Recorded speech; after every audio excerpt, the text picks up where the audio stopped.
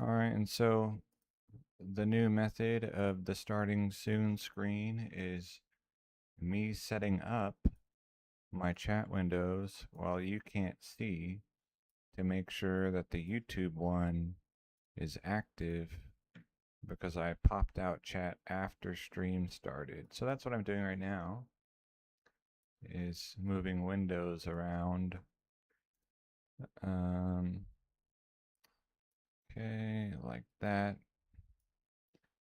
So you get to hear my narration to myself, setting up this orangeflag.jpg, aka HQ default 3.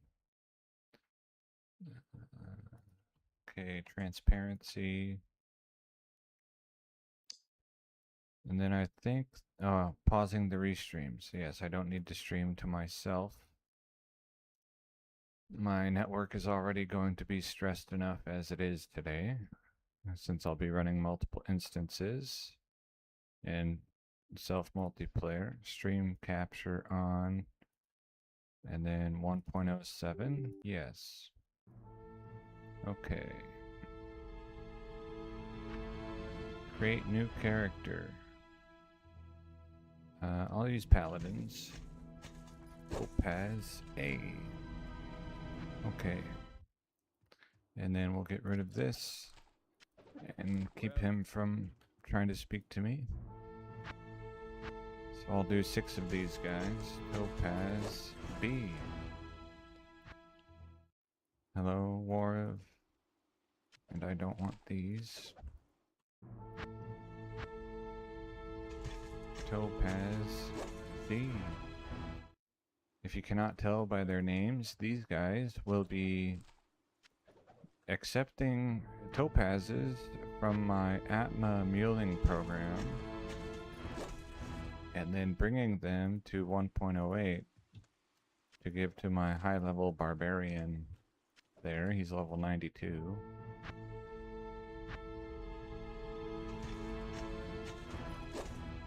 Topazi. Topaze. Anyway. Topaz F. So there's going to be lots of muling today. Click and drag simulator, as I like to call it. In Atma. So anti-high octane streaming. I need to, let's do this. This way I can see if you say something. Oh, I didn't know it also makes this transparent. Interesting. Maybe I did know that. I'm not sure. Okay, so topazes, I think we're in topaz 4 right now. And I have 4,000 topazes, or 1,000 topazes left to do. Topaz plus ring is the recipe.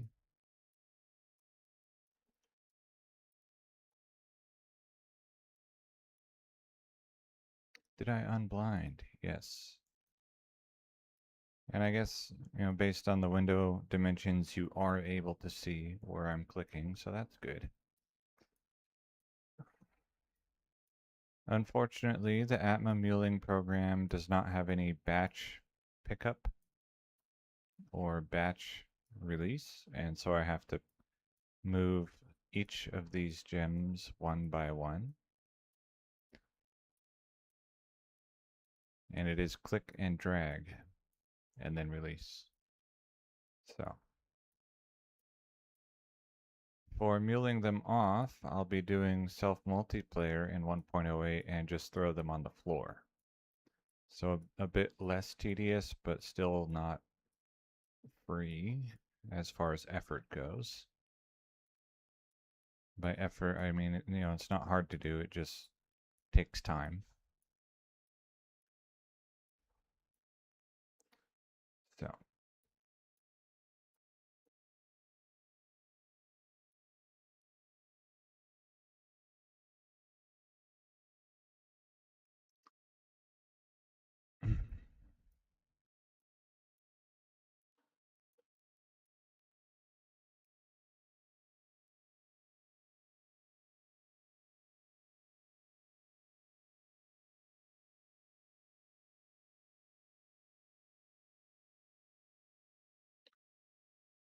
And the intent today is to do the remaining 1,000 topazes and then 2,000 rubies.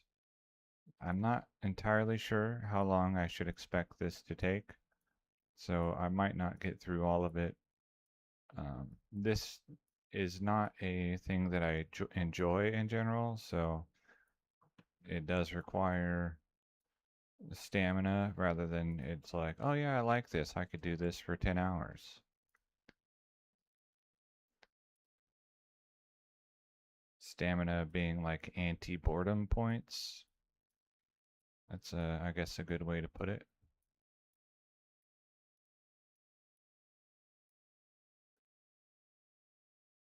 Quick, Batman, get the anti-boredom spray. I think we're all out of that, Robin. We're going to be bored for the next 6 hours. Oh no, Batman.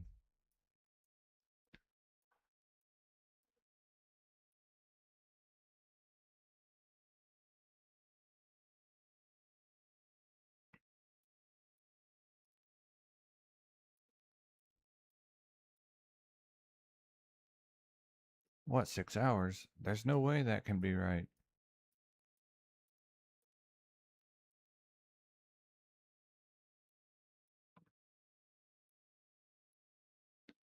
Vegeta, what does the scouter say about the tedium level? It's over 9,000!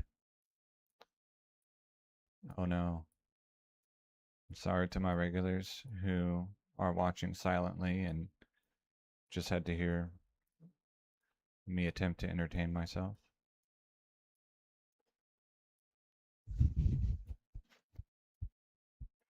But it worked.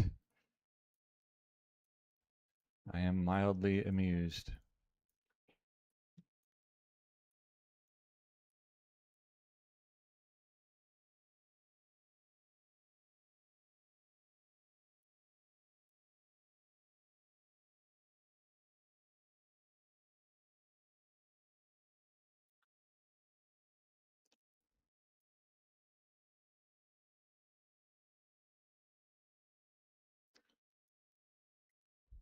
So this is definitely the type of thing that if I were not streaming or recording, then I would absolutely be listening to music or otherwise watching YouTube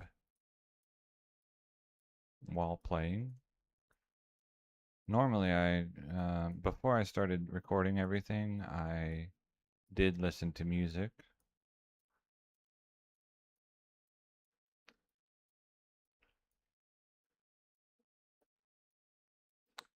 But while I stream or record, I do not have any music playing that you cannot hear. So all the sounds coming from my computer that I hear, you also hear.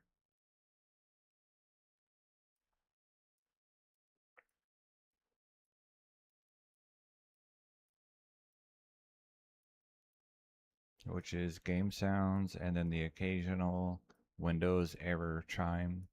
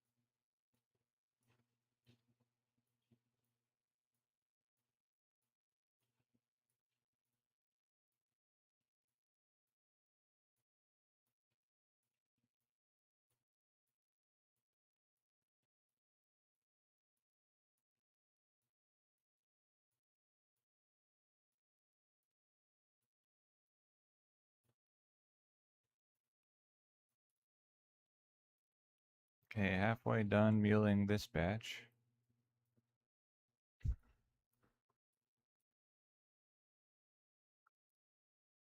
Of 6 mules, I mean.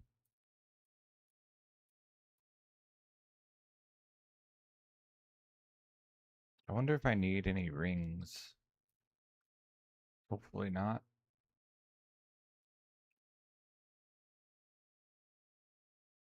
But if I do, I can either just go gamble some or do like, 10 or 15 council runs or something and keep all the blue rings that drop and then forward those.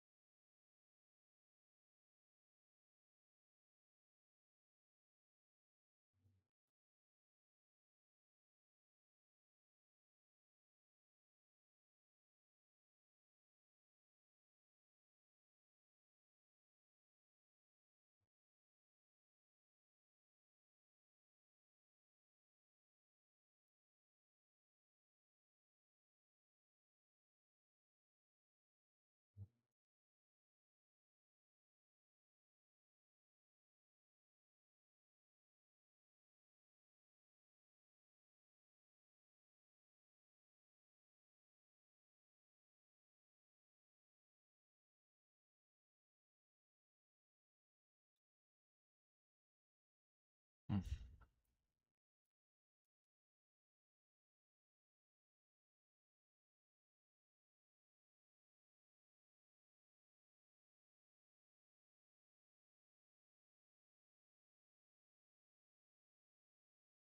Okay, topaz E.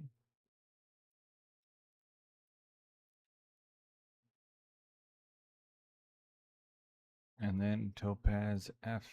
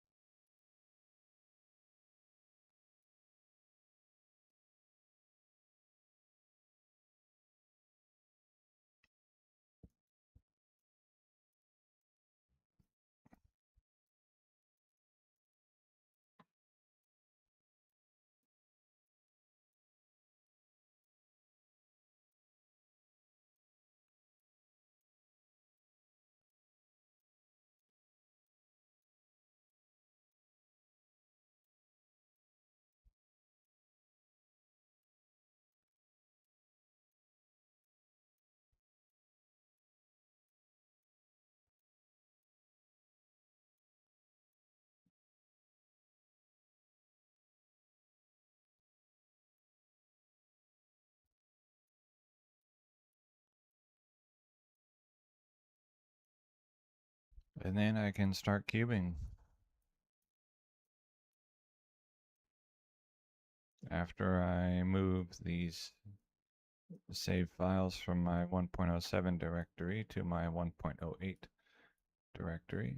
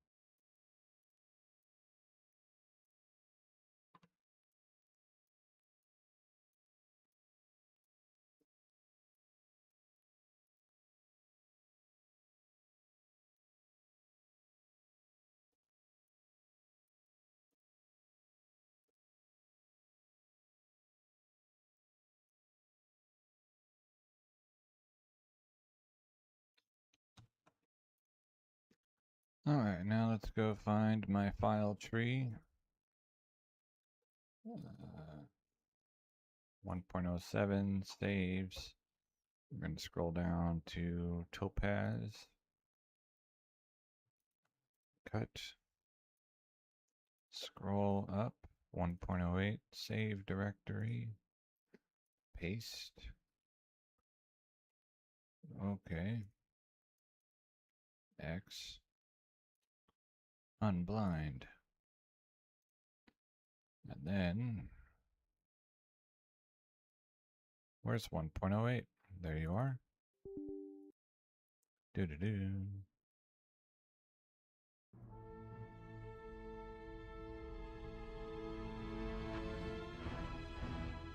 So it's this guy. He's going to be in normal. And these are rings that I can use. Okay, good. Plenty. Host. Champion And he does have his cube, right? Let me make sure of that.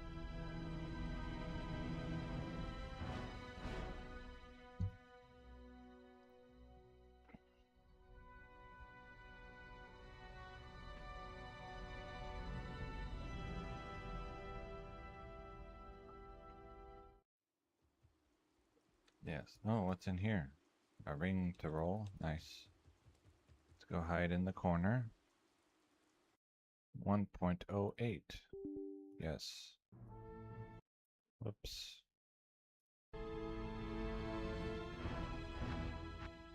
Join. Myself. And now you get to hear the gem chime sound a bunch.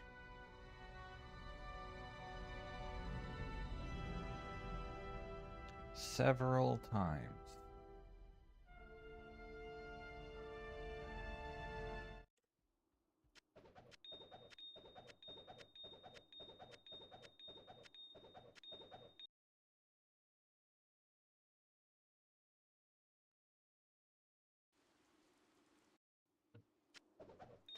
So I'm using the Trend Shadow version switcher, not Cactus. And I have the multi-instance.dll so that I can multiplay with myself by launching multiple instances of the game.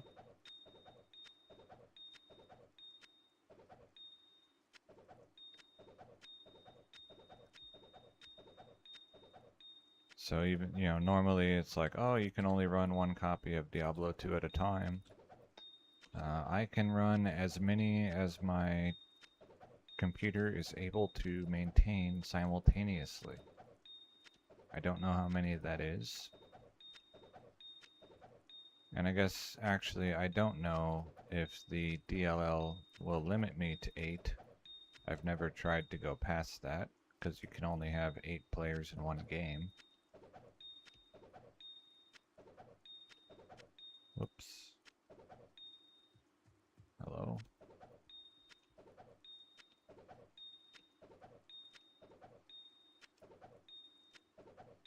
And so what I'm looking for here in general is going to be the very low % chance to get a very lucky SOJ, or magic find rings, or interesting rare rings. Hello, complimentary egg pea. Likely ban evader gets to be unevaded. Nice.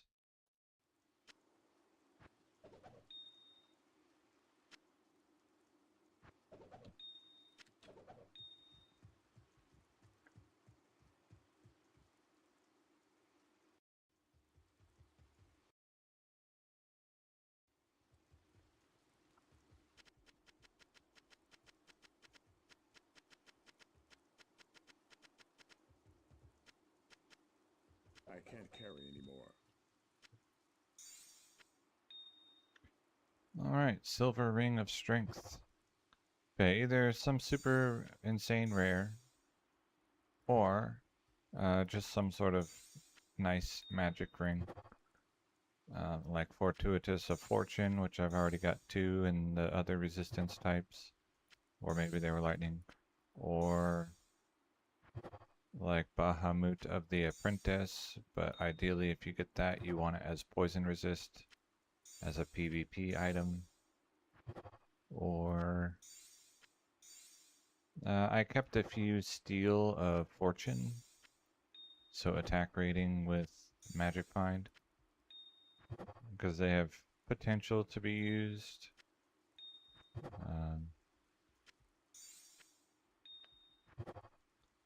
Cathans with 10 lightning resists. Rerolled.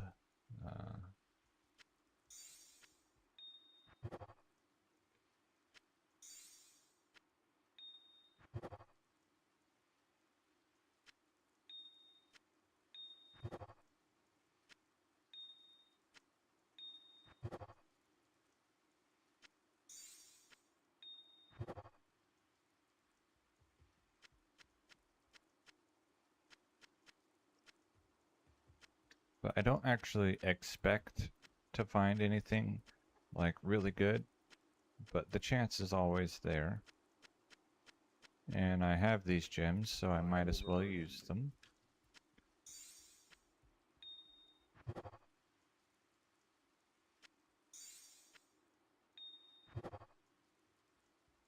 And I will be having more, you know, over time.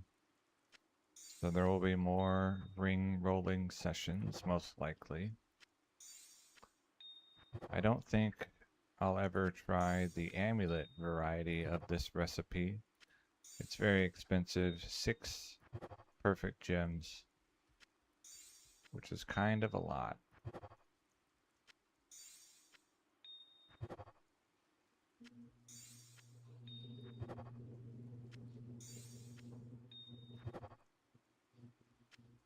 So one of each color except skull, I think.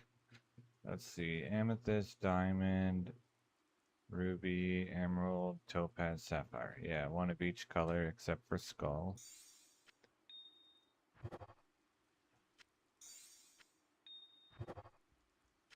To get the prismatic amulet. So you can get really good results with that, but it's way too expensive for me.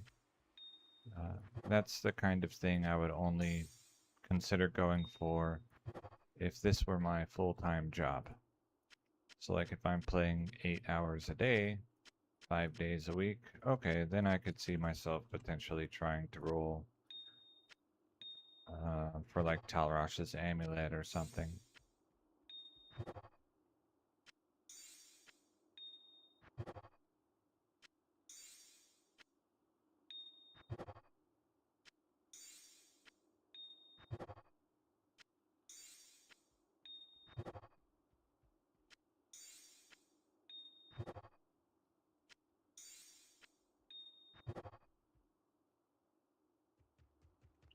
Alright, that's one mule down.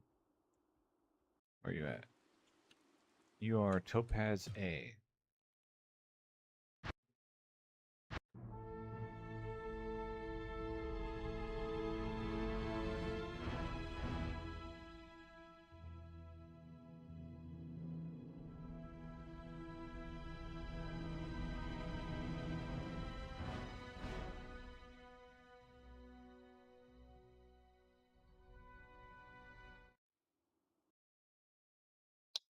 Okay, and it appears fine. Like I guess my network was not overly stressed by the fact that I am on land with myself. So that's good.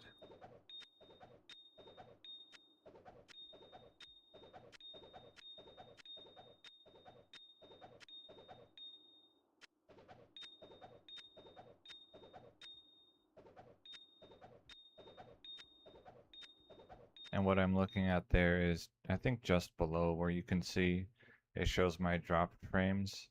And so far, it can get as high as 25% without anyone complaining, like, hey, it's buffering a lot, which, I didn't realize that would be the case, but right now it's saying 13%. So I don't know how much that has to do with time of the day, like other people aren't home on the internet right now versus, or I don't even know what else might affect it really.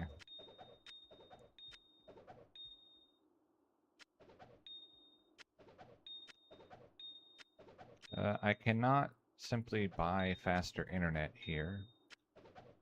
I have one option available, so not even an option. I can either, I guess you could say I can either have internet or I can buy Starlink, and there's no way I'm buying Starlink. It's too expensive.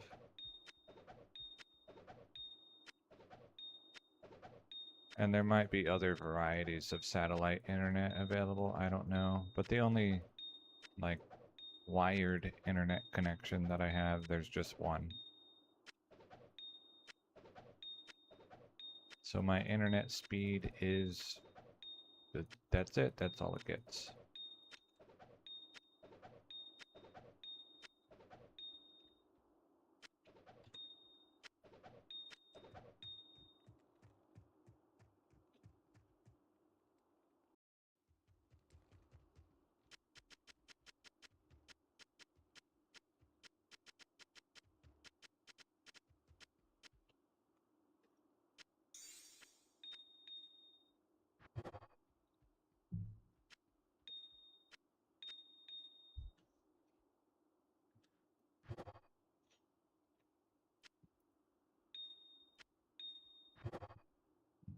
A rare, okay. We keep those even if they're no good. And they're always no good. Alright, so today's session. Ring, 83 attack rating, 9 dexterity, replenish life, fire resist, lightning resists. Required level 31.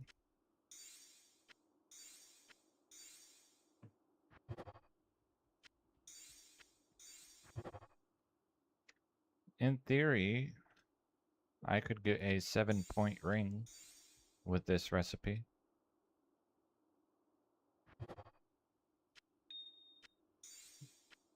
And this was live on Realm for 1.08.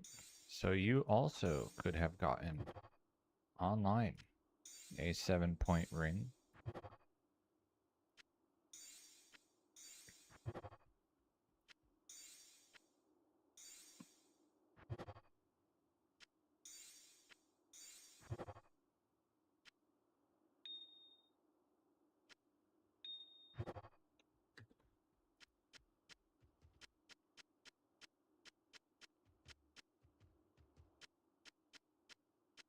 But I'm not online, I'm on single player.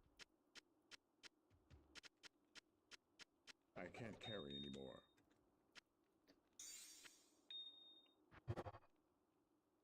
Hello. Welcome to the Desert Rain. Hi there. What you need? I wonder if he still sells... Oh, I'm in normal. Never mind. I was gonna say, if he still sells pelts, I wonder... Nah.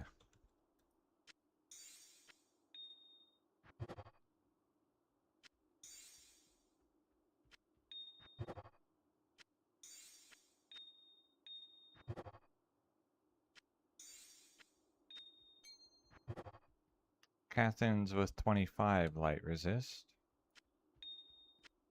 Roll it again.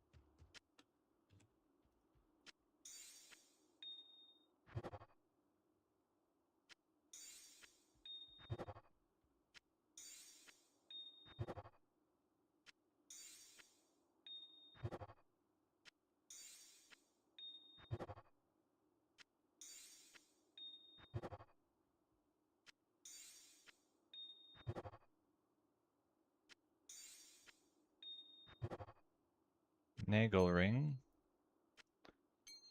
with 12 lightning resist. I believe there's no rolls here. I think it's just always Nagel ring gets what it gets. Do I have one here? No. This might be my first Nagel ring from doing these recipes, which is incredible luck to have not had one yet, and instead getting Dwarf Stars and Raven Frosts and Manald Heals, and I think there's another one, and then also no SOJ, but no SOJ is an expected result.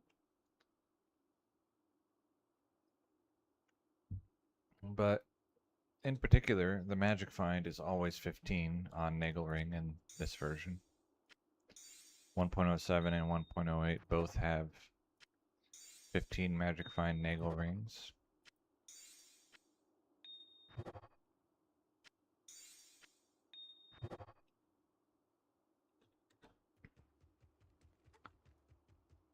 Okay. Join.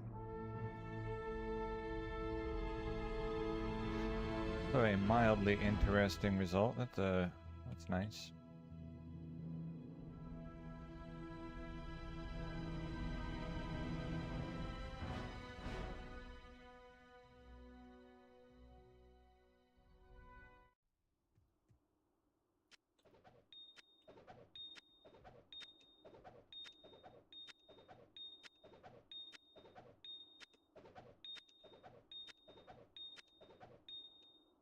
It's still weird to me that it remembers there was an item on the floor and won't throw one back down on the same spot.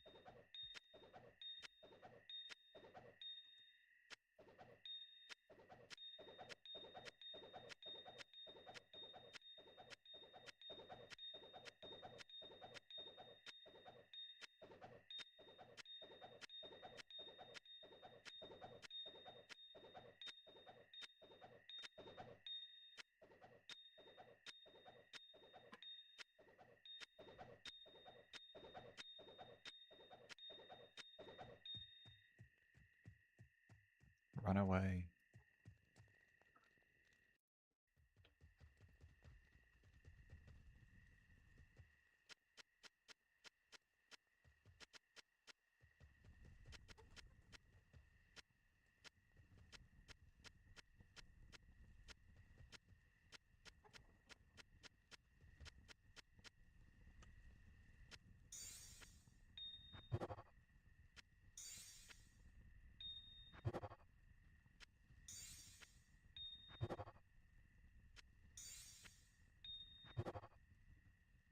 I expect 1 in 800 rings to be a unique from this recipe. So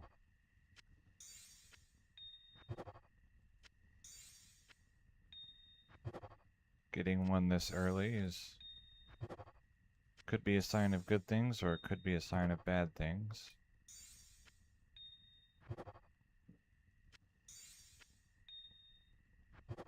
And actually, with real math and statistics, it's not a sign of anything. But, you know.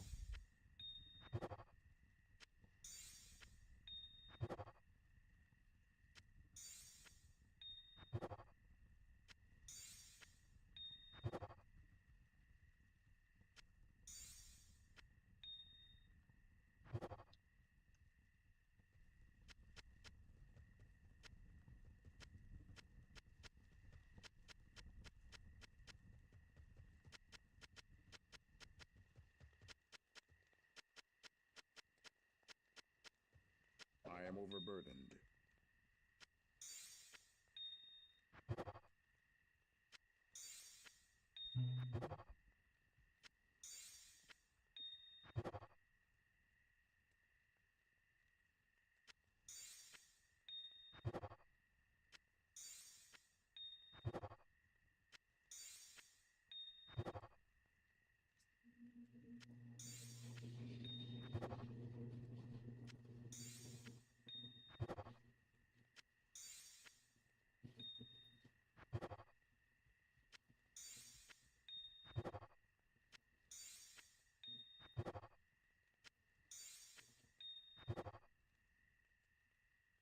Lizard.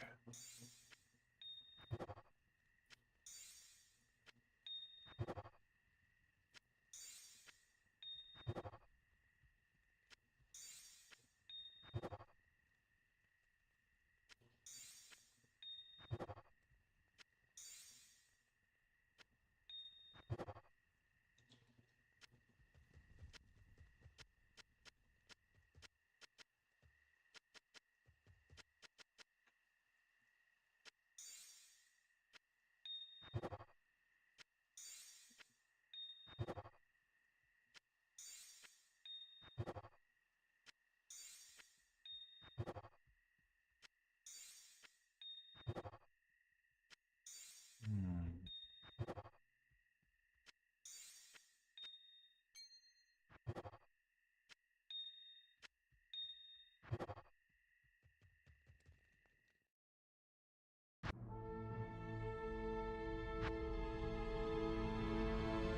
And I do 3 mules, and then I make a new game because I don't know if the history of the item being on the floor being remembered will cause some sort of error if I have previously had too many items on the floor. I'm sure there is a limit at some point, and I don't really want to find out what that limit is. So after 3 mules, I reset the game.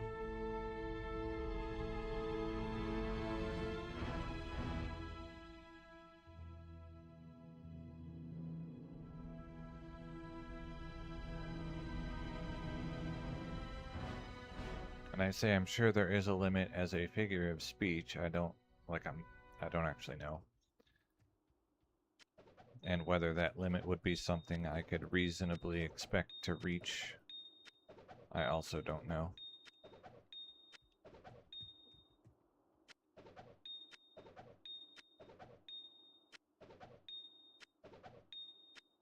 Like, would it be 1024 items? Would it be some weird integer like 50,000? Would it be 65,536 items? Would it be 2 million? I don't know.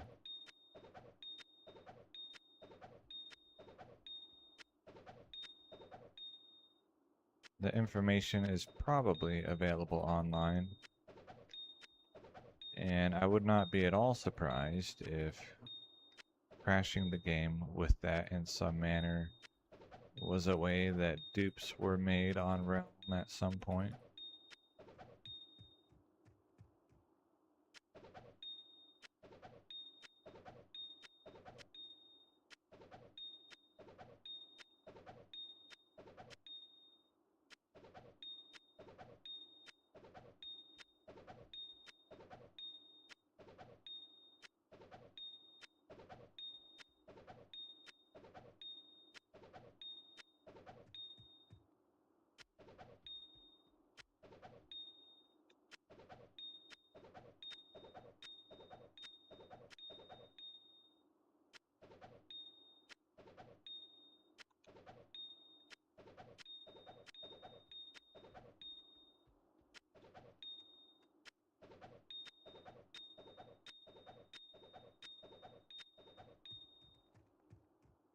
Mhm.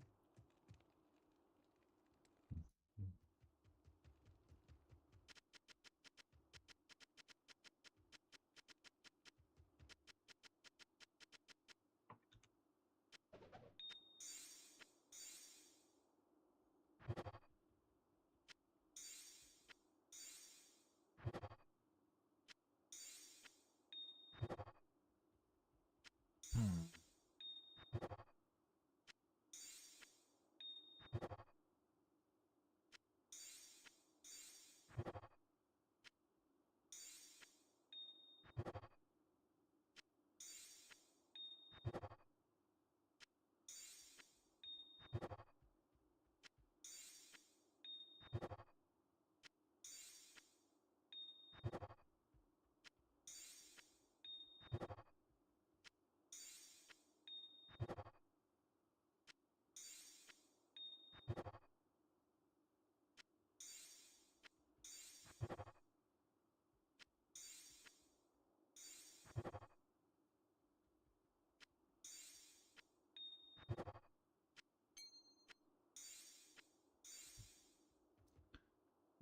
let's see what I got. Required level 35. It's 6 life steal, but otherwise kind of lackluster. Like, not useless, but not, like, good.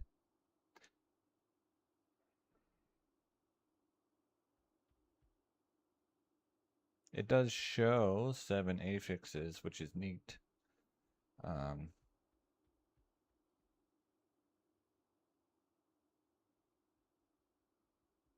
But probably using either Cathans or Angelics at that character level would be better. Or some other, I don't know, there's probably something else. Some random ring from Classic. I mean, not random, but...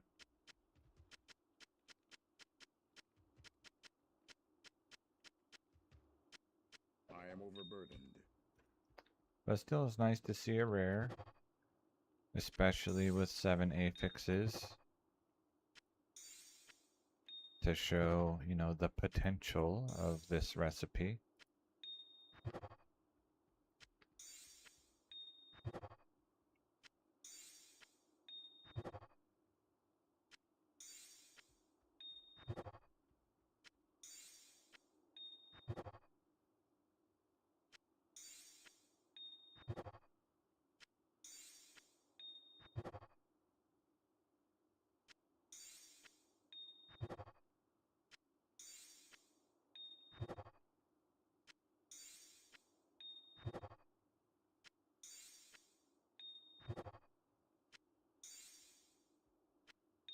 I think rares are 1 in 200 spawn rate.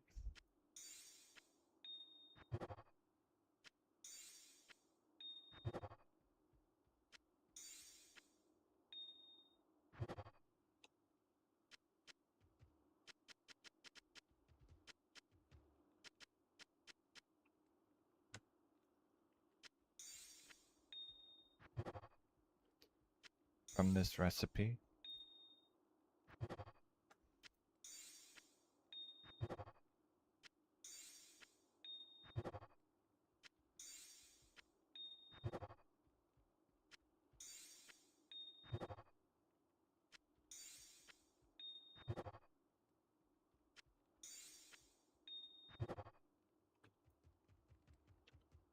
Okay.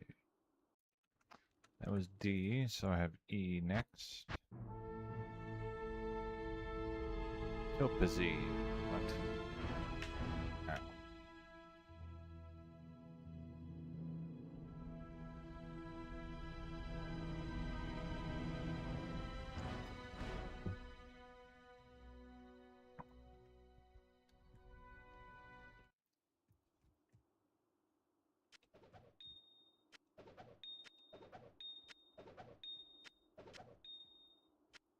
Why am I doing that? I don't need to close the window to throw them out of my inventory, only out of the stash. Hello.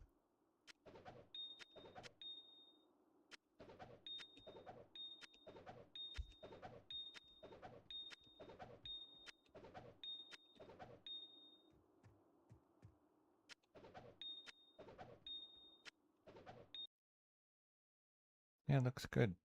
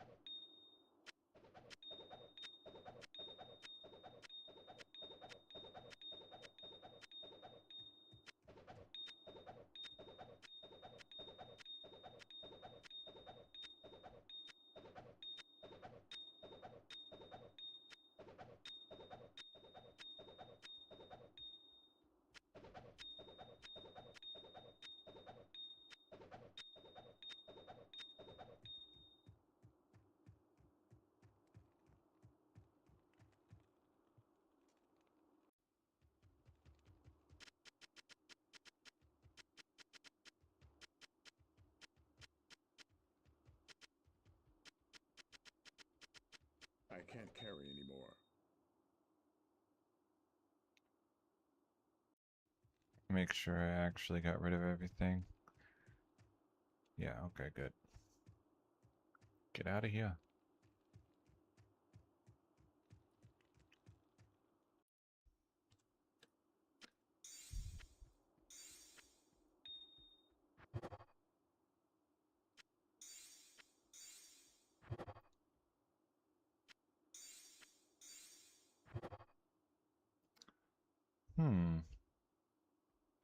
That's not useless. I mean, it's not good, but Fortuitous of the Apprentice with 26 lightning resists.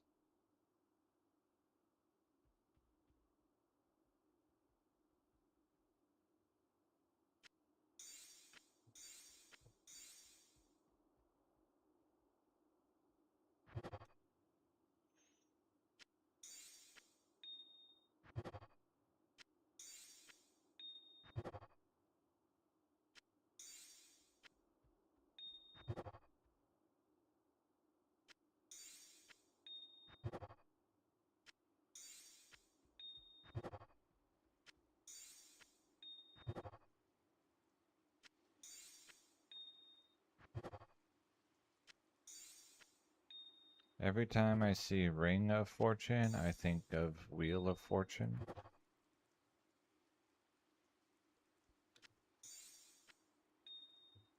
When I was a kid, we would have dinner at 6. And if Dad was coming home late, because he would get home pretty much almost at 6, then we would start usually probably no later than 6:10, even if he wasn't home yet, so that by 6:30 dinner would be finished and Mom could go watch Wheel of Fortune, because that's what time it came on, and she watched it almost every single day, and she watched it from the time she was a teenager up until pretty much the time that she retired. And then when they moved into their home in the woods, they no longer had TV. So that's when she stopped watching Wheel of Fortune. They did, and I also did, go watch on YouTube Pat Sajak's farewell message from when he did his last Wheel of Fortune episode. Sad day.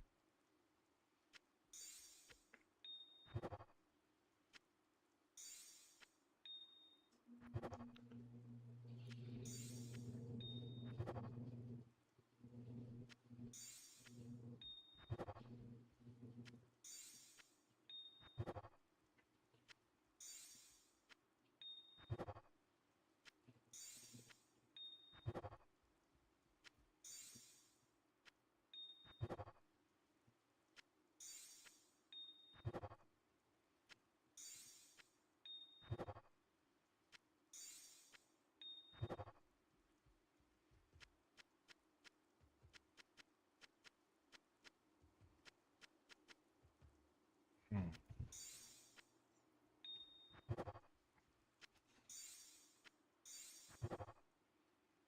Hmm.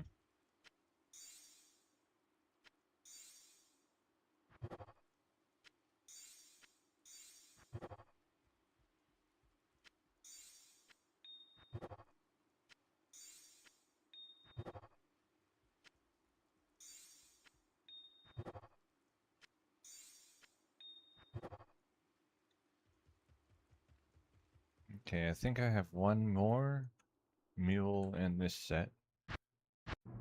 Topaz F.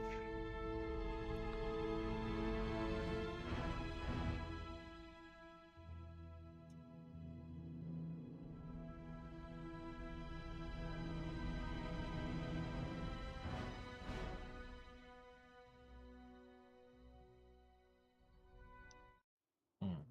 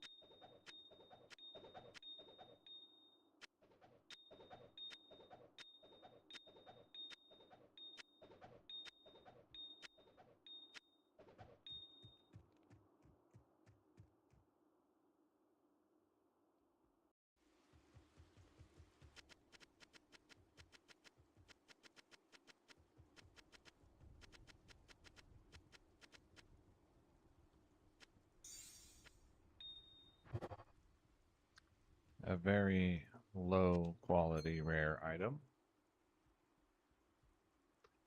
Hmm.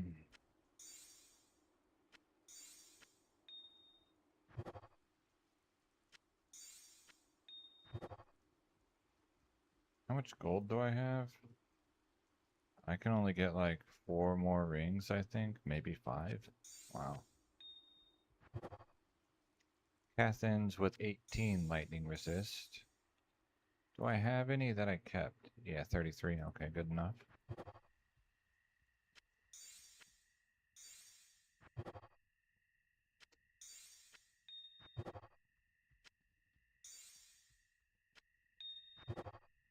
Angelic with 12 lightning resist. Do I have any angelics? 32. I think I've only been keeping the ones that are 30 or higher now for the set rings.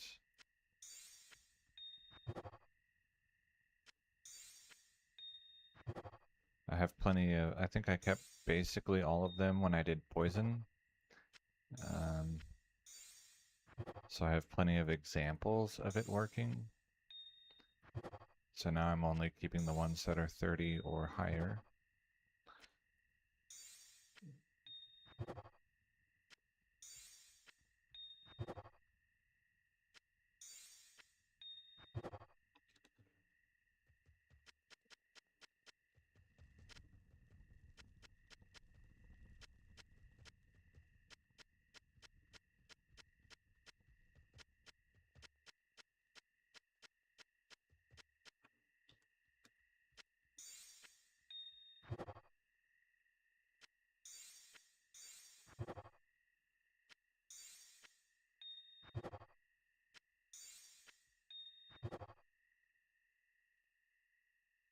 Hmm.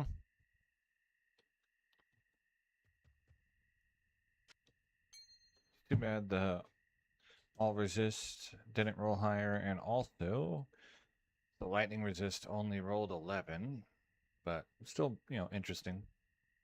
Rainbow Ring of Fortune with the maximum magic find roll.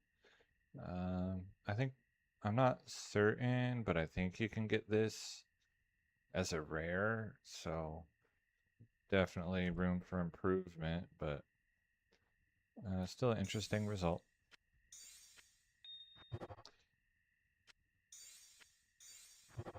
And ultimately, that's kind of all I'm really hoping for out of all of this, is to get some interesting results. Yes.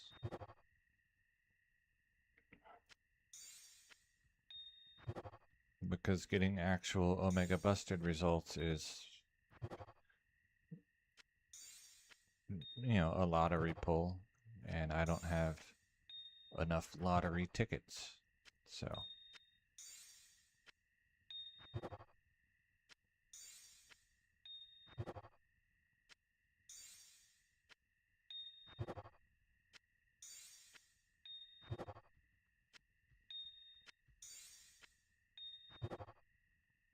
another rare. Confuse. Ugh. Mana after each kill. Damage reduction. Lightning resist, fire resist attack rating. Okay.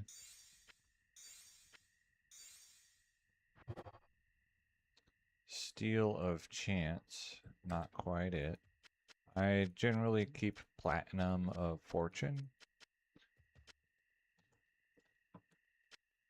But Steel of Chance, no thank you. Hello, CRW. Yes, that was 1.07 only. And so I do roll my sapphires in 1.07. And then my rubies and emeralds and topazes, I roll in 1.08 for the better odds of getting SOJ, while also everything else kind of stays mostly the same. Like, I don't think the affixes changed. It did kind of nerf the single resists, because, I'm rolling lightning resist, right? If I get the lightning resist prefix, like whatever that's called, coral maybe, then the lightning resist in 1.08 from the cube recipe, so the 6 to 36 that I should be getting gets deleted. Uh, so that is a bit of a nerf. And I think that was probably done to fix the accidental cold resist turning into mana per kill issue. They're just, we'll just get rid of that real quick, like hot fix it and then worry about it later for 1.09.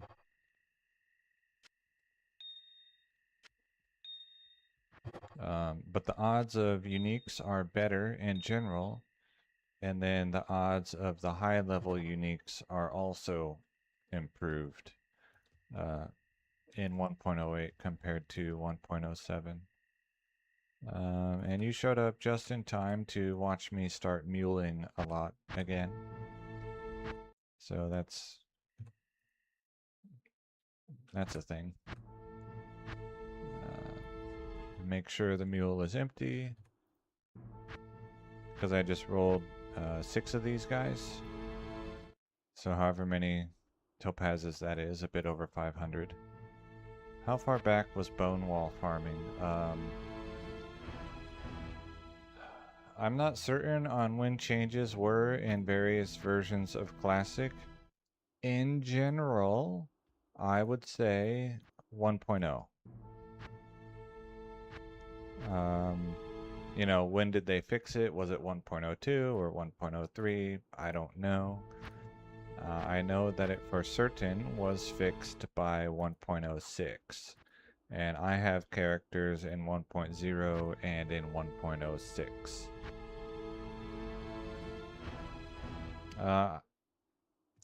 Let me say it like this. You're that old. I didn't know about bone farming until I read about it.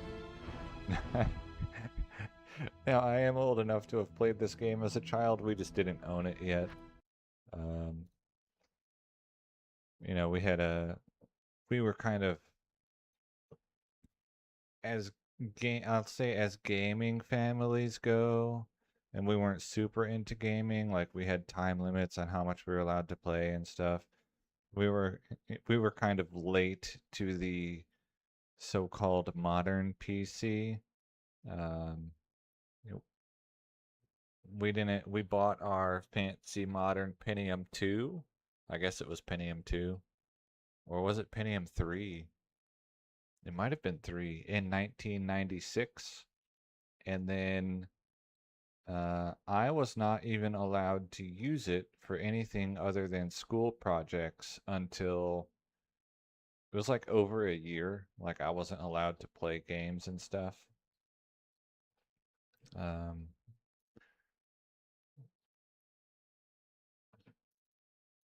And then we didn't get Diablo 2 until after 1.07 was already out.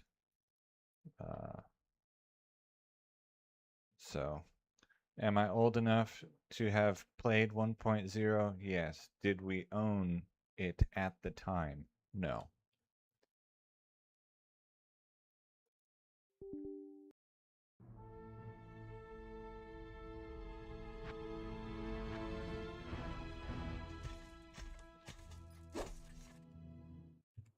So I didn't really even know about bone farming until I read about it much later.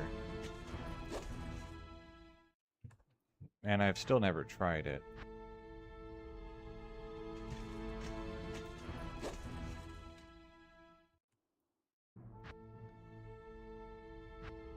And then I think we might not have owned it until, let's see, that's a D, I need E. What's it called? 1.09 was already out, so like the battle chest that we purchased was a 1.07 CD, but I think that 1.09 was already live on Realm. And the only thing that I'm curious about with bone farming is how are the items selected? Do they drop items like objects, or do they drop items like monsters? And if they drop items, either, let's see, if they drop items like monsters, then it might be a viable way to farm gems. If they drop items like objects, then I don't really need to try it.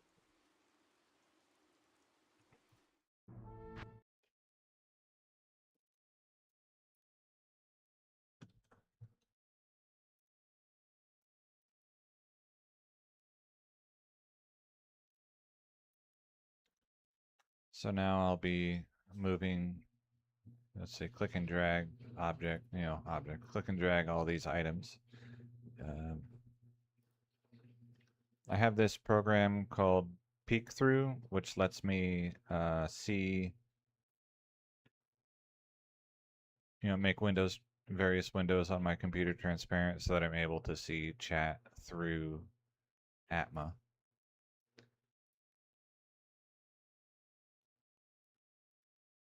Otherwise, this would be full screen and I wouldn't see what you're saying for like 20 or 30 minutes.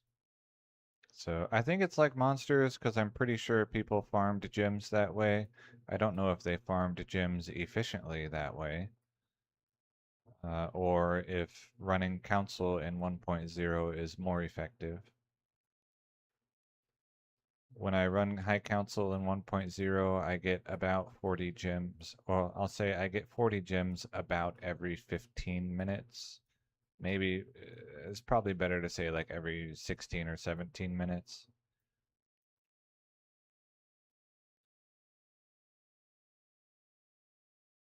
So I have probably 15 or 20 mules of 40 gems in 1.0 that will someday be forwarded to 1.07 to drop all their stuff into these stashes that I have.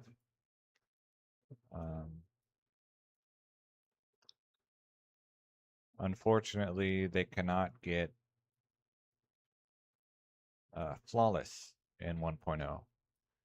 Just regular is the highest tier.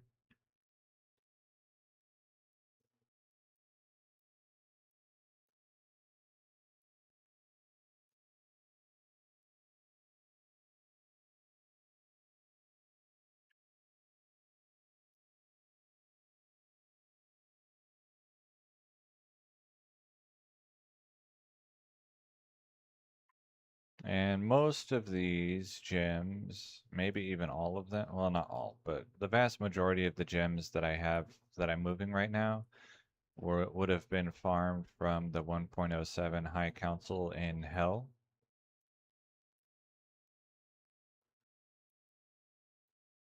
So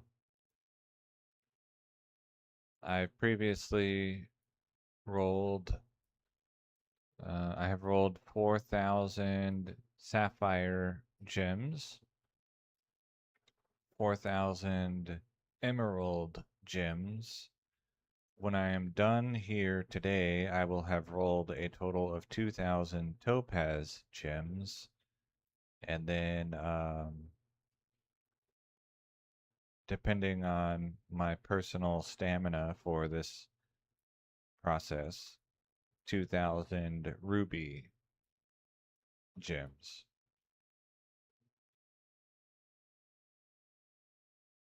In 1.07, yeah, you hork at players 8 just like in modern. You kill at players 1 because there's no player settings, and at least for High Council, it's not worth trying to self-multiplay and bring like 8 guys in or whatever. It's much faster to just go ahead and kill them and hork. And I don't do cows. I disenjoy cows, so I don't run them.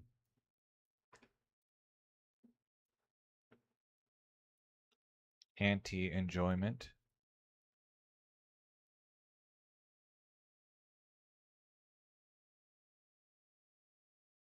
For 2 reasons. I don't like getting the leg, and then I also don't like having to avoid the Cow King. So,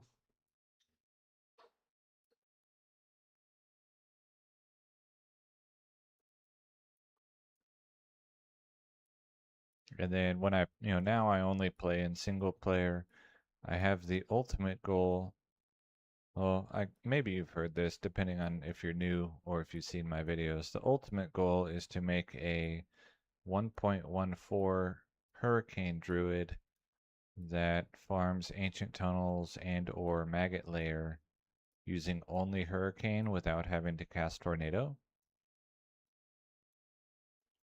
and using overpowered items from the past to do so. So like the mana after each kill ring, so that I don't have to use insight, and then I can use infinity on my mercenary. I have a pretty cool Wirt's leg that I'll be using as a pre-buff for Hurricane, which is slightly worse than a six-faceted weapon. I don't remember what level I think my Hurricane will be, but whatever level that was, I did a little math on it, and I expect the Wirt's leg to be about 1% weaker than a six-facet weapon, and for only 30 damage out of 3,000, I'm perfectly happy to use the much cooler Wirt's leg than the very slightly stronger six-facet weapon.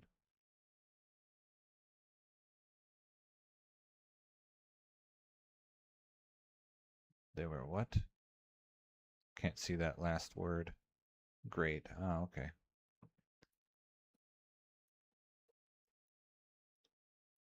And I have seen someone like someone who watches here occasionally, but he plays on Realm.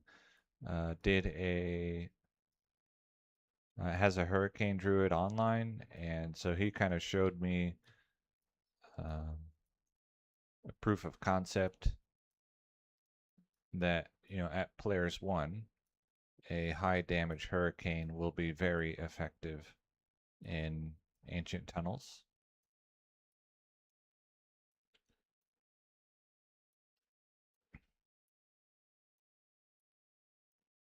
And then the original idea I got in like 2020 from Dobrunsky's video that he did a demonstration of it in the maggot layer. And I saw that and I was like, oh, I want to try that, but with high high powered time travel items. And so for 5 years on and off, I've been slowly grinding away and making items that shouldn't exist, are overpowered, etc., so that I can make the Hurricane Druid with cool items in each slot.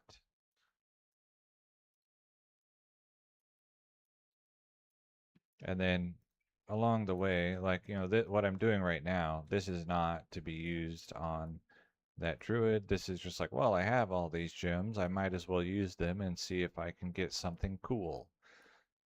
Uh,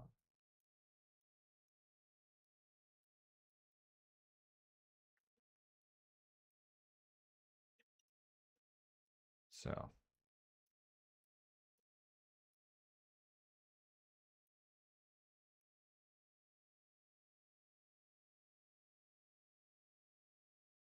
no SOJ yet. I got a Nagel ring today so far, and then 3 or 4 rare rings out of 6 mules of topazes. So this is what I'm doing right now is going to be the remainder of my topazes that I'll be doing. I have more, but this will reach 4,000 topazes used once I finish emptying this stash, topaz 4. And then I'll move on to the ruby plus exploding potion recipe. Hello, sheets.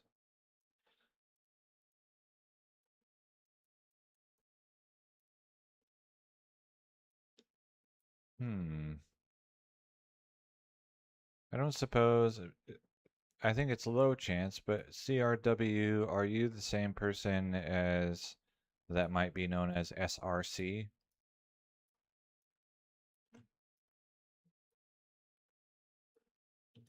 from Diablo II?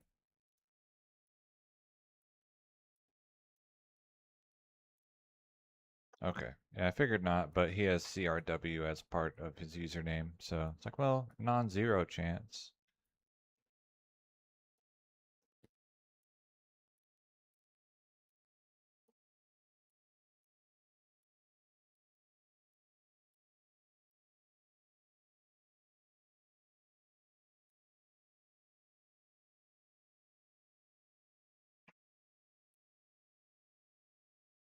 And that would,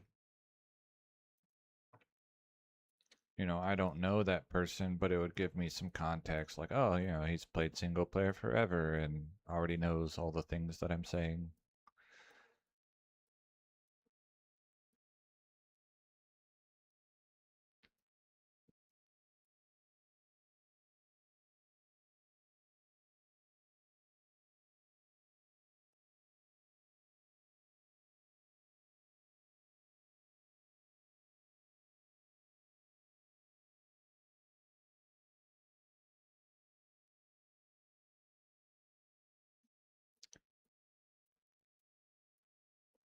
But yeah, I have, what, 2,472, something like that, attempts left to get SOJ, which gives me like 1 in 20 chance about. Long time player. Oh, okay. Oh, that would have been. So you're a colonizer from Shrimp's channel, here to take over my channel. I see how it is. Yeah, I know Shrimp. Only recently. Like I'm in his Discord server, and then like I first knew about him when he posted his 6 million damage video of like the overstacking the auras.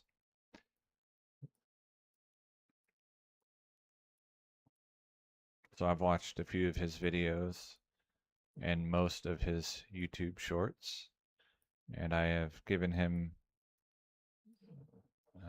some tips on some time travel stuff on his Discord server, like the laying of hands, which I told him about, and he's like, "Wait, what?" And then like immediately went and made a video about it. Why is it 43? Is one of these guys not full?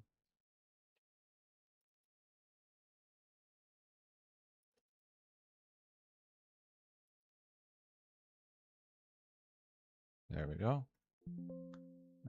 Failed to create backup. Continue. Yes. Alright, well, hopefully I didn't just lose a whole stack of topazes. That would be mildly annoying.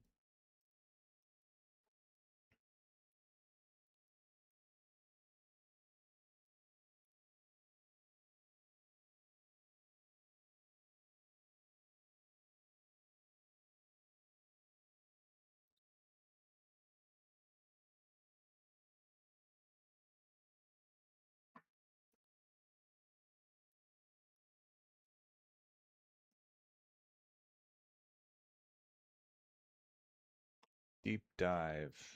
Oh, okay. Yeah, the other game that I used to be a high knowledge person for before it became common for deep divers to also be game code readers was Super Mario World. Uh, when things were learned and understood by trial and error, and what's the word I'm looking for? I don't know.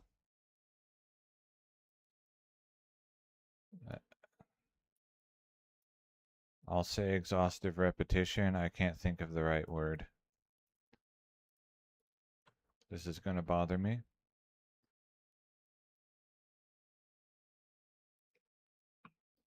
I guess I'll just be bothered. Then I knew a lot. Once people showed up who were like, oh, I read game code, and here's what's happening in game code. And I was like, oh, well, I guess I'm not a smart person anymore. Alright, so I go into my 1.07 save folder and cut. And then my 1.08 save folder, paste. Uh,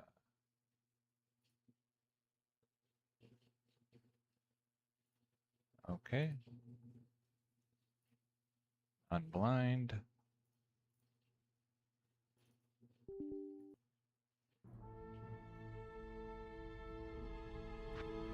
TCIP host champion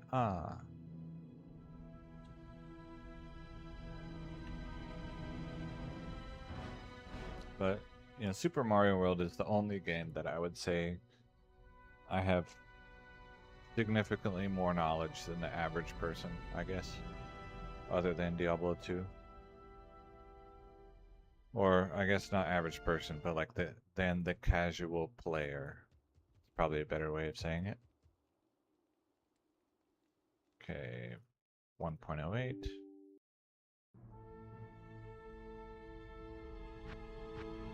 Join.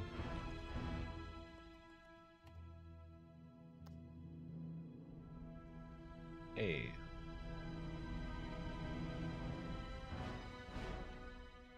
And then basically the only other games that I'll like generally go watch speedruns for Super Metroid and Half-Life 1 and 2. Good day.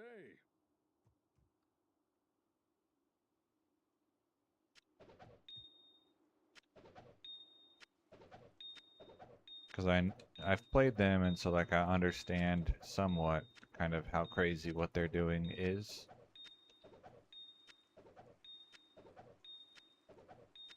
Whereas, you know, games that I haven't played, I'm like, well, I don't know. It's sometimes hard to know how impressive something is, and so it's much less interesting for me to watch those. I also not usually, but sometimes I'll watch like Super Mario Brothers 3 runs. And I do not watch Diablo 2 speedruns.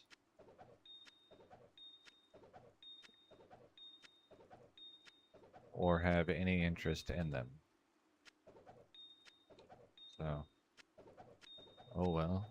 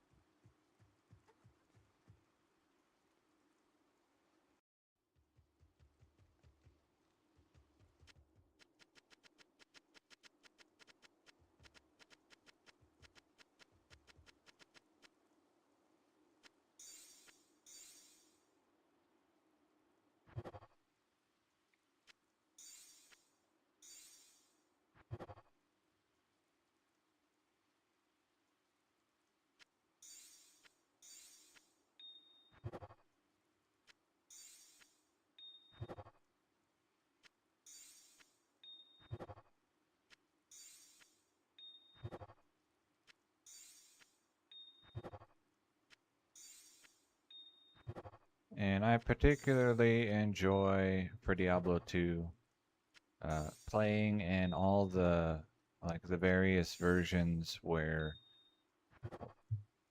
items that used to exist or could be created no longer exist today.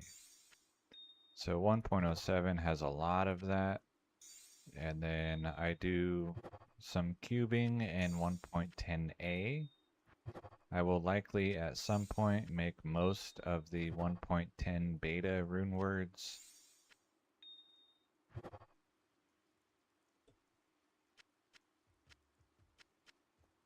And then I play in Classic to get rings, boots, and belts primarily is what I search for. But there's also other stuff that I am overburdened. has potential. Yeah, unique items changed from 1.08 to 1.09. There were a few changes from 1.07 to 1.08, but not many. I think it's like, let's see, the one that I always remember is High Lord's Wrath, and then I think there's like one or two others that changed between 1.07 and 1.08.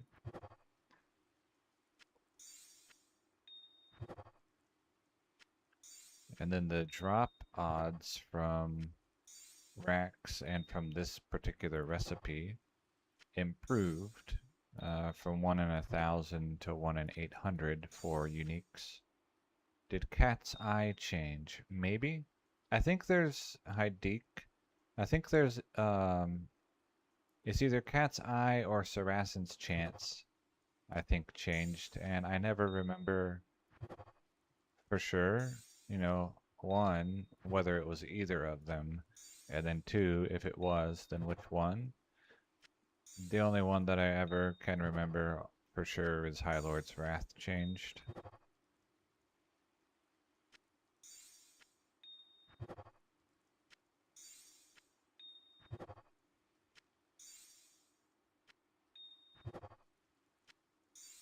It's like, I know that's not the only unique that changed, but that's the only unique that I ever remember.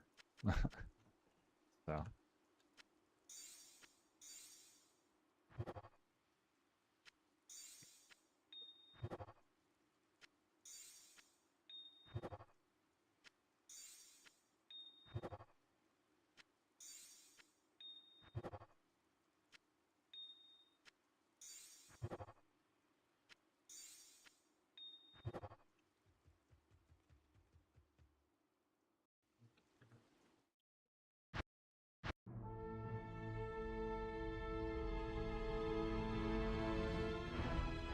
And then I think there were a few changes, like a few minor changes and adjustments on the existing uniques from 1.09 to 1.10, but not much there either. Mostly they just made new ones.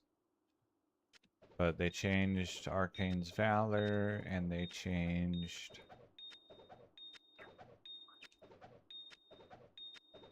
Nosferatu's Coil into Sigurd's Stealth, and then made a new Nosferatu's Coil, or something like that. And then what else? I think there's a couple others.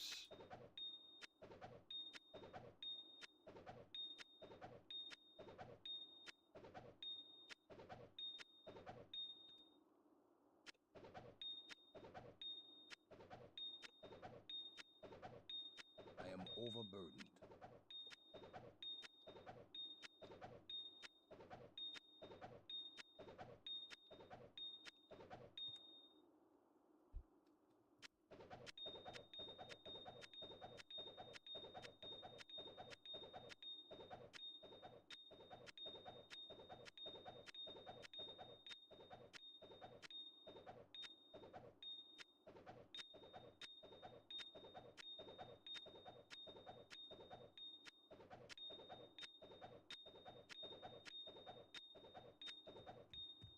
Okay.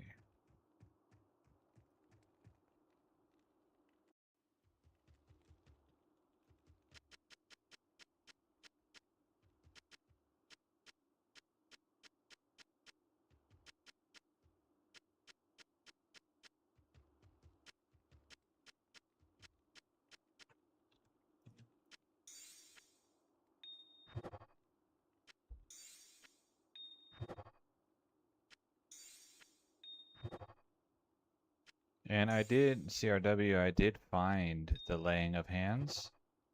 After Shrimp made his video, I finally got my Bramble Mitts rack. I spent probably between 15 and 20 hours rolling maps for racks.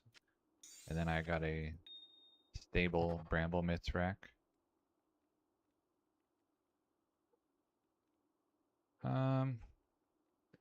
Let's see. Oh, that's interesting. You can check here.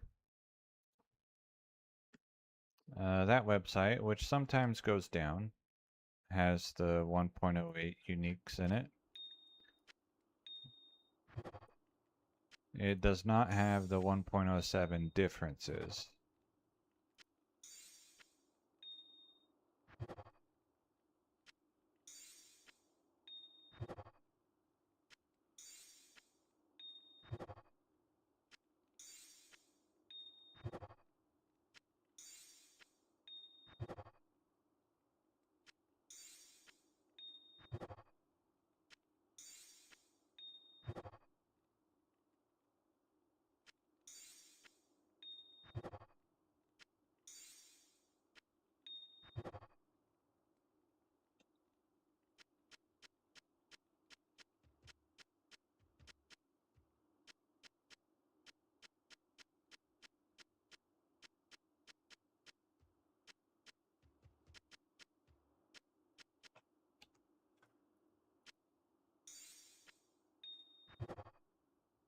But in general, I just use that website to see what the 1.07 uniques are and just remain aware that High Lord's Wrath in 1.07 does not have Deadly Strike.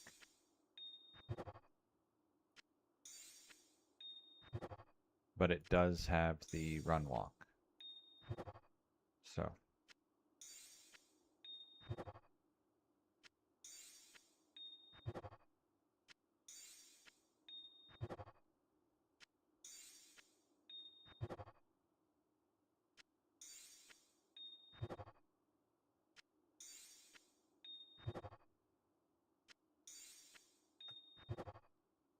%18 Cathans.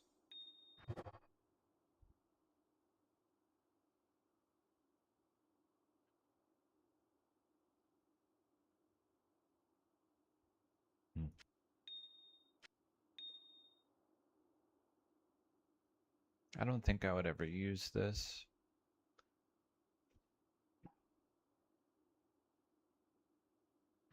Yeah, it accepts any ring as input. I didn't know that when I first started, which is why, or part of why I kept all of the ones for the poison resist, even if they rolled poorly. And then once I found out, I was like, oh, I can get, you know, less rings. I don't have to forward as many rings to this guy. I'll just re-roll the bad ones. So it'll also re-roll, I think, unique rings. In 1.07, the weapon crafting recipes for, like, you know, orange crafted items will accept any weapon as input. And so you can keep crafting the same weapon over and over. You can also craft like unique or set items and they'll become crafted items. You can craft exploding potions and quest items like the Herodric Malice. They don't have an affix pool, so they don't get affixes, but they do get the crafting bonus. Like the life steal and plus life or whatever your recipe did.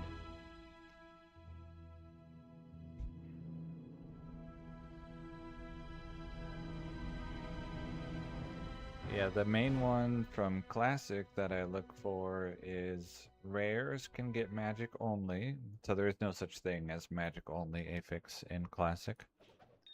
And then at, you know, 1.6 and older. And then gold find on boots and belts rolls up to 119. And then on most gear slots, so in particular rings and boots, but also belts and amulets and whatever, the single resists go up to 49.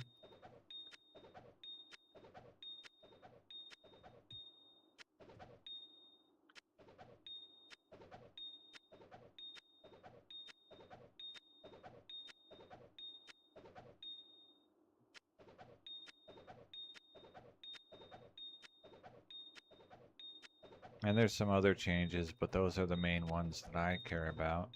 The other interesting anomaly is the amulets. The different class skills, so like Sorceress versus Amazon, are different affix groups. And so you can get Sorceress skills and Amazon skills and Barbarian skills, for example, on the same amulet.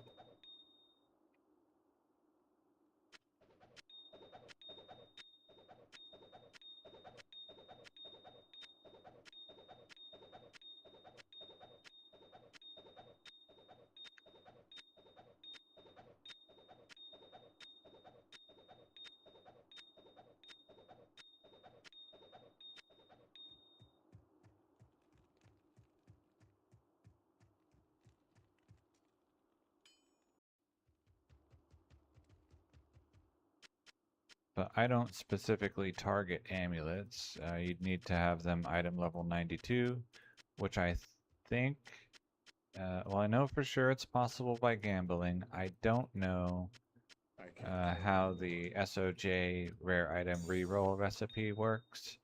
So I don't know if you can get it that way or not. I have about 50, or maybe a little bit more SOJ in 1.06. That's where I farm my rare rings with the Souls ritual. And so sometimes they upgrade to unique and give me an SOJ.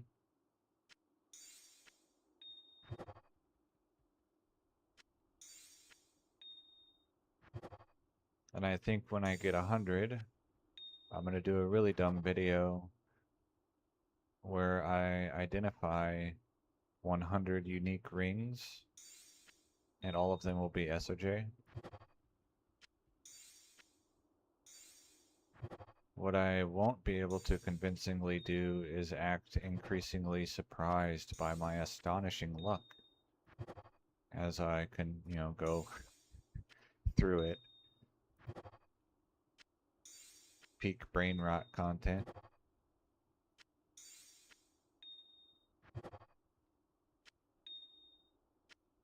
Because they are unidentified, but I do know they are SOJ because I had Nagelring and Manold Heal in my inventory already.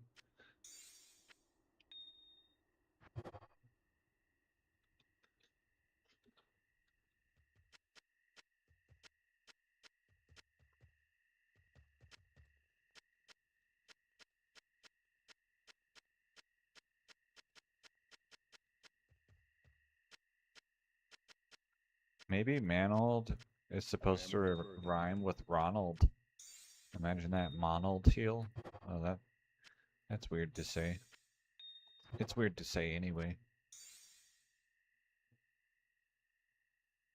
Alright. Yeah, I've lately been streaming most days, usually starting about 2 hours from now or later. Depends on when I get off work. So thanks for stopping by and chatting. And I have quite a ways to go today, so I'll probably still be on like 4 hours from now. Or something. Let's see, how long have I been? Yeah, I'll probably still be on 4 hours from now. Unless I run out of stamina.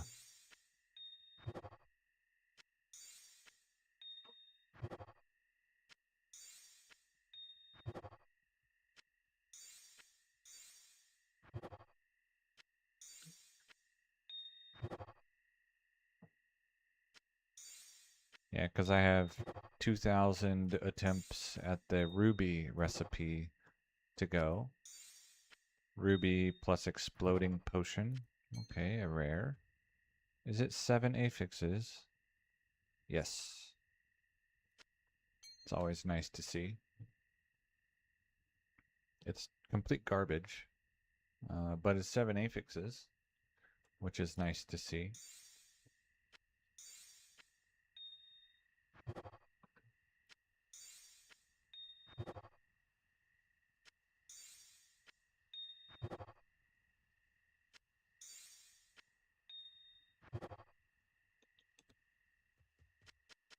And after I finish these ones on the floor, I am going to go refill my drink.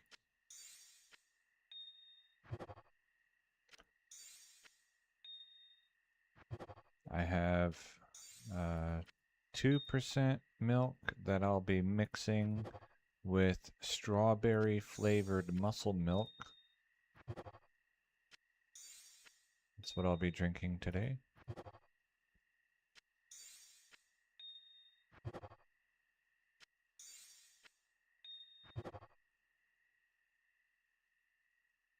Alright. Verb.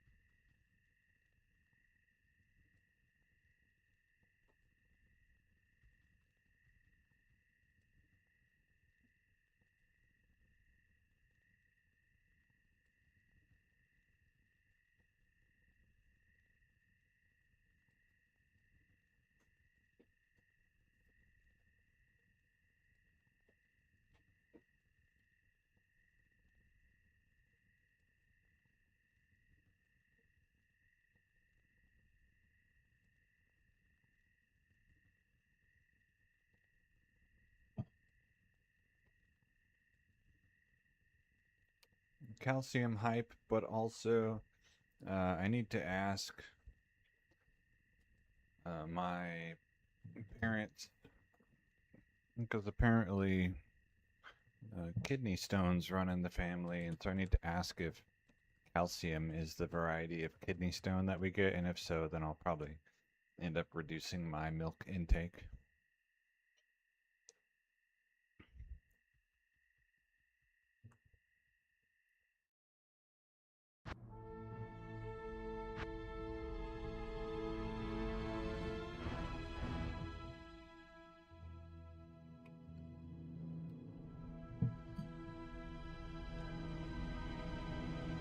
Oh yeah, and I need to go grab my vitamin D supplement.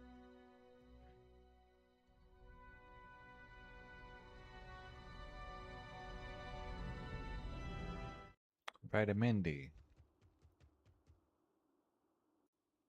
Wrong one. This one.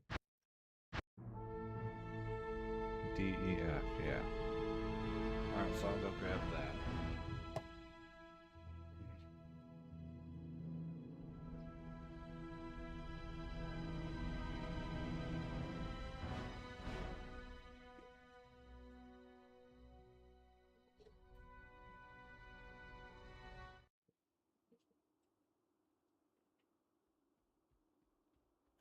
Good day.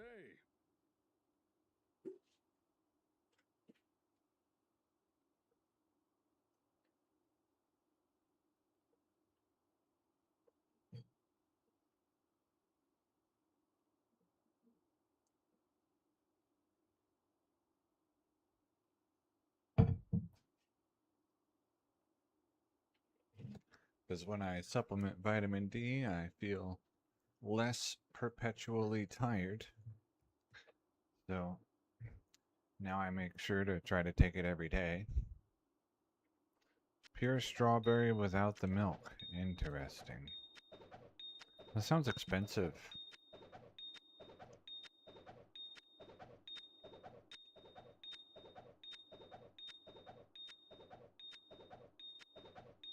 I ordered buckwheat yesterday on Amazon because they don't really, I mean, they carry it at the grocery store, but it's much more expensive.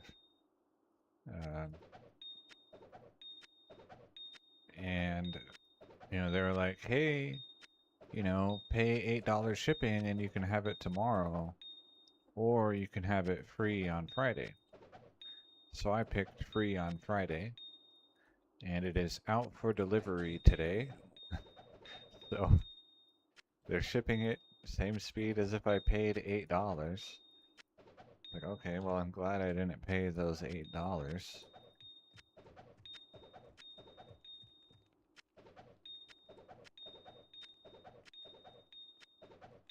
So that was kind of funny.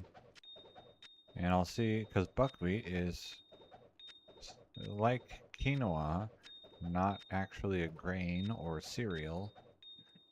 It's not part of the grass family, and so I should be able to eat it just fine. And I don't really like quinoa, so I'm going to see if I like buckwheat better. And if I do, then I'll be able to eat something similar to oatmeal again, which will be nice.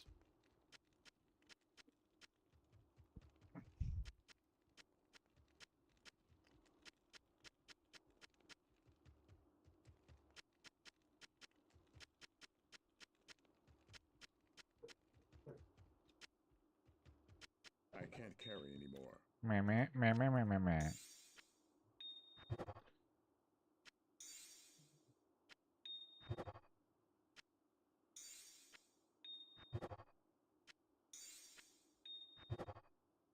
Let's see, 28 mana with Magic Find? No.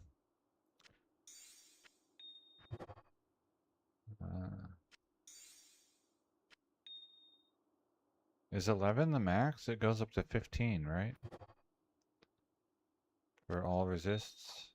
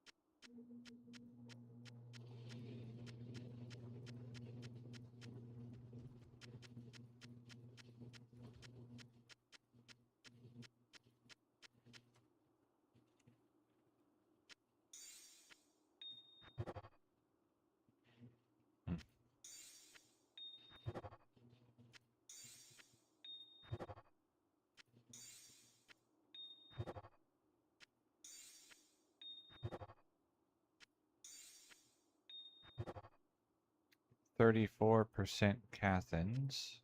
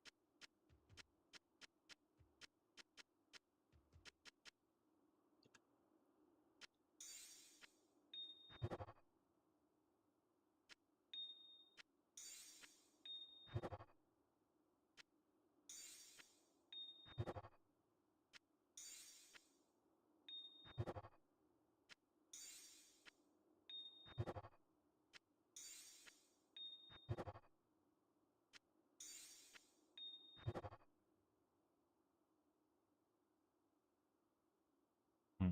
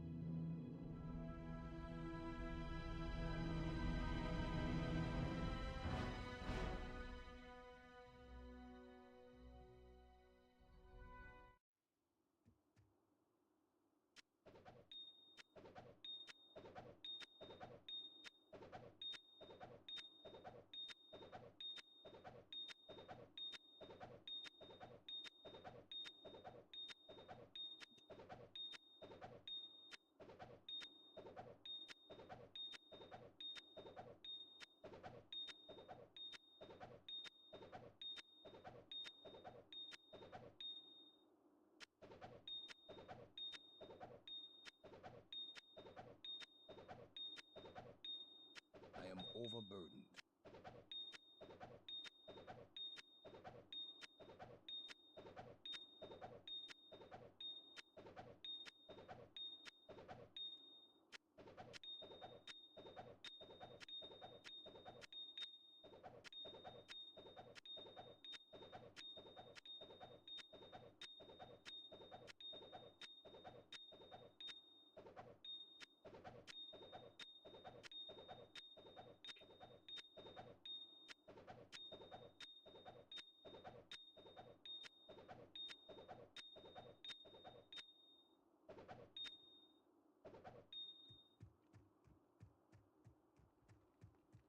Hmm.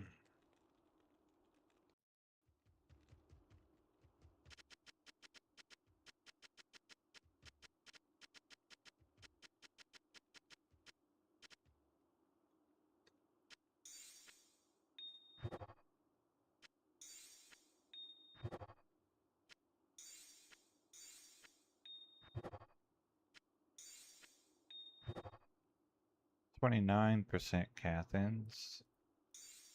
We only keep 30 or better, so it gets rerolled.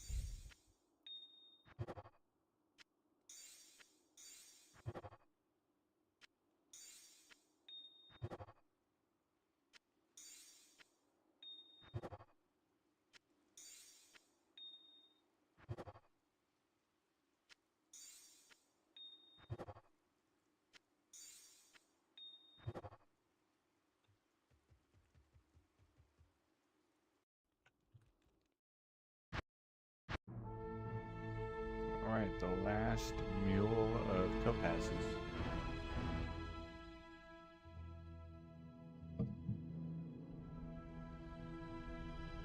Which will bring me to a total of 2,000 attempts at the topaz recipe, lightning resist rings. I already did 4,000 attempts of the emerald rings, you know, in the past, and then I plan to do 2,000 attempts today of the ruby recipe, which should take about 4 more hours, I think.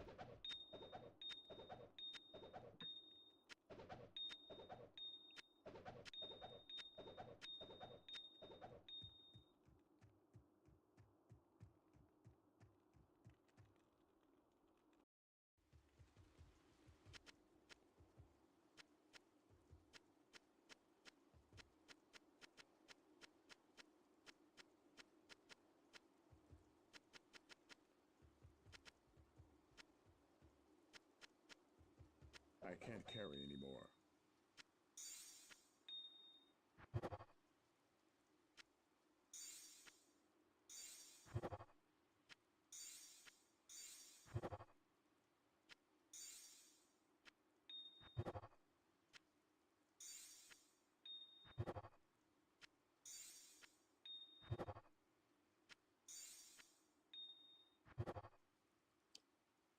And then I'll show which ones I've kept so far today. This one is kind of borderline. I'm not going to keep it, but it's kind of borderline for me. Platinum of the Locust. All 3 things could have rolled higher, so it's whatever.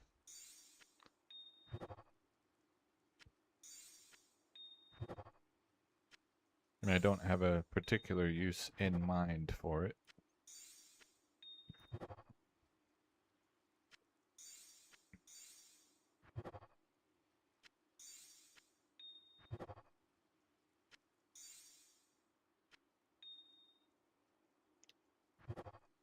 Six more tries for lightning resist SOJ. 5, 4, 3, 2.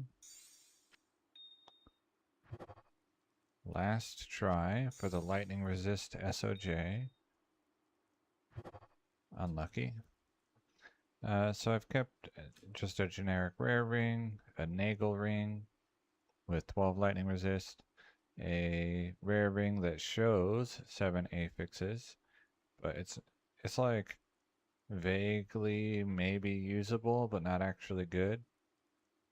This fortuitous ring of the apprentice, which I thought was an interesting affix combination. Not especially good, but this generic rare ring, a rainbow ring of fortune with a low roll on the lightning resist, but the maximum roll on the magic find, 25. Another generic rare ring, a 7 affix rare ring, and then 34% Cathans. So that's what I've kept so far today with the lightning resist rings.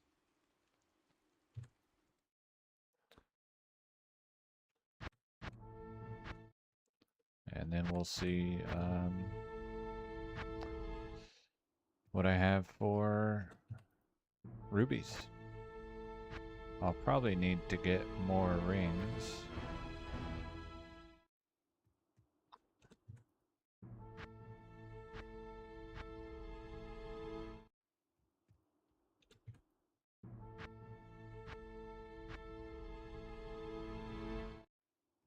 I'm just checking that they're empty before I delete them.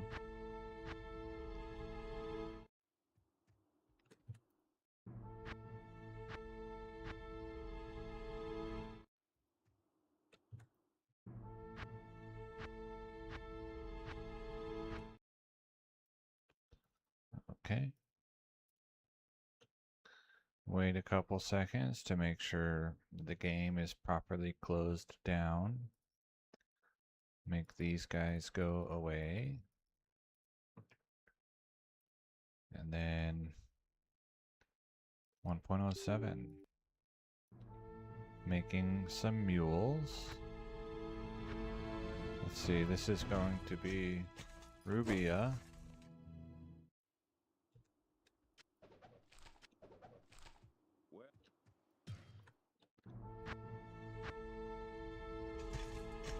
Ruby.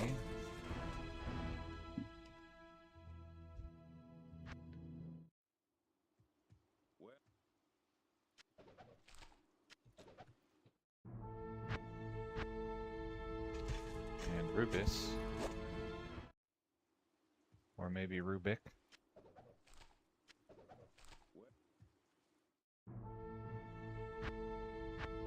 And then Explodera.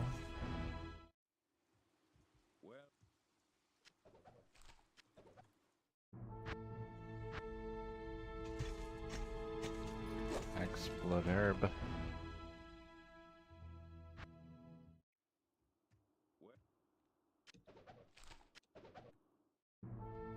And Exploder C. There it is, Exploder C. Incredible names. High quality stuff. Load directory 1.07 saves. Exploder. And then we go down here to Exploder. And then this one is not full. Oh, yeah, okay. This one has 1,000. Yes. Okay, not miscellaneous. It's weapon, missile weapon. No, thrown weapon. There we go. Oh yeah, and then transparency. So that I can see if you say something.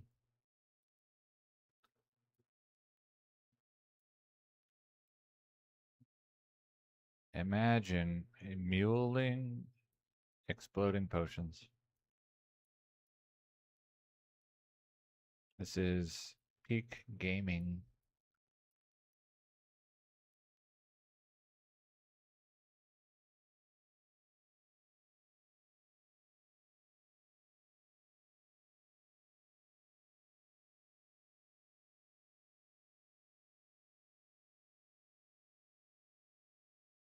I think Explodera would be a nice name for like a meteor or fireball sorceress.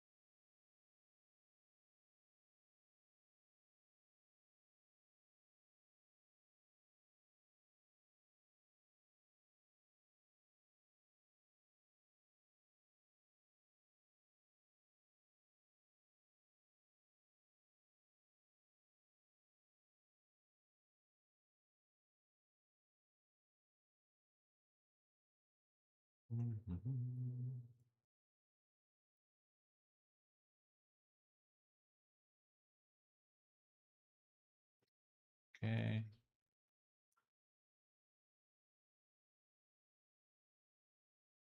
Why are they? Oh, did I type it? Did I spell it wrong? I did. Expoldera.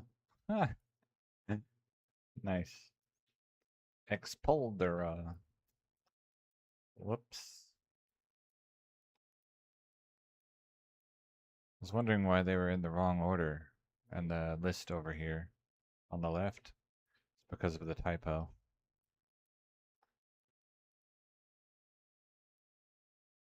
Because they appear in alphabetical order. So A should be the first, but B was the first.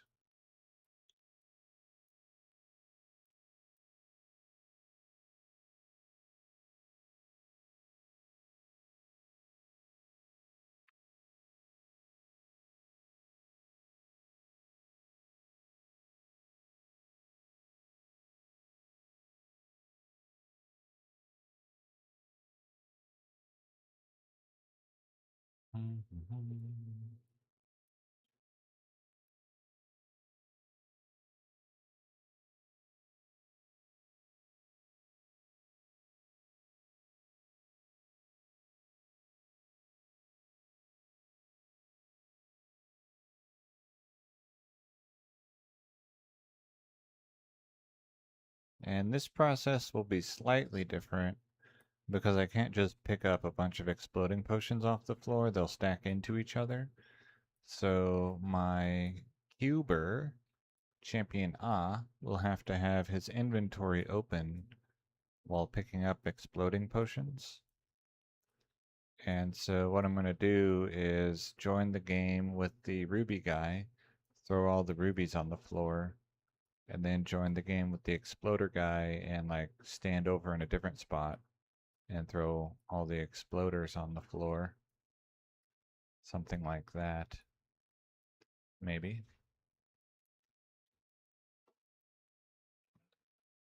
Let's see, exploder C, done. Expolder, sir typo. Well, I guess he's not a sir yet, but, and he never will be.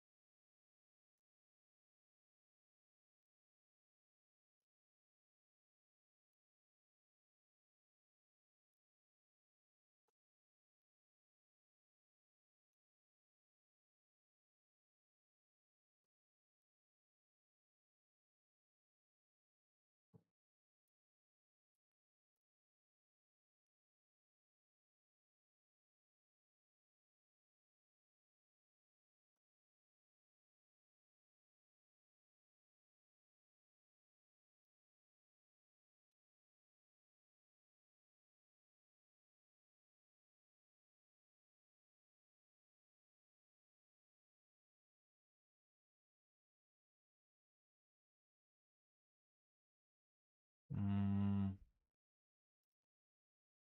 okay, and now rubies. Rubia.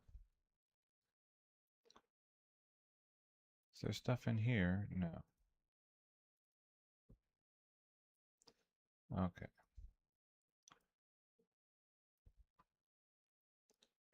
And then what I might do is if I use up chipped and flawed first, out of all of my rubies stashes, there's no rubies 4, okay.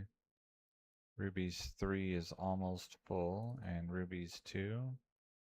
Yeah, so if I use up my chipped and flawed first, then I can use my normal and flawless rubies, the ones that remain. So about 1,000 of them, or I guess 996 of them.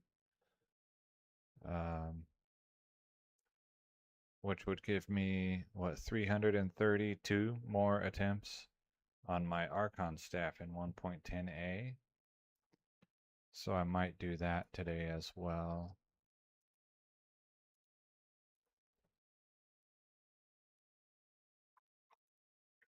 So I'll do chipped and flawed rubies first, and then I guess check if I have any perfect rubies.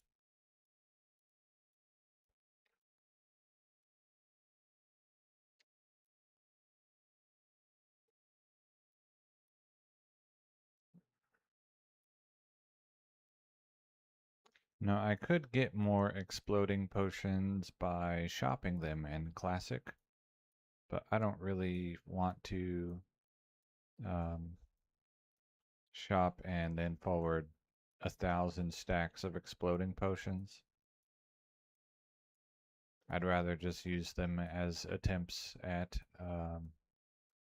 the Archon staff that I like to try rolling now in 1.10a.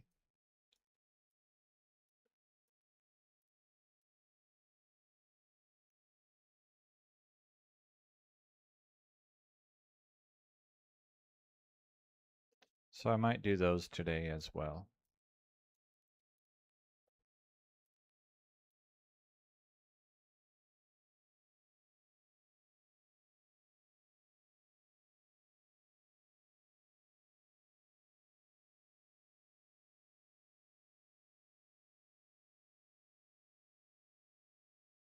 And the goal item there would be an Archon staff with 6 open sockets and a prefix and a suffix and 3 staff mods.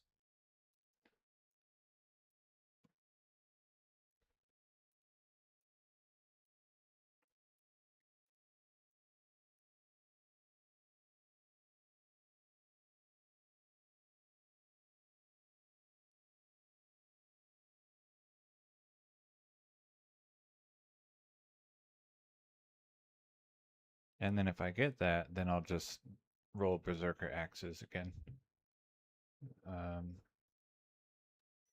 Okay. Rubibi.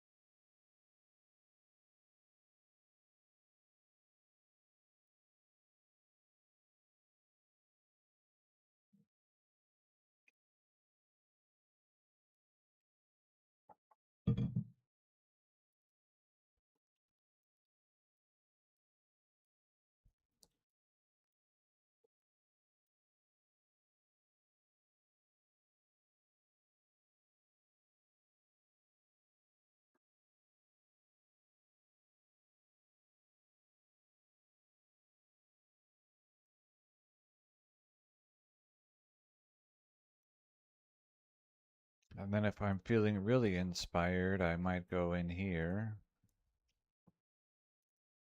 and cube my flawless amethysts into perfect ones.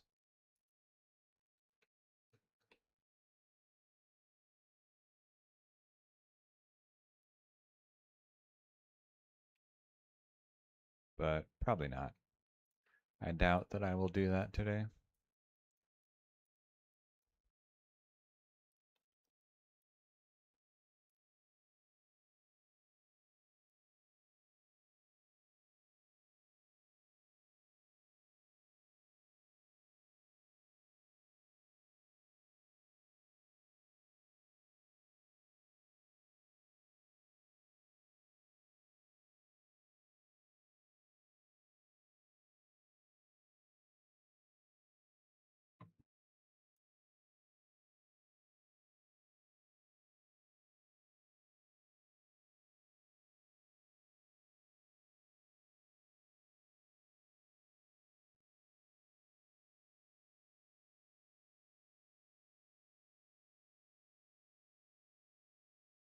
Okay, and then Rubik.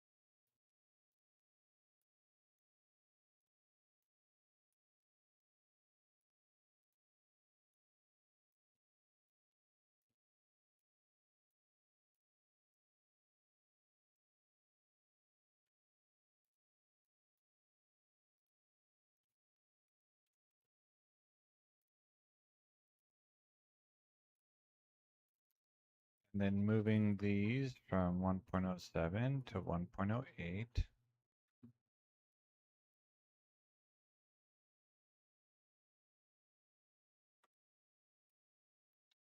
Cut.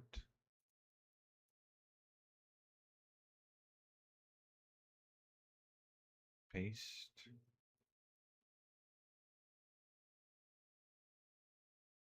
Okay, and then what were they called here?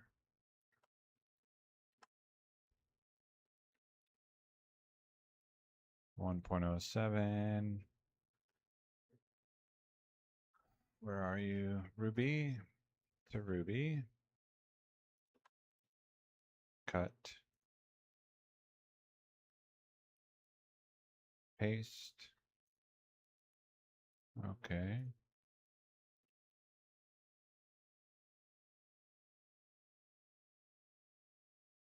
Then 1.08. Yes.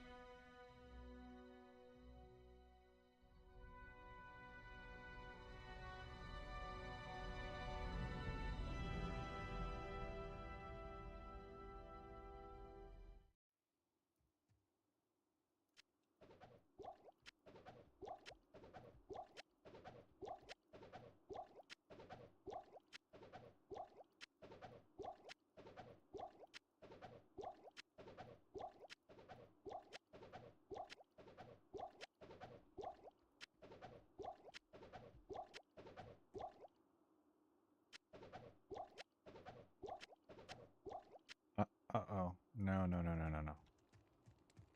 I just deleted 2 exploding potions. Okay.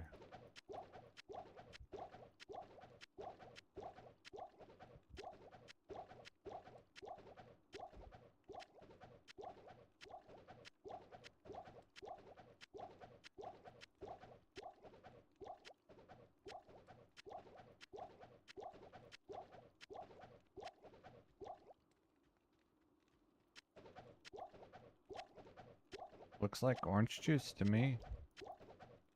Maybe orange juice with cinnamon. Or like mulled wine.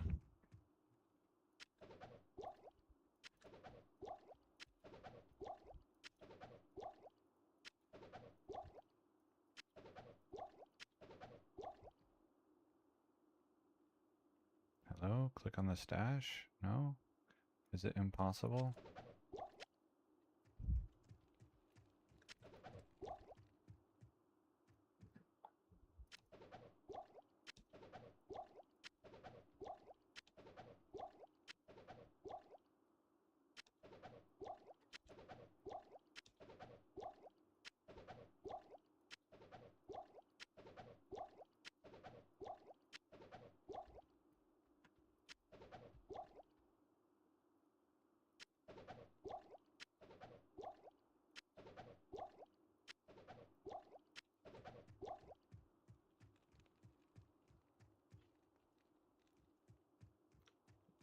Okay.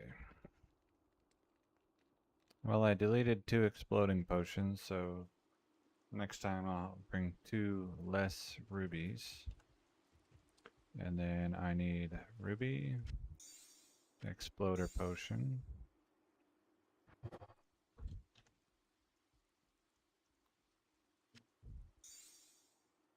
ruby,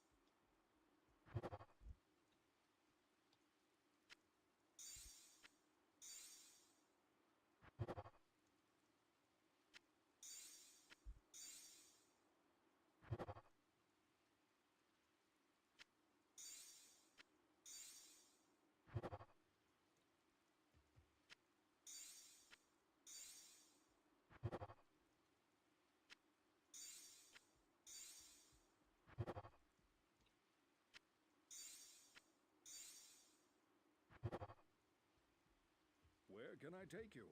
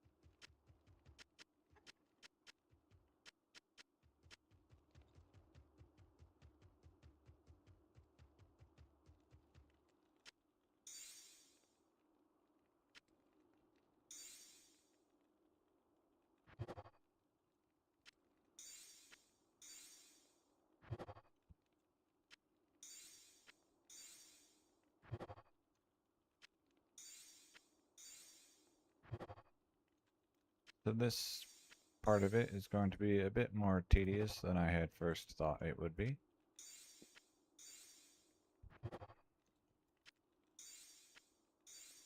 And this part meaning the ruby recipe.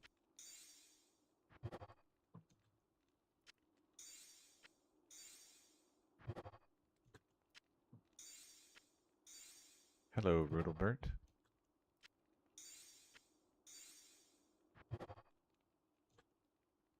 Anything good? There's things that I've kept. I think nothing that I will use. Now, I keep all the rares, and they're all junk so far. I keep the uniques, which are junk so far. I had Nagel Ring today from the lightning resist recipe. And then I had a few magic ones that had like interesting affix combinations, but I don't have any uses in mind for them. I'll show you once I finish um, here which ones I kept from the lightning recipes today.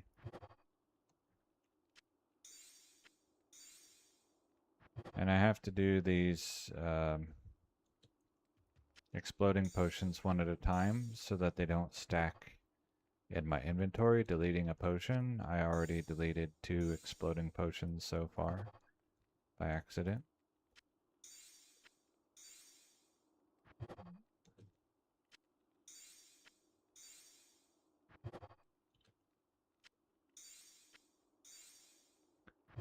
By having them stack onto other exploding potion stacks.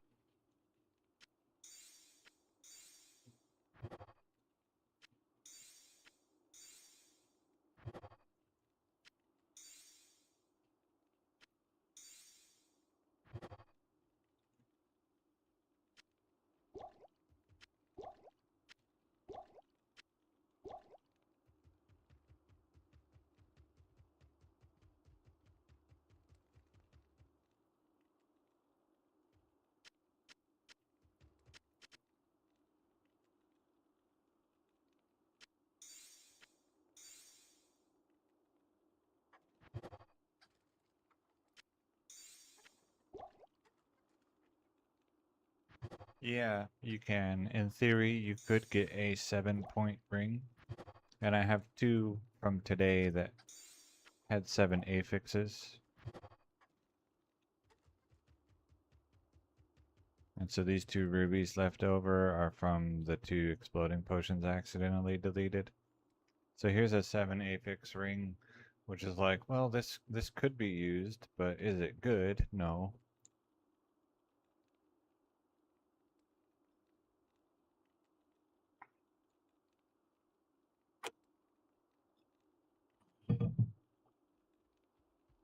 And then this Fortuitous of the Apprentice with, what, 26 lightning resist and 14 magic find.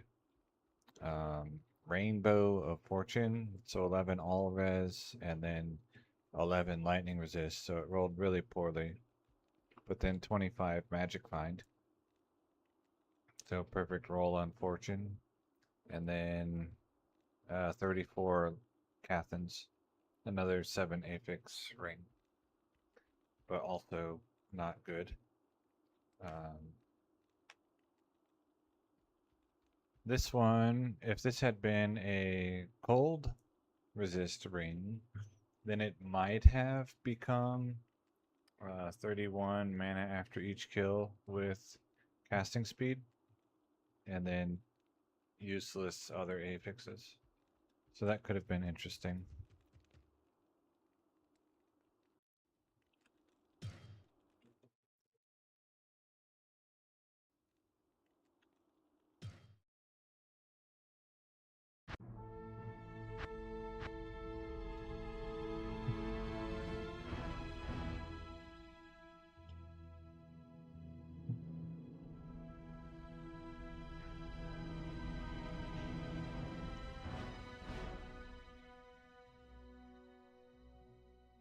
Yeah, sheets. I think the rings are cool. I just don't have any uses in mind for them.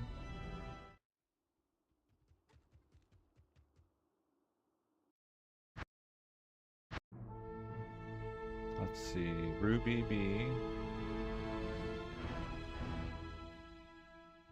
Ruby B, I should say.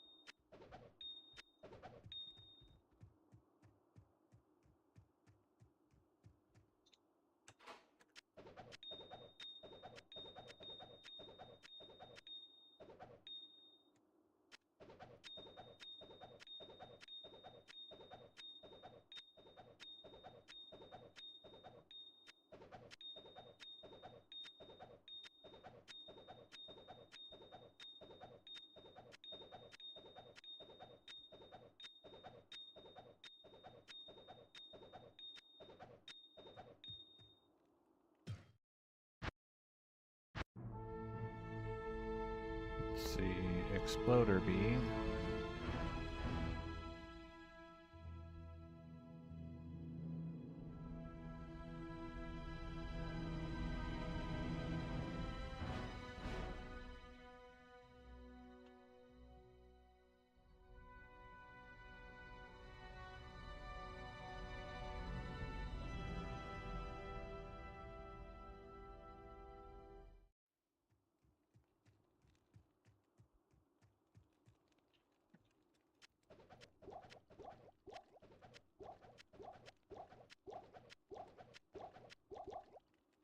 Alright, I have deleted 3 potions now.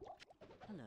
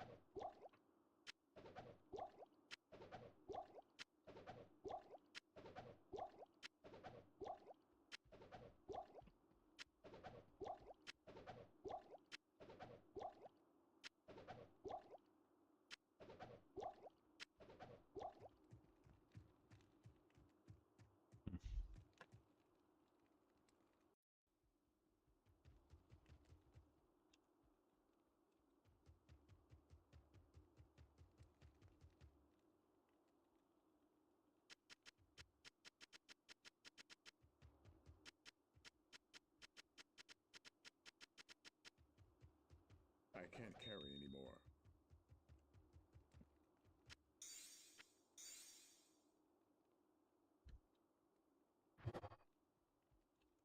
14% Cathans.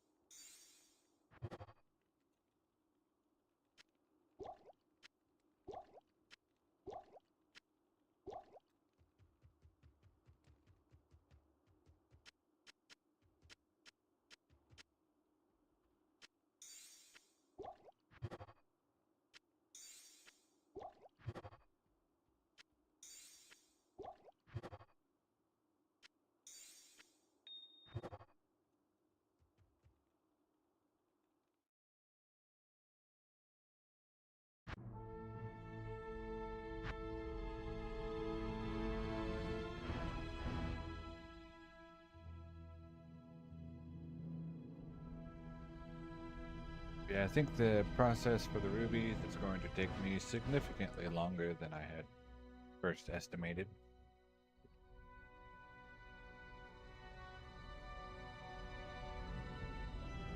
Which was 4 hours.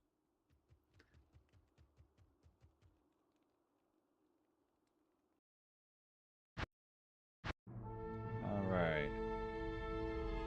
Let's see, Rubis or Rubik, however you prefer.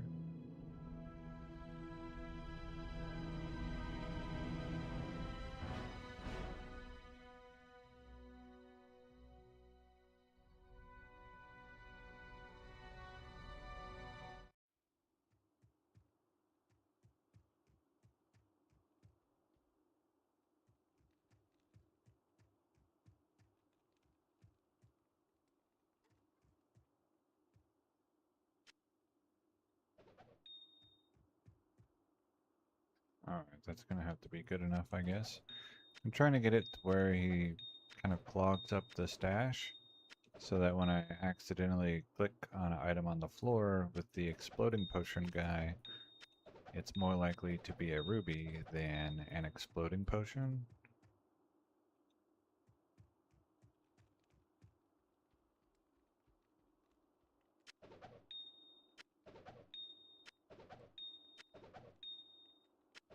Yeah, well, we don't have white rings in single player, so I can't get that. I guess you could hero edit one in, but I don't own a hero editor. It may be that I could open one of the Atma files and like literally just type in an item and then it would just open it. I don't know if that would work or not. I suspect that it would work, but I have no intention of trying. How's my...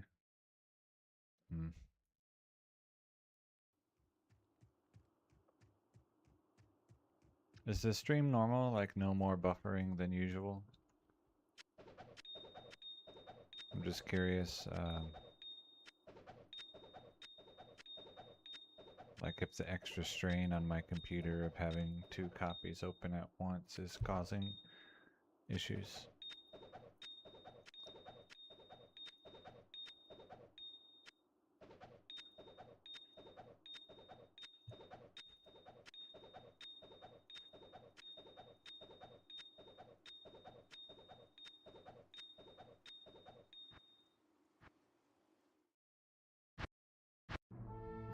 Okay, and then Exploder C. Seems okay, alright.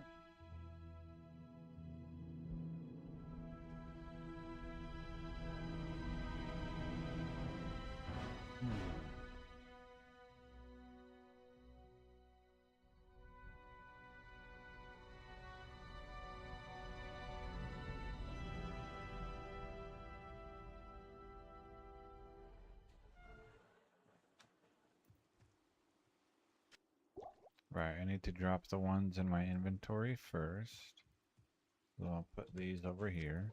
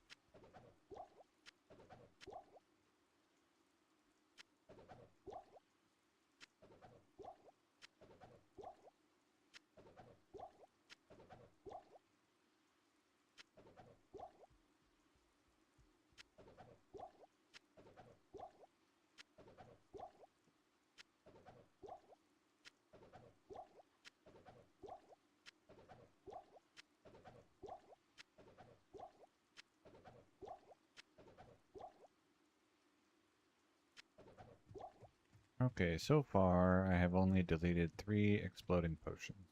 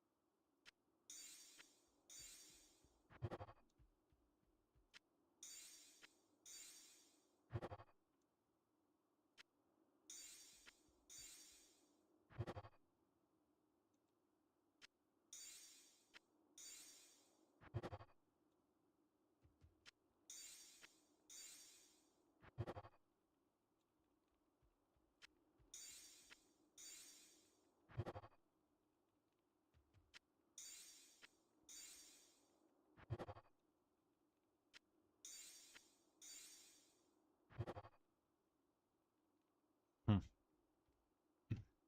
Okay, I'll keep this one because of what it is. Fortuitous Ring of Chance. And it looks like a plain Ring of Fortune.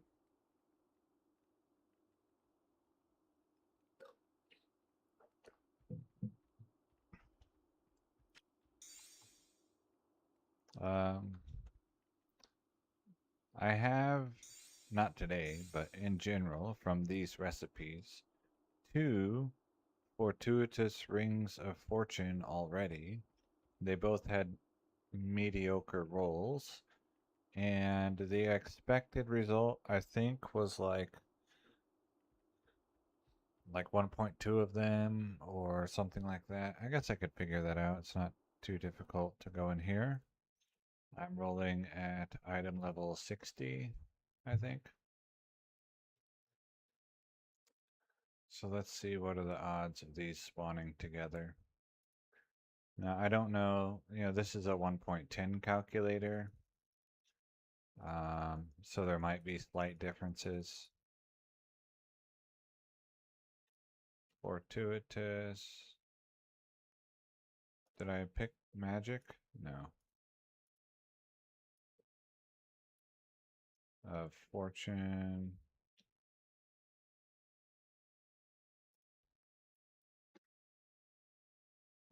So yeah, I'm expecting slightly less than 2, in theory, on average.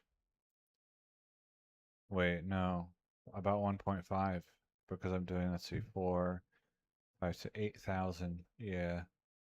So about 1.5 fortuitous of fortune, and I already have 2. So,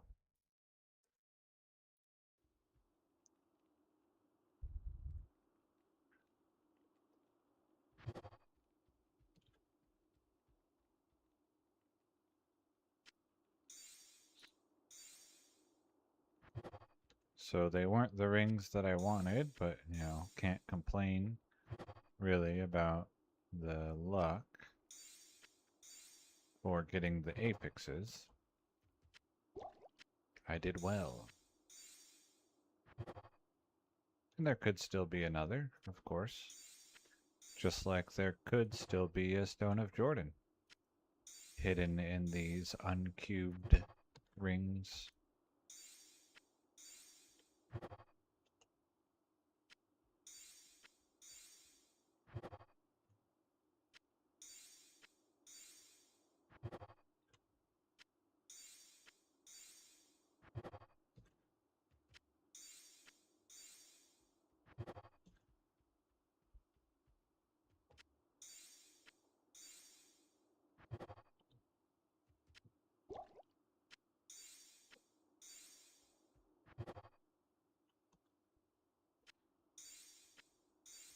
Or some nice rare ring.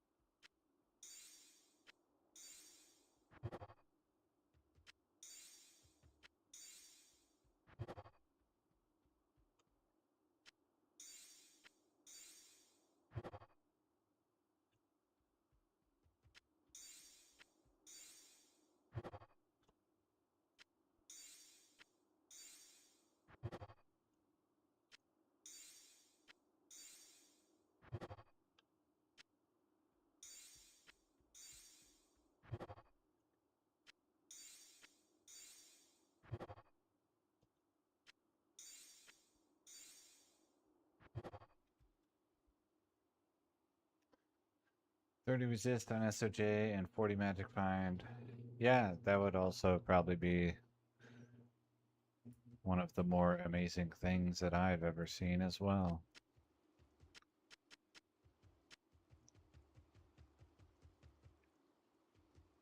Yeah, Nick Man. Probably so.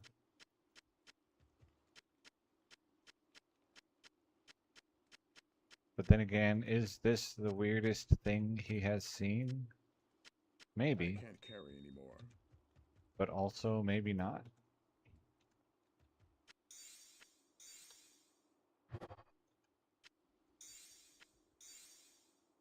I guess maybe in like top 1% weird things he's ever watched happen.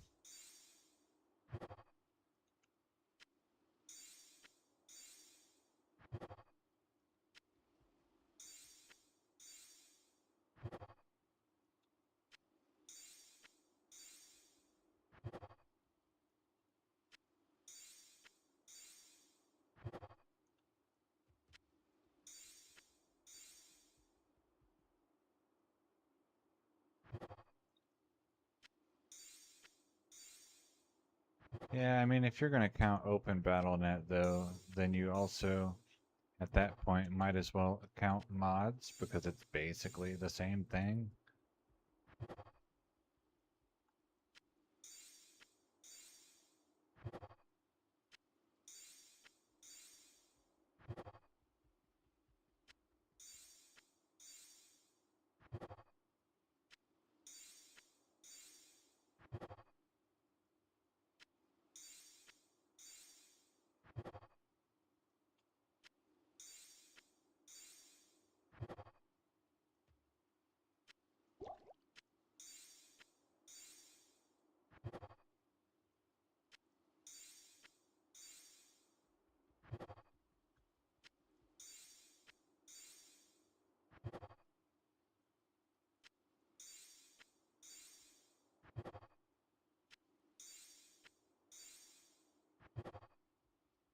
And he has watched me do this already with topazes and emeralds and sapphires. I guess not with sapphires because that I just mule in Atma since it all stays in 1.07.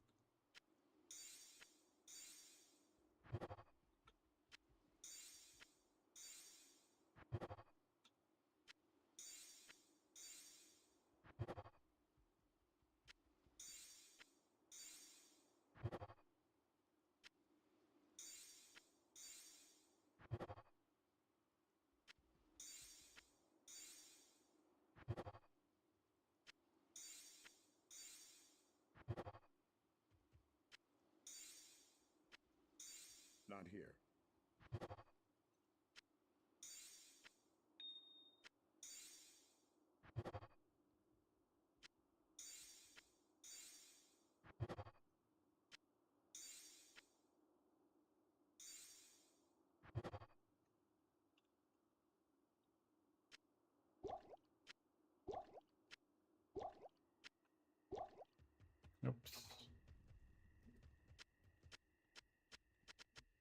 Yeah, so I accidentally deleted 3 exploder potions so far in this process.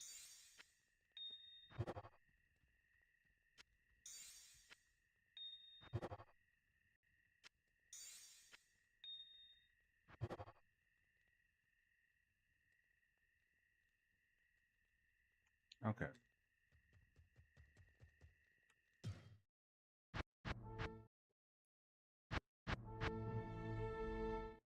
Make sure the inventory is empty, then delete.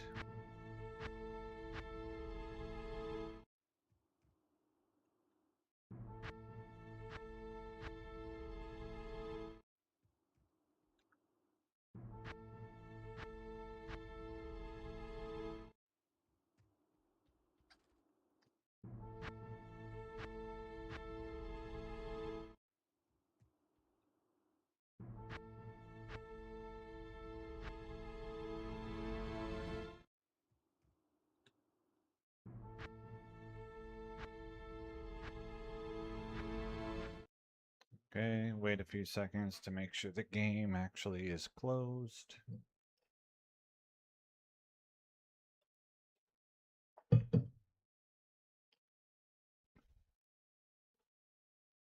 Alright.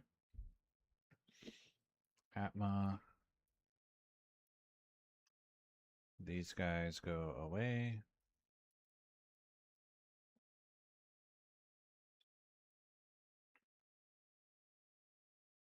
.07. Make some new mules.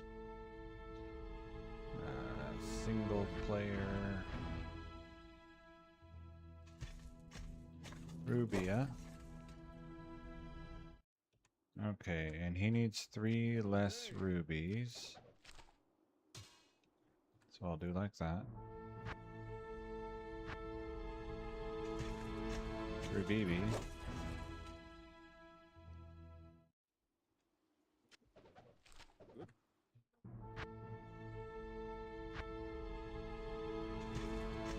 Rubik.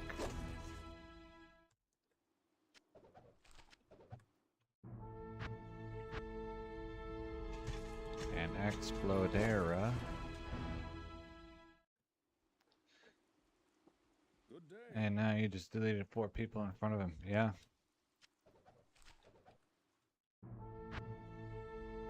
And then I went back in time and recreated those same people. Yes. Exploder B.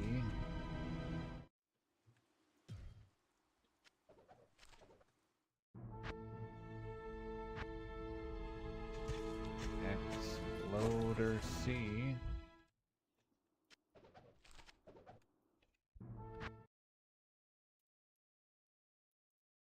All right.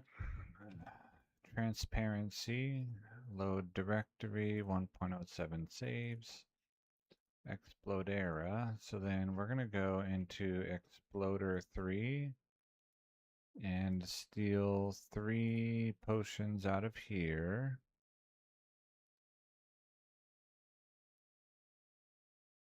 Yeah, that's right. 1, 2, 3. Because that's how many I deleted by accident. And then into the actual exploding potion stash. And off we go again. The second set of 3x2 mules. Click and drag simulator.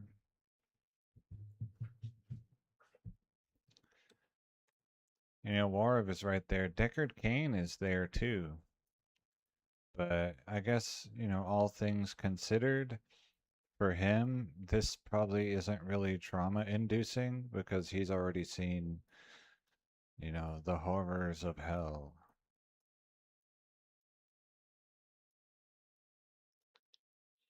In Tristram.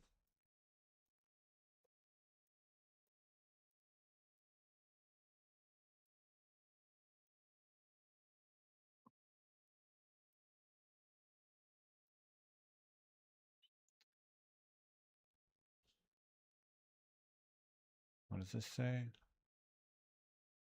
Oh, yeah, that's right. He's out of the cage.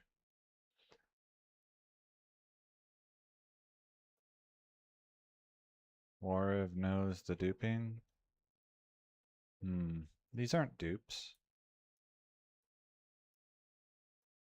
All of these items were found legitimately. If you want to be an actually-er, then I am a cheater because I use this third-party mulling program. I use a no CD crack for all versions.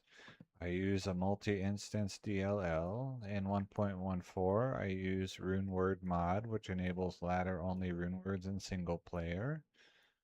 Let's see, what else am I doing that's cheating?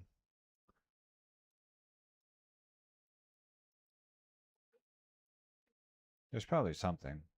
I don't know. But that sums up most of it, I think.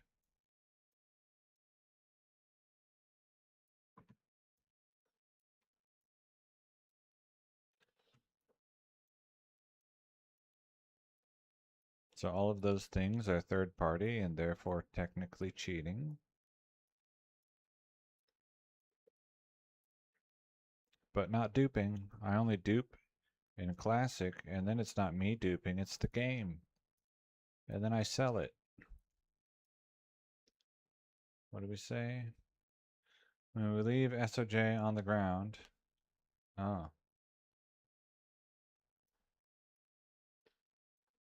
Hmm.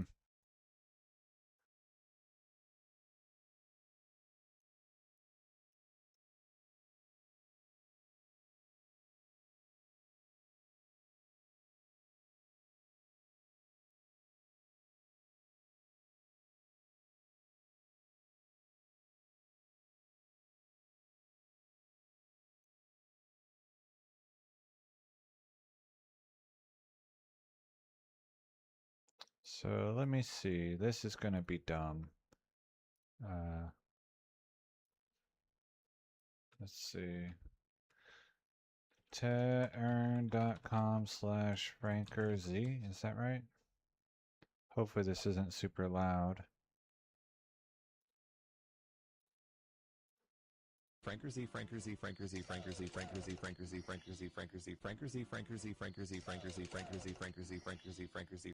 So I have the idea, and I don't know that I would do this, to do something like that, but for SOJs, when I finally identify my classic SOJs, and be like, SOJ, SOJ, SOJ, SOJ, SOJ, SOJ, SOJ, SOJ, until, well, I guess 100 times, because I'll probably do 100 of them.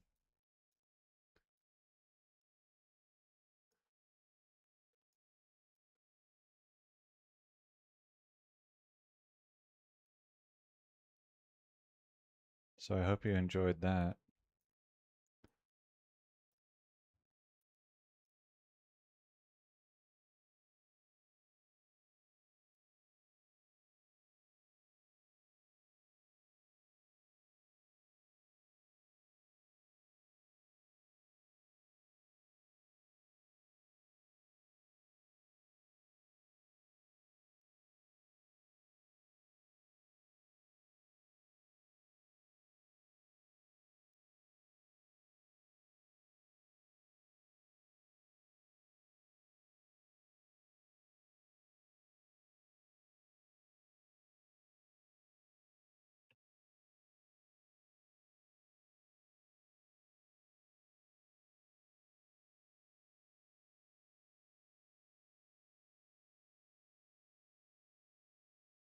But that's like 50 SOJ from now, so. I'm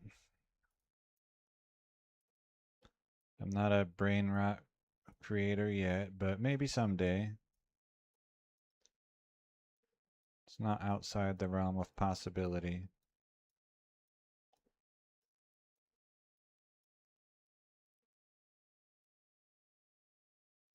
Back in my day, they didn't call it brain rot, they called it YouTube poops. Yep.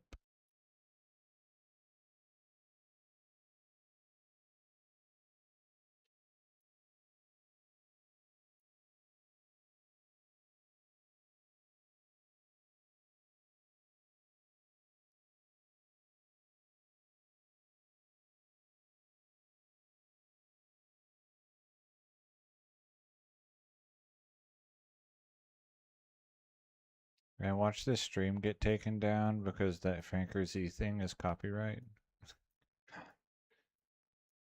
Amazing.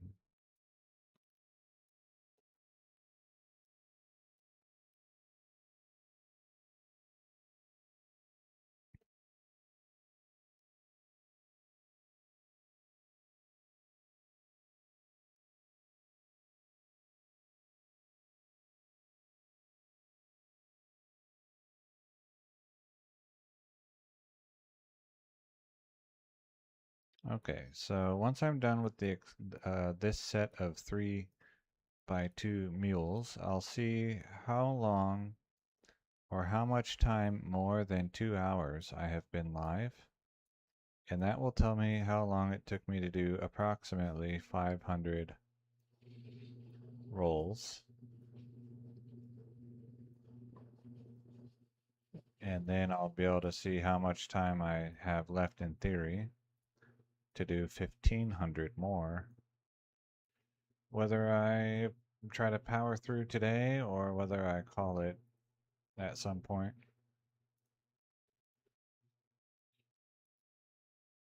Okay. Rubies. Where are we?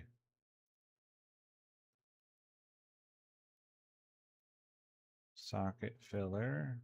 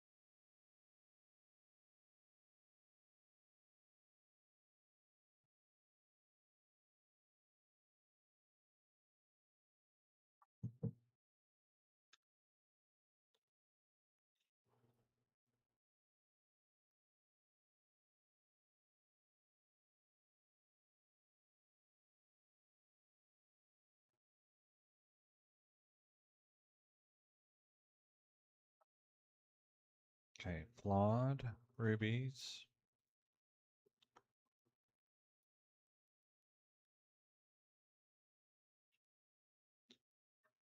And then I'll check if there's any perfect in here.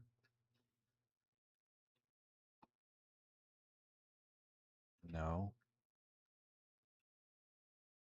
Okay. Then rubies 2. So I'm going to use all my chipped, flawed, and perfect rubies first. That way whatever's left at the end, I can use in the 1.10a socketed weapons or socketed magic weapon recipe.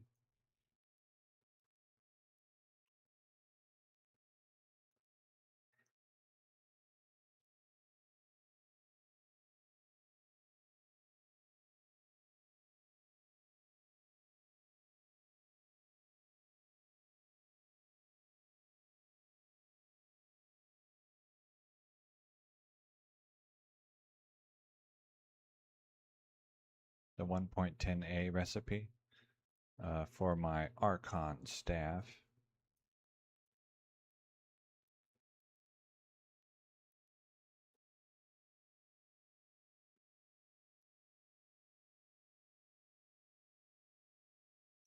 Okay, that was Rubia. Now I need Ruby B.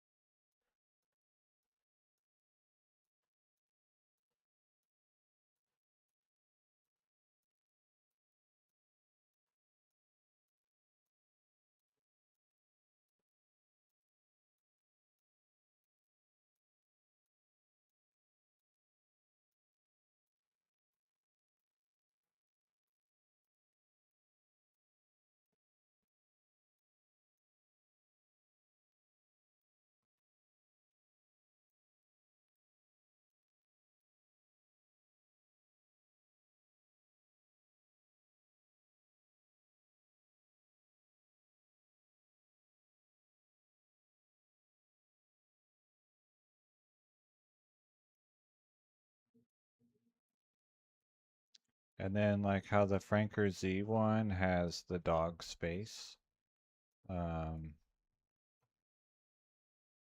I could put the Franker Z dog, except it's probably copyrighted, where the flag and the orange flag goes in a similar way that I did to the SpongeBob emote for the flag.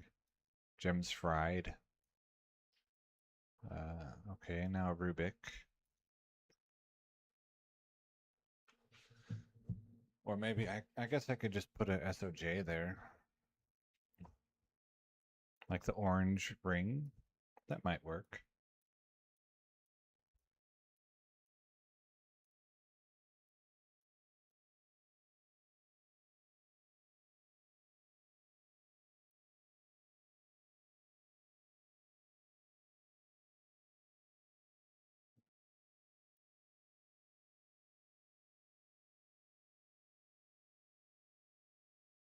And then have the text superimposed over the ocean.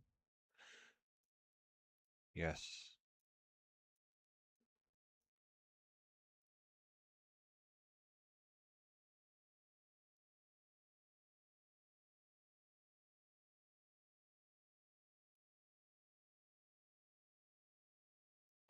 What an amazing idea.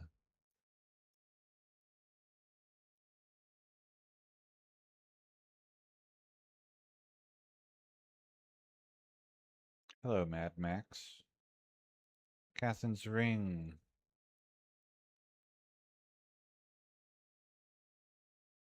Let's see. Can't quite see the end. Yes, the ring had 5 or 6. Oh, that's unlucky that you only got 5 or 6. I did I don't know when it was, but with the same set of materials that I have now, but with the emeralds, I did 4,000 attempts on the poison resist one. So I will almost certainly have at least one 36% poison resist one. I would have to check though, which I can do in a moment. I'll close Atma, then reopen it to make sure it doesn't get confused by 1.07 and 1.08 files being open at the same time.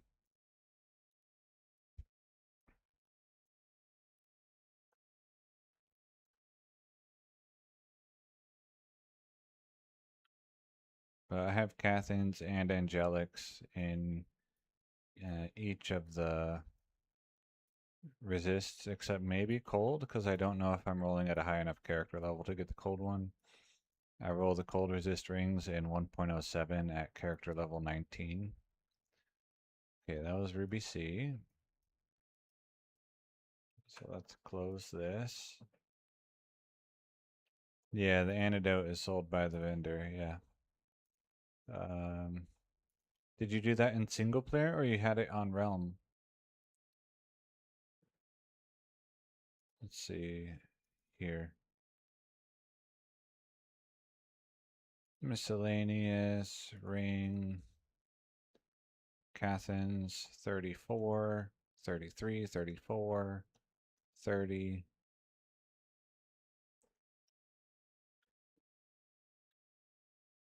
$34. I guess I don't have a 36. Unlucky. Just a couple of 34s.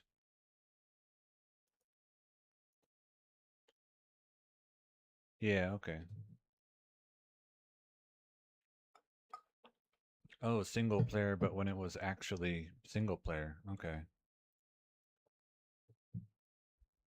Ancient. Let's see.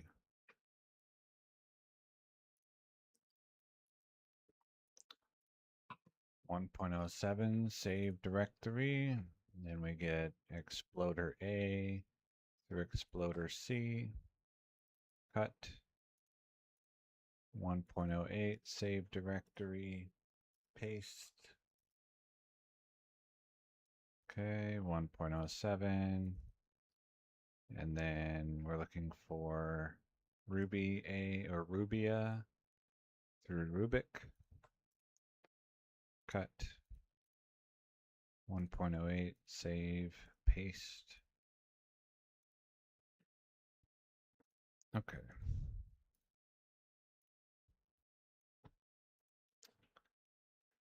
.08. So I have most of the unique rings that can spawn. The only one I don't have yet is SOJ. I think. I don't expect to get it.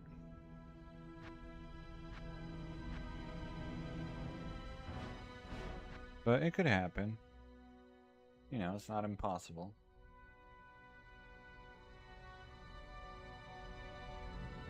And then at some point in the future, I'll be doing this again with, you know, more sets of sapphires, topazes. Well, the sapphires won't roll SOJ. Topazes, emeralds, and rubies. Alright, come stand over in your corner.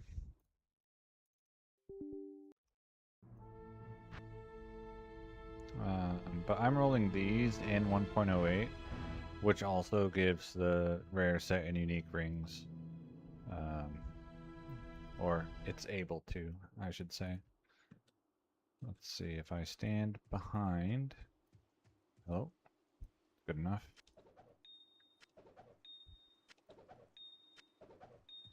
Hello, stop trying to speak to me, thank you.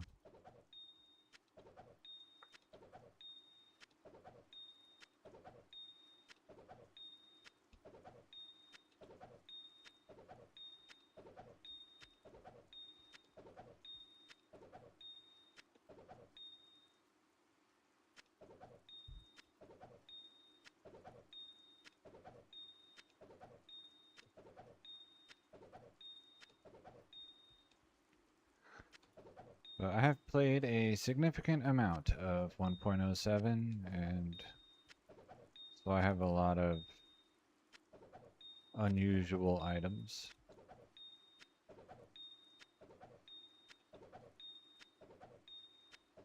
In particular, my charm sets are pretty strong for the damage charms.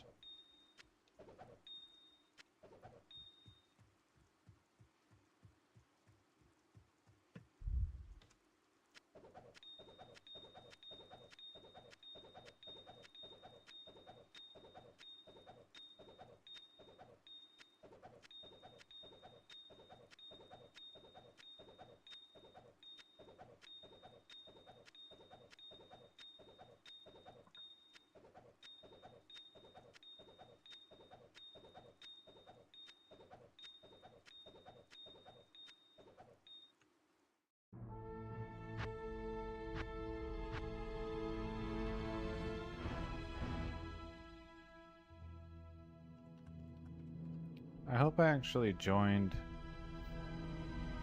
Did I just throw all those on the floor in single player and then leave the game? I hope not. But I think I did.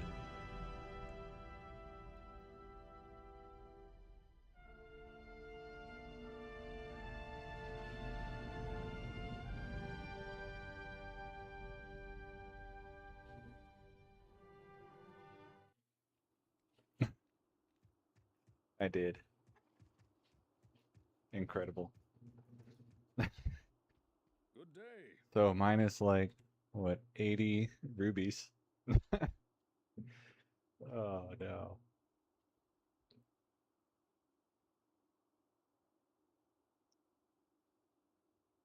So I could load the backup, but I'm not going to.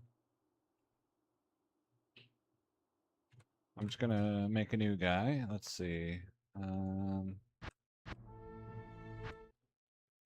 Okay, there's nothing on your floor, right? Yeah. Because I don't really load backups for mistakes like that. I don't think I've ever loaded a backup. Like if I accidentally delete something or whatever, I just like, oh well, I guess it's gone forever. So. Alright, let's see.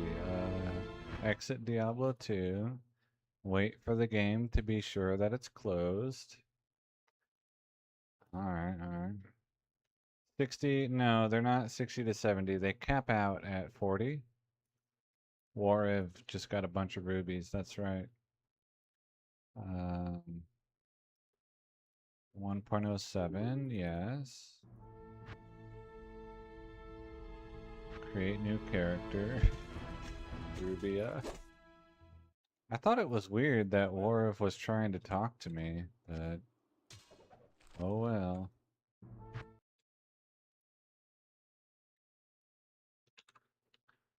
Alright, where are you at? Load directory, this one.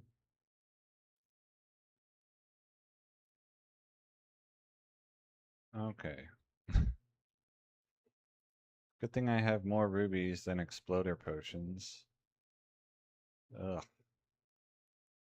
Anyway, rubies too.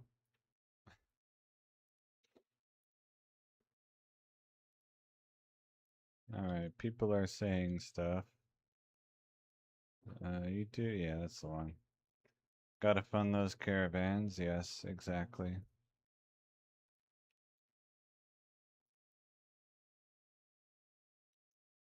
But it's okay. These are... Losing these is not really a big deal. I have enough rubies for the exploding potions that I'm going to use. These are not expensive ingredients. And even if they were, like if I just dropped some really valuable stuff and then left, I would probably still just laugh at it and be like, oh well, that sucks. Like I've thought about what happens if I accidentally delete champion because I don't have him backed up. Like, well, I guess I would just laugh and and then probably end stream. All right, well, I guess that's enough for one day.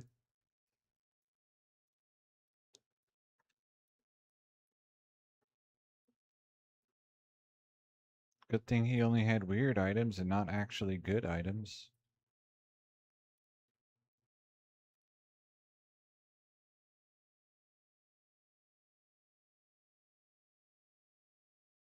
Who hasn't lost some loot? Yep, that's right. Risky transfer. Well, that's exactly the thing, is this was a private game. But yeah, anyway. That was fun. The highlight of the stream right there. If I knew how to clip, that would be clipped.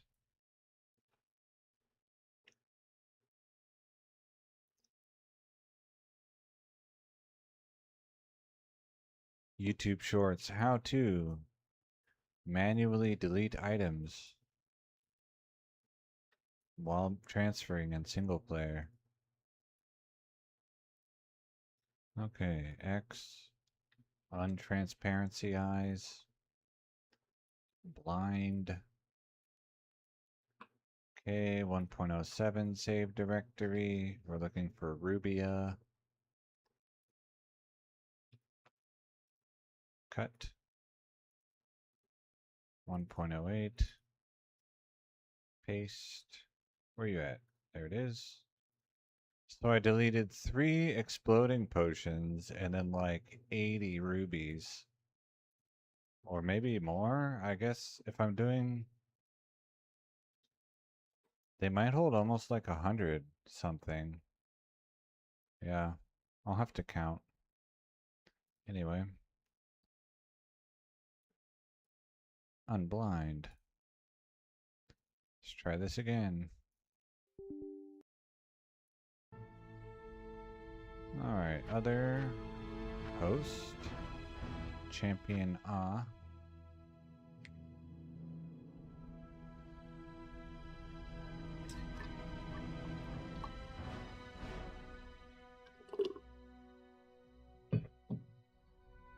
Low risk transfer goes awry.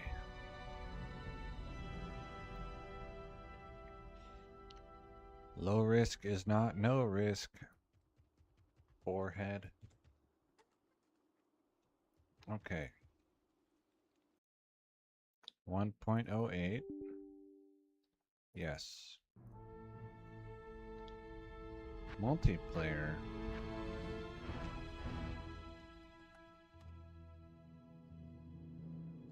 Rubia.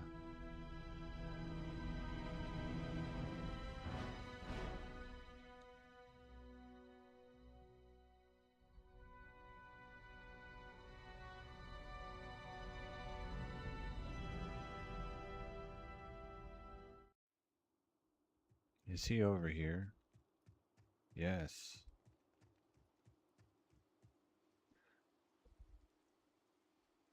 8 by 6. 48. So 88 minus 3. I lost 85 rubies. Could be worse.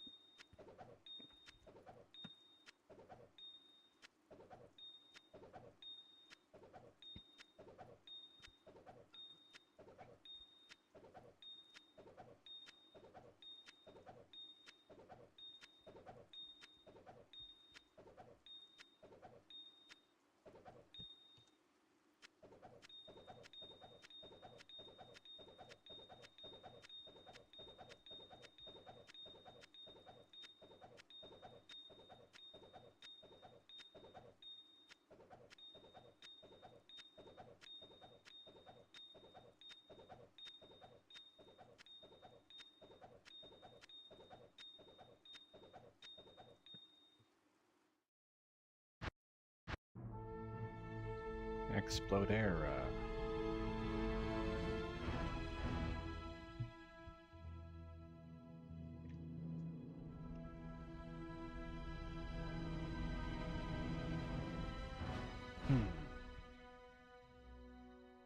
I'll be right back. I'm gonna refill my drink.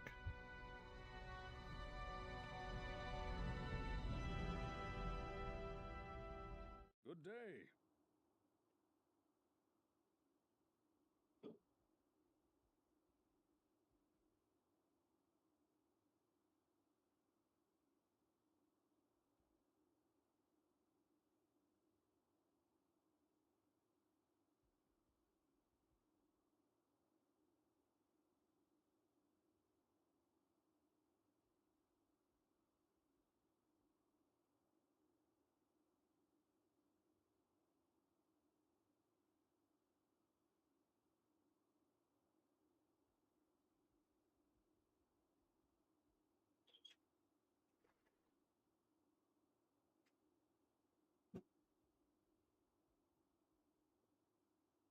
Good day.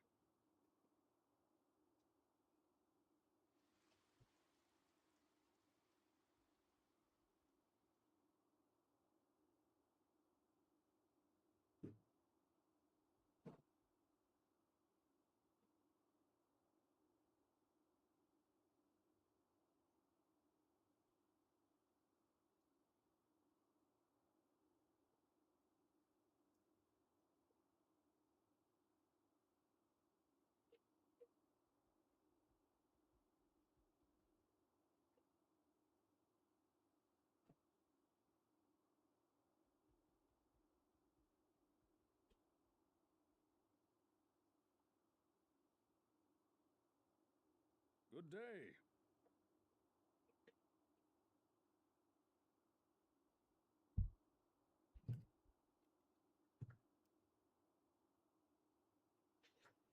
And then my free delivery that I ordered yesterday, or free shipping that I ordered yesterday to arrive by Friday is here.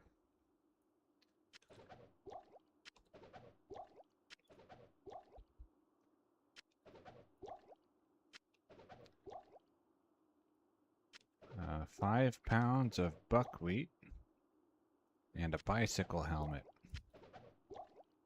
What a combo. I am overburdened. Oh yeah, I need to drop these. Or I'll accidentally delete another exploding potion.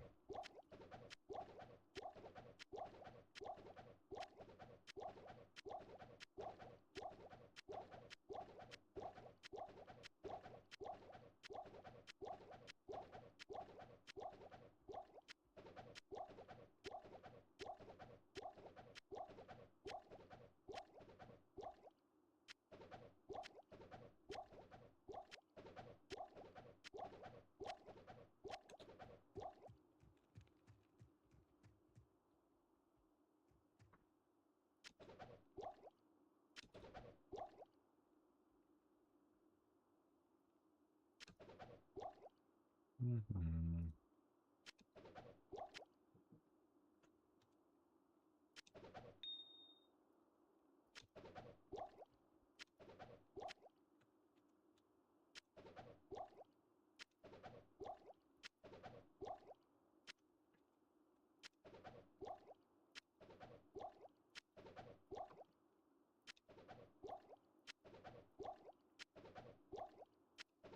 I guess since it won't drop an item into the same space twice, I can just, as long as I'm only picking up one item at a time, I don't have to be too careful.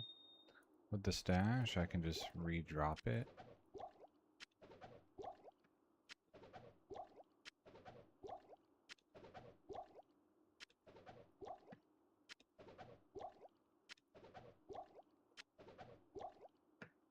Still a bit tedious.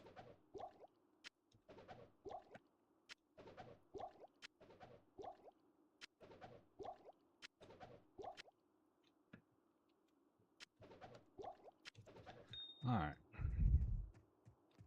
This is A, okay.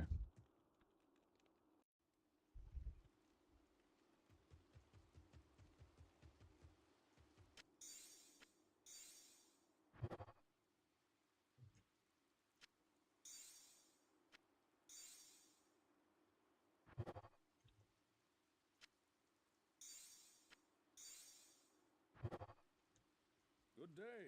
No.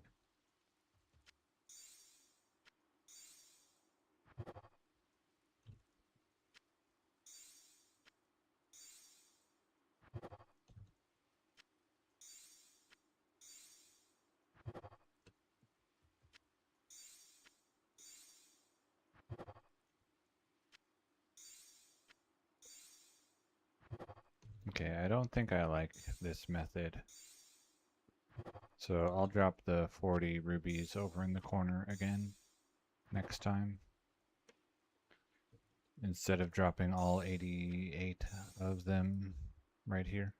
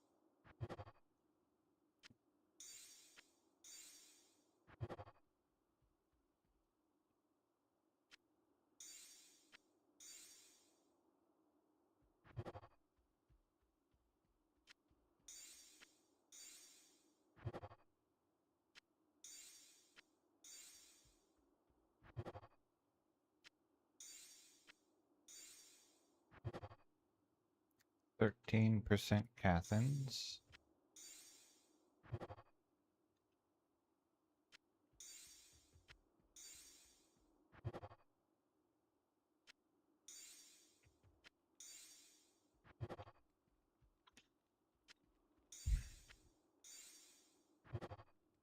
A rare ring.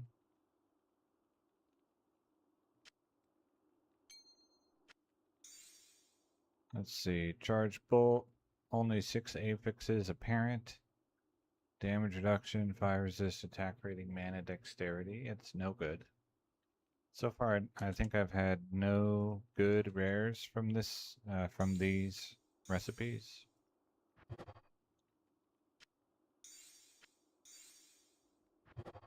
But I only keep the Cathans and the Angelic if they roll higher than, or if they roll 30 or higher resist. Because I don't really have a use for them. I just like, oh, they're shiny. So.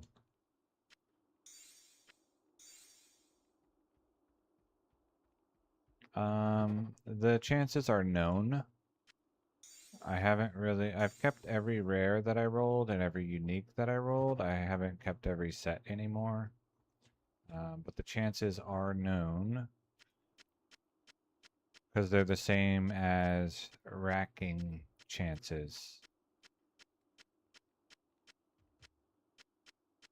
So 1 in 800 for a unique.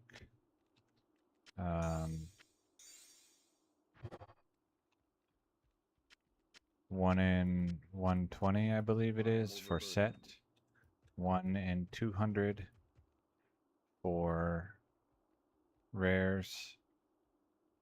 And then I think it's like 1 in 20. Or never mind. Magic is just automatic. So not 1 in 20. Duh. But yeah, the odds are known. But like I said, I did keep every rare and unique, but I'm not keeping every set. And I'm not keeping track of how many I got either.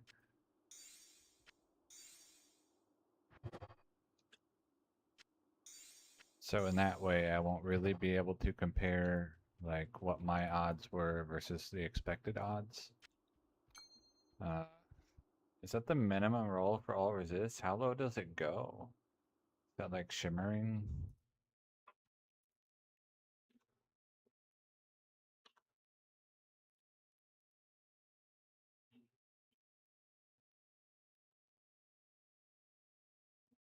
It's 3?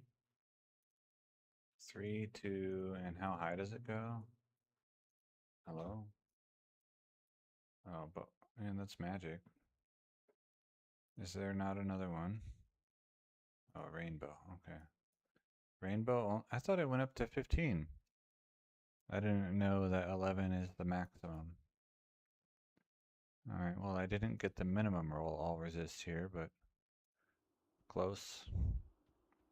5 life steal, 5 fire resist, which means it rolled the fire resist prefix and deleted the fire resist from my cubing recipe.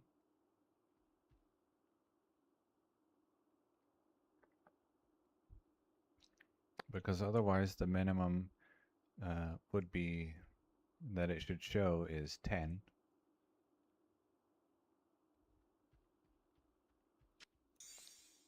So interesting.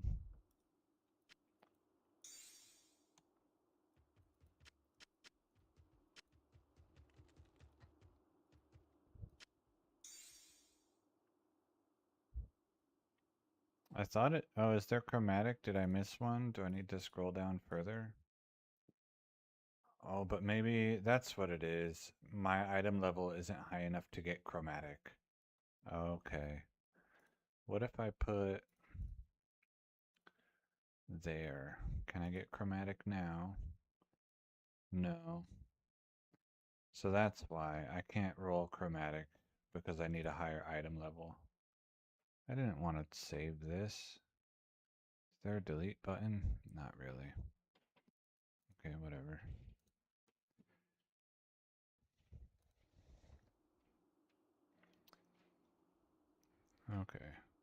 So yeah, it does go to 15, I guess. I just am not high enough level. I'd have to be like level 100 something.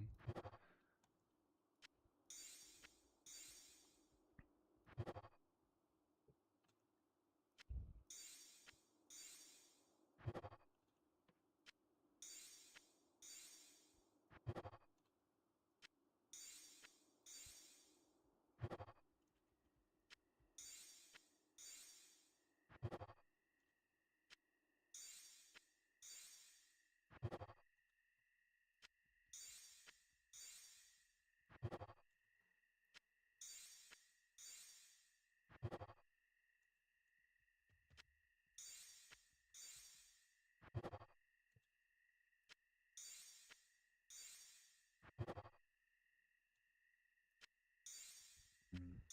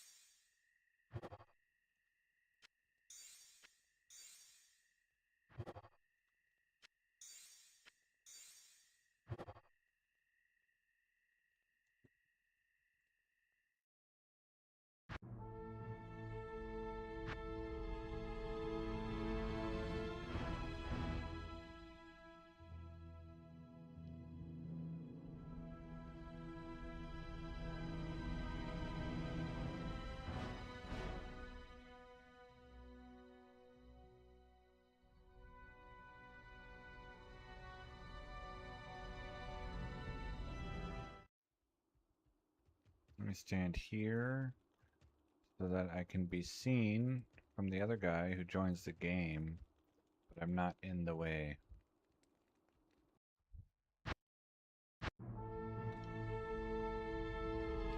Let's see. Rubibi.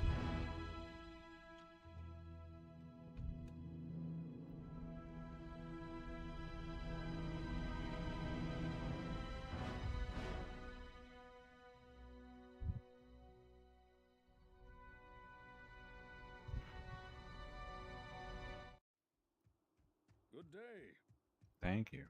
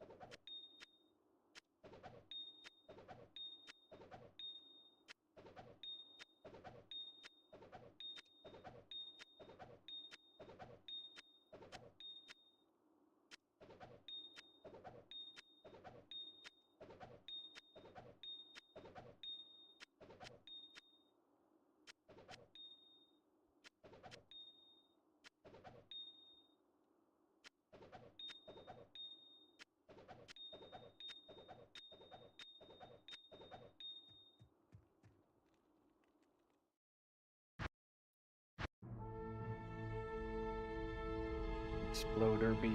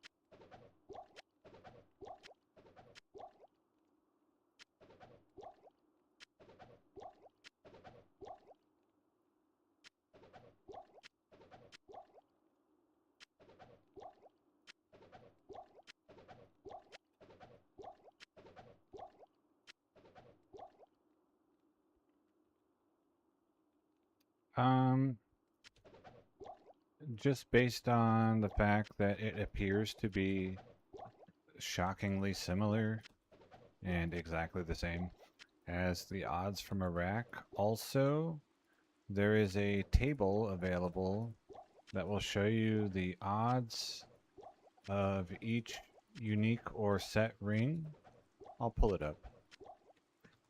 I'm going to have to blind you because I'm going to open Discord. And I always blind you when I open Discord. But then once I get the table up, I'll unblind. And that shows the detailed odds of each set or unique in version 1.07 or 1.08. And based on the odds, you can conclude that the sets are like 1 in 120 or whatever, and the uniques are 1 in 800.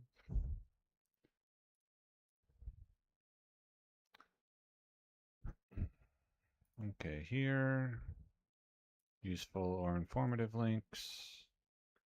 What's it called? What am I looking for? The set and unique odds, this one. Copy image link. Paste and go. Yep, that works. Exit Discord. Unblind.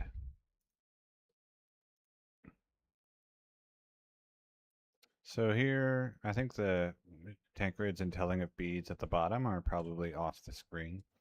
But keeping odds in 1.07 or 1.08. Nagelring, 1 in 1,000 if you are character level 30 or lower. So 1 in 1,000 rings would roll as a unique, with Nagelring as the only option. And then in 1.08, 1 in 800. So that's how you know. And this is found by like people who read game code. This isn't a chart that I made.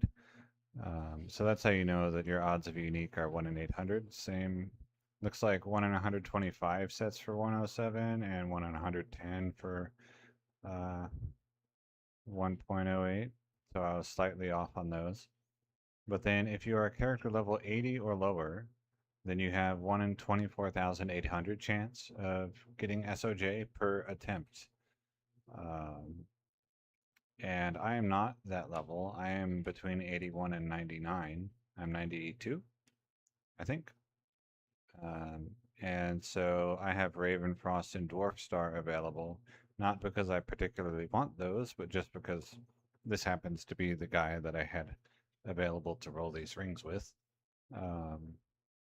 Also, I do want to make sure that I have as many affixes as possible available to give the possibility of some totally busted rare ring, even though the odds are low. And SOJ is not specifically my target. This is mostly just, I have these things, I might as well use them up. And so at my character level, the odds are less good. I think it's like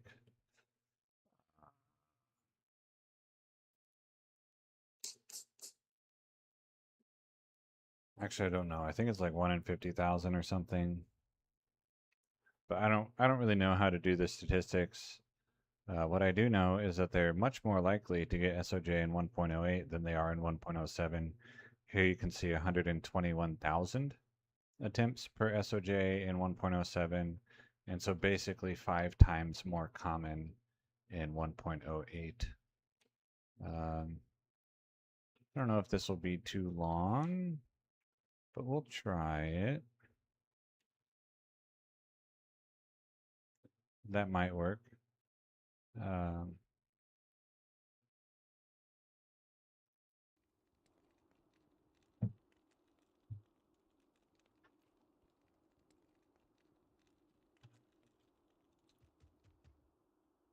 okay.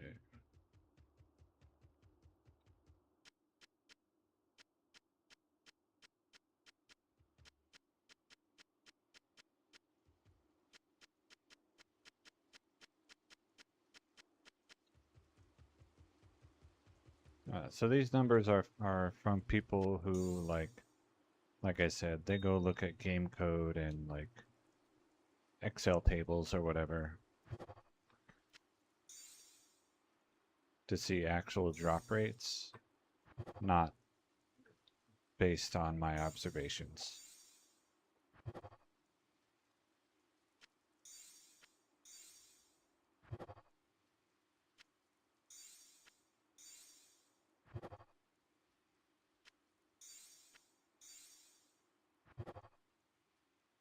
And they're the same ratios for rare sets and uniques as weapon and armor racks in each version.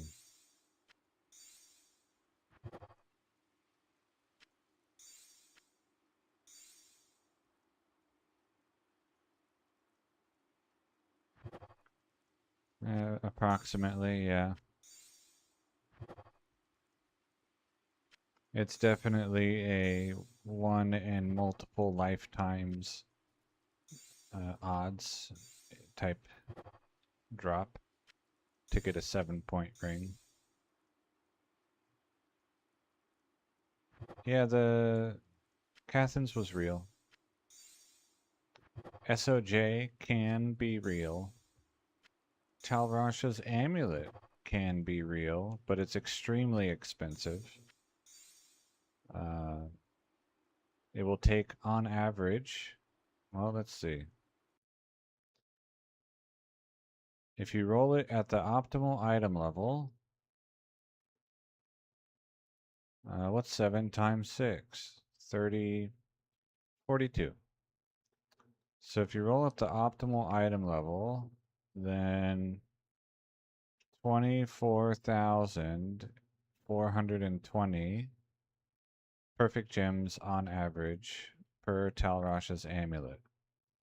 So that's extremely expensive and not something that I'll be going for. And that would be Prismatic Talrasha's amulet, where each of the resists is rolled independently of each other. Oops.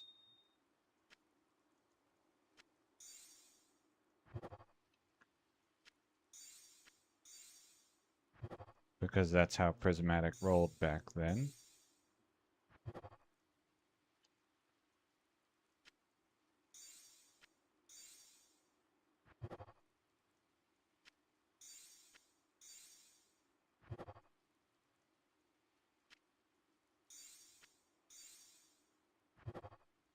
And I do a lot of old item hunting with the specific, certain specific items in mind. And then, like, this stuff that I'm doing right here is more like, well, I have these gems, I might as well use them, rather than I'm specifically hunting the stuff that they can make. The one that I'm hunting is the 1.07 sapphire recipe. I want a rare ring with mana after each kill, casting speed, and magic find. I have done 4,000 attempts, and I think the expected rate to get one or the other magic find, but not both, is like 5 or 6,000 attempts on average, and the expected rate to get both magic find affixes on such a ring is 1 in 18,000, I think. I roll at character level 19 for those, which is the lowest level that enables both magic find affixes.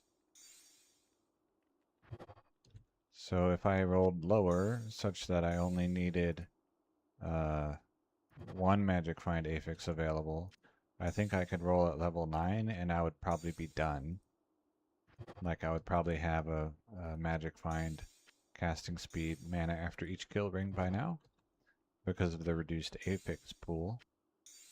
But I thought go big or go home without quite fully understanding how much 18,000 sapphires really is.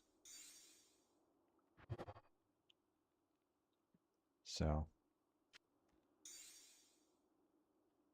and that's just one of several items that I'm trying to get.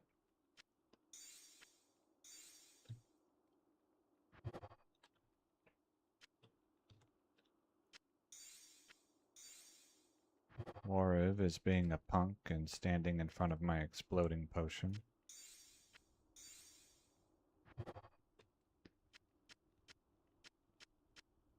There's one.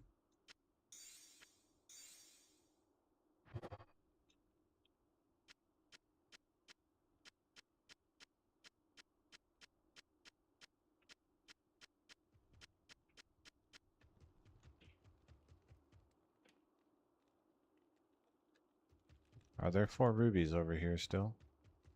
Yes, okay. I'm gonna say I'm missing 4 rubies. But no, I'm not.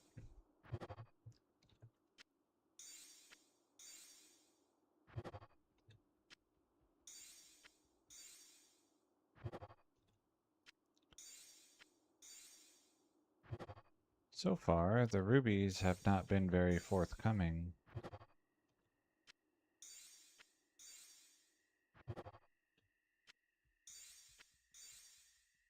Is that the right word? I feel like that's totally the wrong word. They haven't given me good results. That's the right word.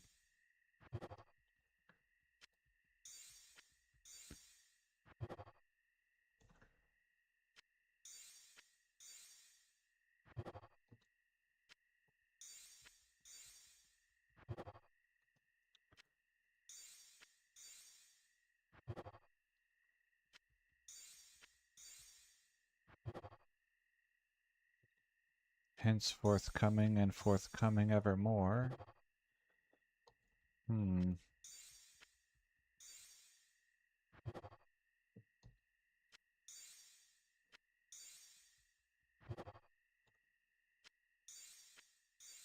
Not in town.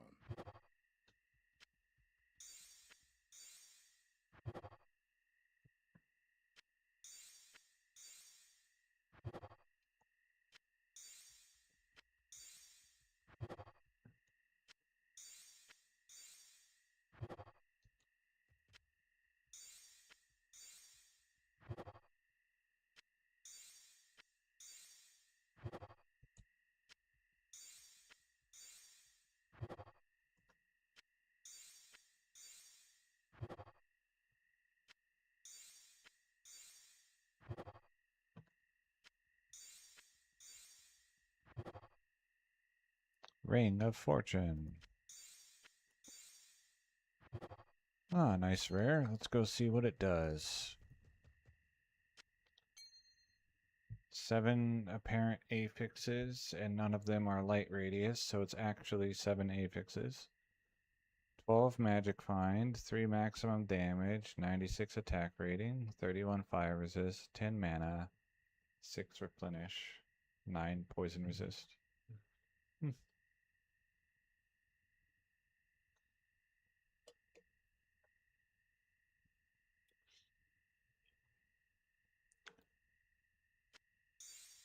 Not quite it.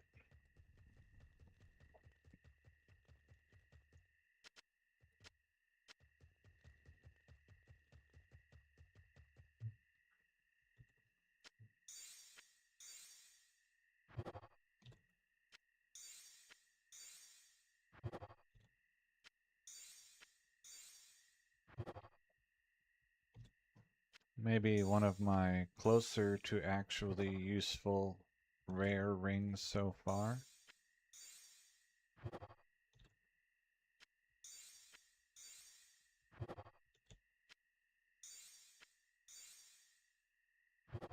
Am I wearing SOJ? Okay, good. What's this? Okay. Imagine if I was wearing SOJ this whole time and that's why I haven't got one. Oh no, that would have been horrible. And there would be no way to know if that was the cause or not.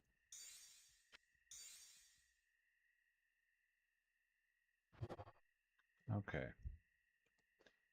That was B, so now we're on C.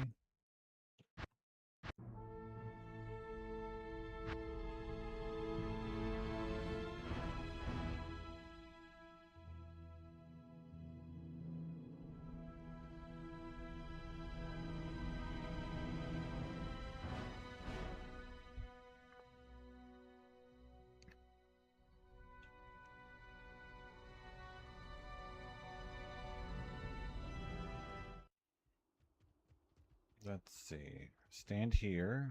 Okay. Join. Rubik.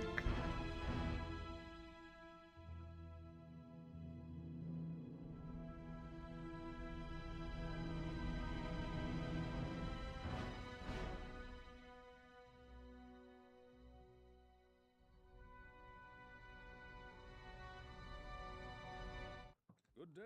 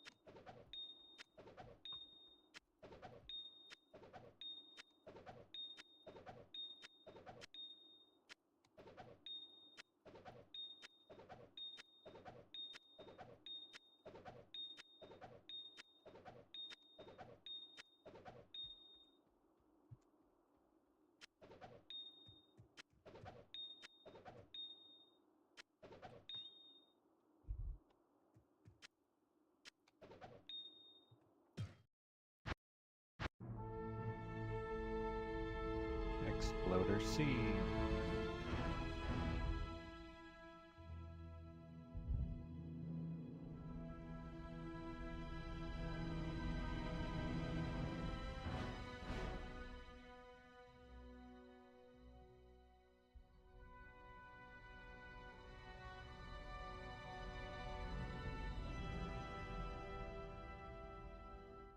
I guess what you do, let's see. Rarity. 10, 20. So 1 in 31, right? No, 1 in 41 times 4/5. Is that right? So like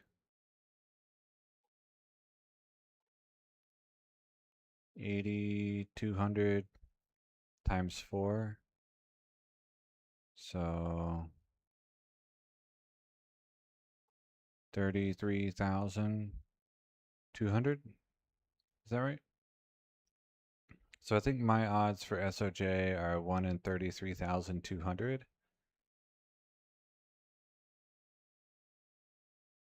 I think so. Unless I should be multiplying by 5/4, but I don't think so.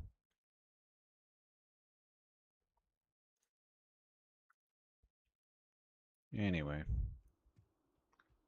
Let's go drop these.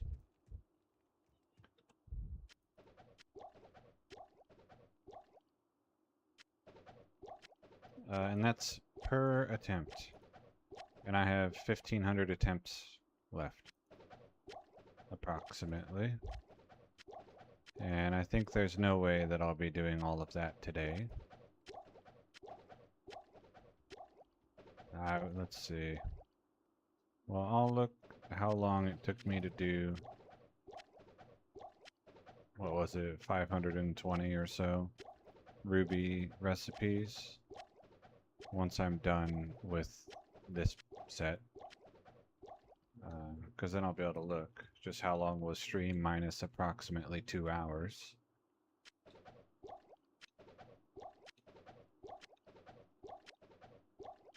And then that amount of time times 3 approximately is how much I would have left if I tried to just push through.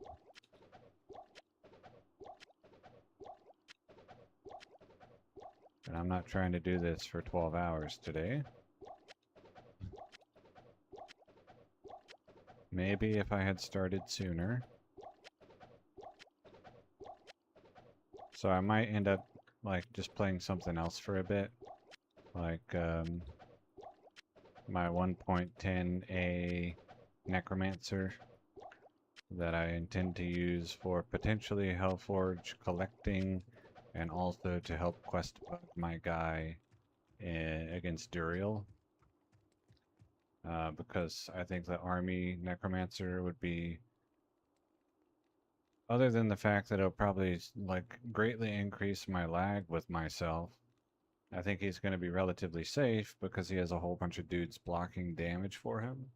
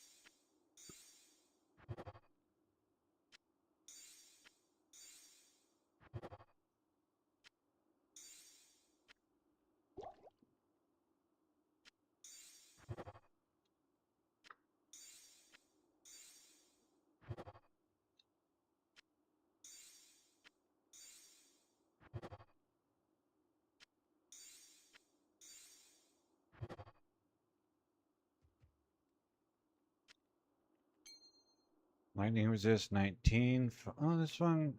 Oh, and level 30. Or 29.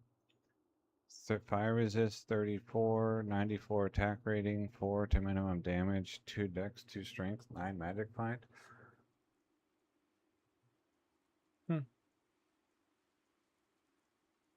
It's not terrible. I don't think I'll ever use it.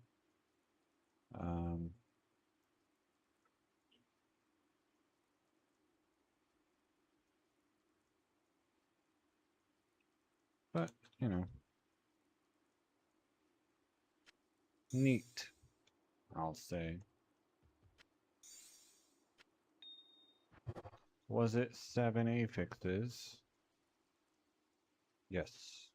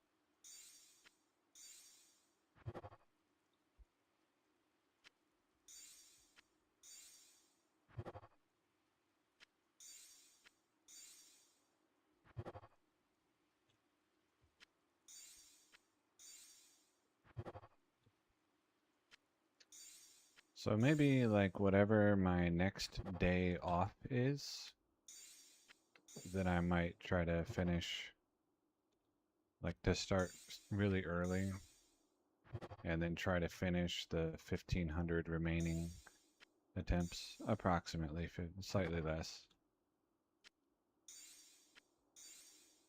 1400 whatever remaining attempts.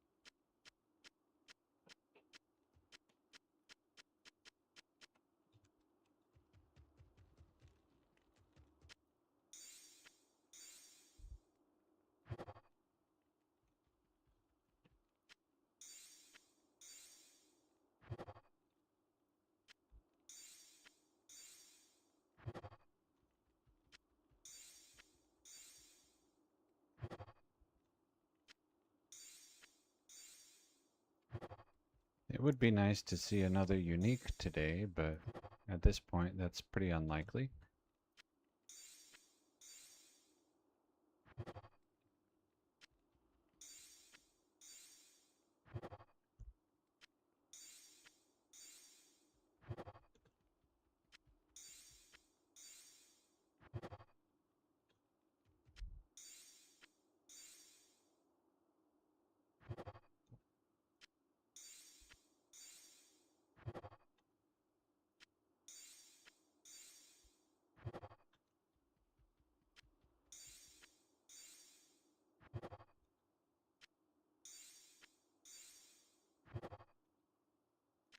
And I deleted 3 exploding potions and 85 rubies today.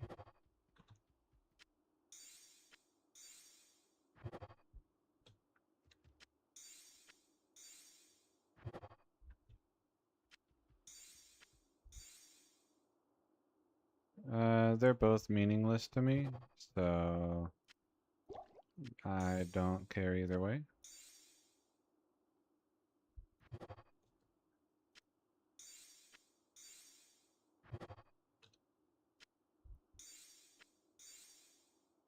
I already have each of them in some manner or another. So at this point, the only one that I'll be like, anyone is fine, but the only one that would get me excited in any meaningful way would be the SOJ.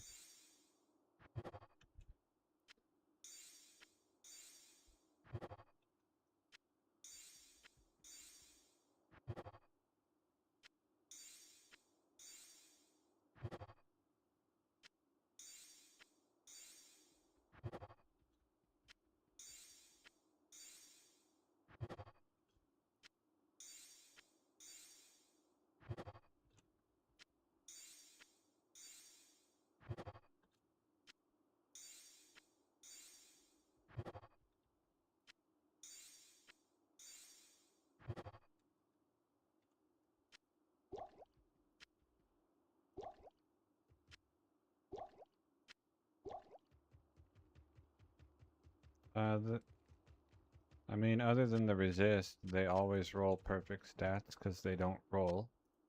And I don't have a use, really, for either one. So it's just kind of whatever. Because they're different than the modern, like they're not the ring that you know and love. Let's see, I probably have one somewhere. Dwarf Star, magic damage reduced, heal stamina, maximum stamina, life, 70 gold find. And then this one had 24 lightning resist. Let's see, and then we're looking for if I have a Raven Frost. There's Manald. Okay, so there's no Raven Frost here. That doesn't mean I don't have one somewhere. But yeah, the fire resist ones, I kept this fortuitous of chance because it's funny looking. Rare, rare, rare, rare. Today, the lightning res I kept rare Nagel ring with 12. Rare.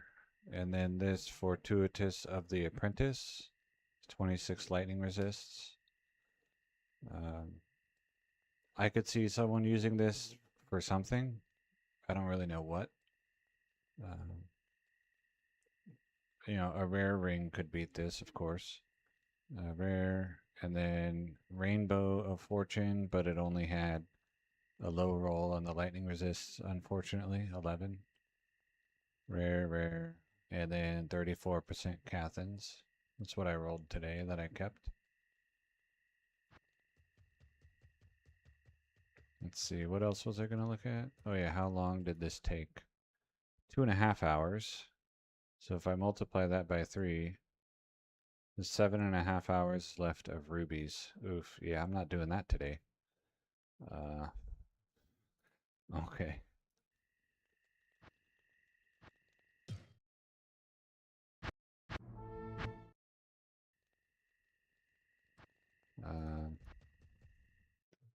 So I'll go ahead and check that these guys are empty and then delete them. And then,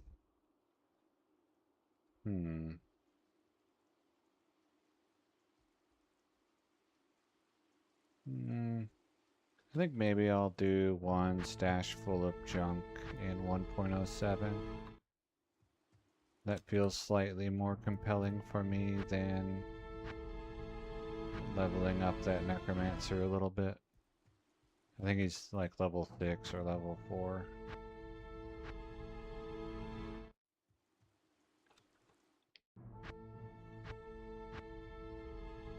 And then I can show some of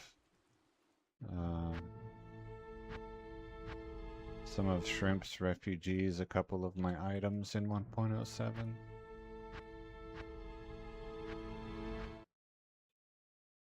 Have you taken any of these rings to 1.12? They work. I haven't taken any there yet, but they stay fully functional. There's very few items that you cannot bring forward, and so the 1.07 rune words will become gemmed items because they're different recipes. I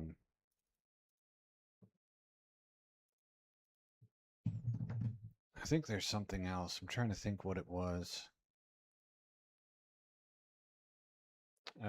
Items from Classic, like before 1.07, you have to convert to expansion in 1.07 or the affixes get borked, like you get wrong or impossible affixes.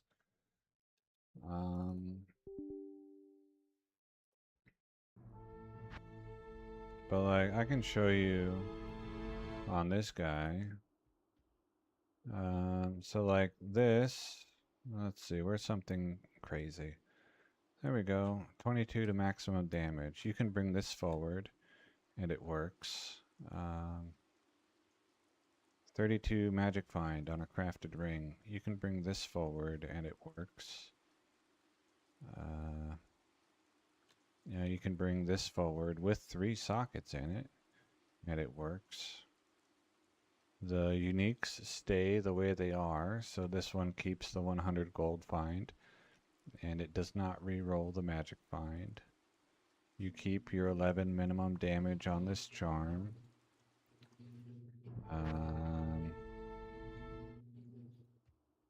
You can bring this monstrosity forward and it works.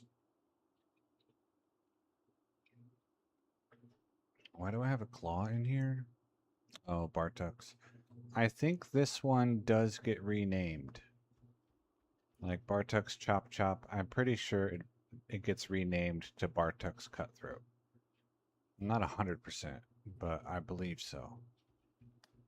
The Vex rune does get the appropriate Vex graphic, so it does not stay looking like rune. The Artisan Circlet of Speed does not gain sockets, it stays 1. And then these Grand Charms get renamed to what they're supposed to be. So here, Barbarian Combat Sounding, and then Warcry's Experts, their names get corrected. But they still work. So, there must be something else, I just can't remember. But the rune words don't work because they're different. They just become gemmed items. Okay. I am going to need more rings. So, anyway, let me do... Yeah, I'm just going to do some High Council runs. One stash full of junk could be anywhere from 20 to 50 minutes. Pretty big range. But that's the way it is. And this is where I get most of the gems that you just saw me using. And I also collect all sorts of other garbage on the off chance that it can be used to make something that's not garbage.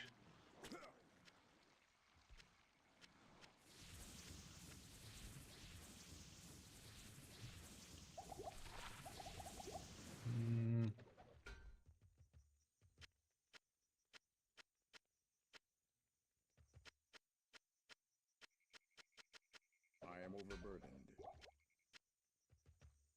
I can't carry anymore.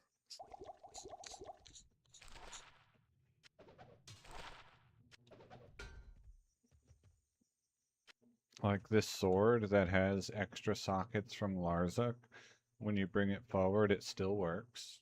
Still has 4 sockets.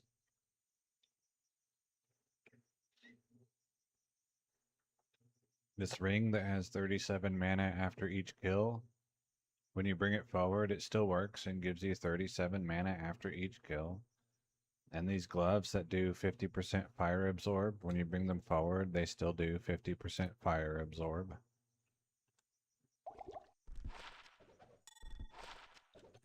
So, generally speaking, everything works. I guess another thing is if you have legitimately or illegitimately, but legitimately acquired dupes from early versions of Classic, and you open them in 1.06, and the game detects that they are dupes, it will delete all but one of them. So if you like farm SOJ in 1.0, then don't bring them to 1.06. But I don't think, I don't know because I haven't tried, but I don't think the other versions will delete the dupes, but I don't know. I think it's only 1.06 that deletes them. Are you saying you found all the gems? Yeah, no hero editing and no cut corners. They all dropped on the ground and I picked them up.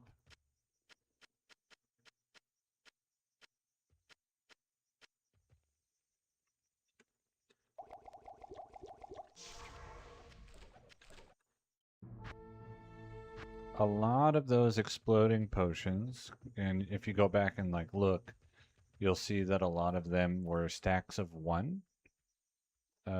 When you touch an exploding shrine and it throws out like 8 to or 7 to 12 exploding potions, each one is a stack of 1. And so if you press I and then pick them up and then place them, you get a lot of stacks. So I used to do that. I don't do that anymore.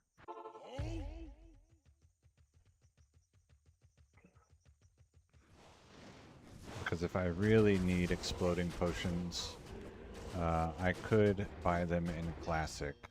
There's a shop vendors that sell them.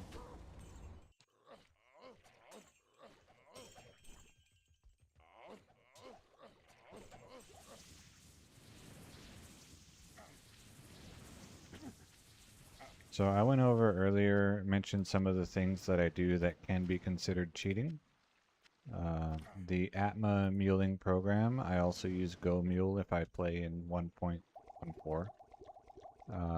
The no CD crack for all versions, and the multi-instance DLLs, so I can play multiplayer with myself without having multiple computers.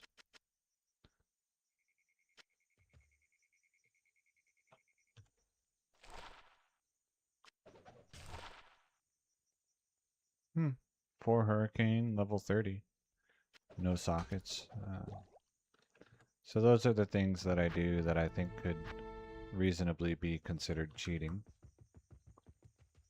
Hello. By a purist. In 1.14 I do have, or I don't currently have, but I will have when I play there, Runeword mod, which enables the ladder-only runewords for single player. I don't have Pluggy. Hello?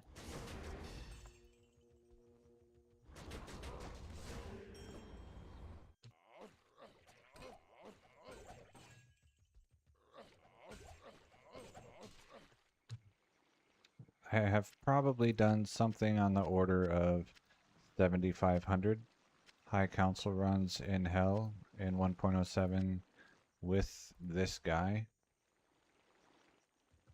I can't carry So anymore. that's where most of those gems would have come from.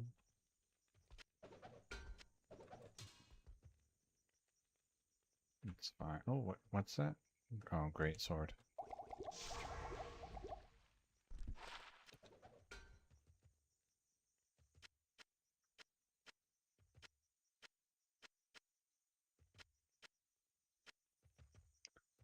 Razor bow.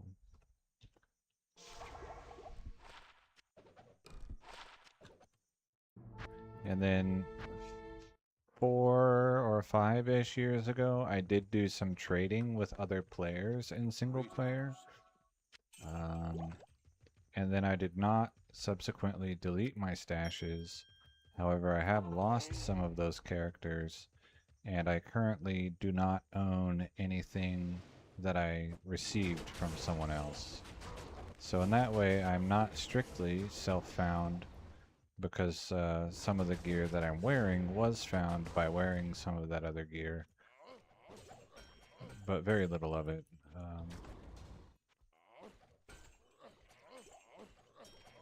I think the main things is I had a guy who was wearing Baronar's Star on both hands, and I traded for both of those. And pretty much that's, I think that, and then like a total of 400 sapphires, I think is what I ended up trading for that had any meaningful impact. I am overburdened.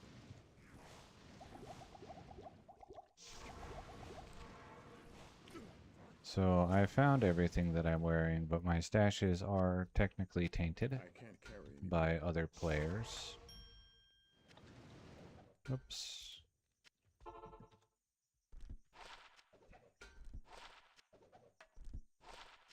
Everything that I'm wearing and also everything that I will be using, I guess I should say, I found. Let's see. Picking them up and repairing for profit? Oh my gosh. That's wild. I am overburdened. Oh no. I can't carry anymore.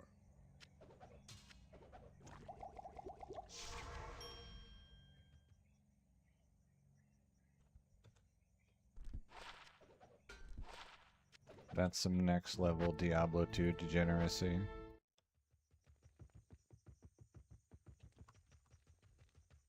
And the worst part is, like, it's not even efficient.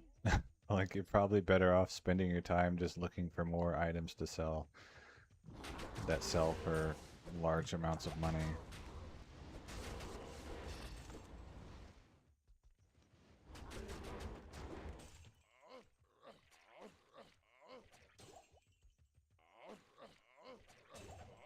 Like armor bases.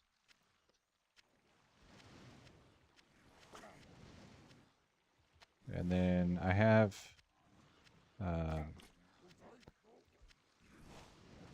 two, I guess I'll say, charm sets for melee guys. I'm wearing one, and then I have another one sorted out onto Durimule, who's holding the stuff that's going to go on my Duriel runner. And then I'm now not like, oh, I'm working on my third charm set, but the charms that I find now that I keep would technically go towards a third charm set.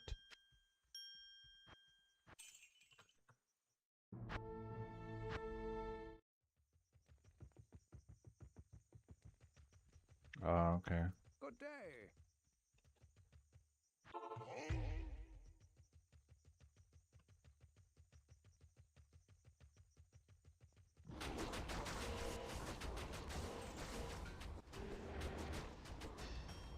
Cast amplify damage, please.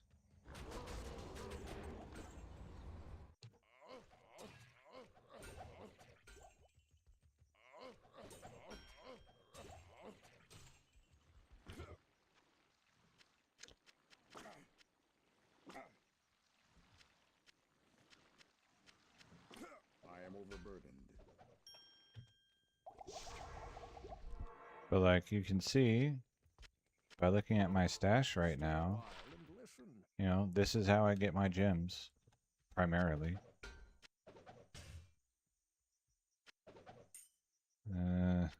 No.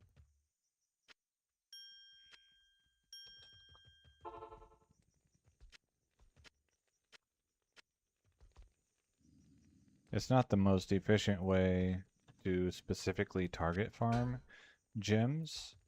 If to do that more efficiently, I should do High Council in 1.0, because they drop a similar amount of gems per run as what I get here, but without having to take the time to look at all of the other stuff.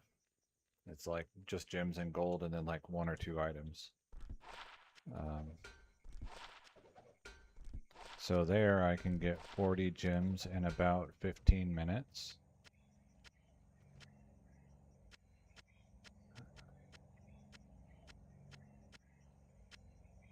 Limited in size to normal tier or lower, but since I'm using them for the ring recipes, it doesn't really matter.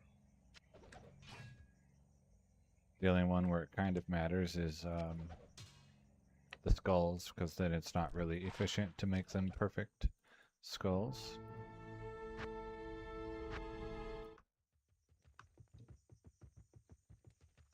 Yes?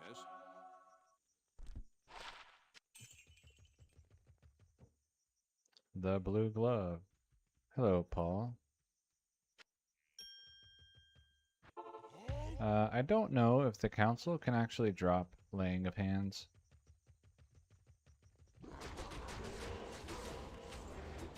The treasure class tables are pretty messed up in this version.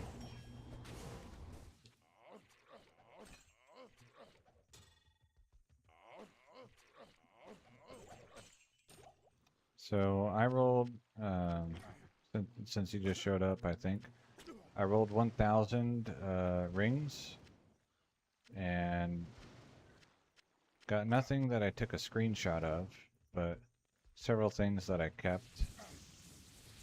Several rares, and then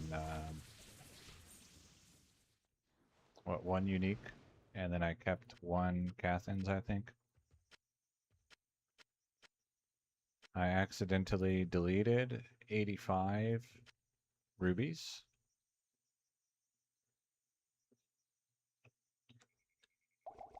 I was off today, and my initial idea was like, oh, I'll finish all of it. But based on what I did today, I have about 7.5 hours of crafting rubies left. Good day. And it's just like, okay, I'm not doing that today. So I thought I'll do one stash full of junk and then end.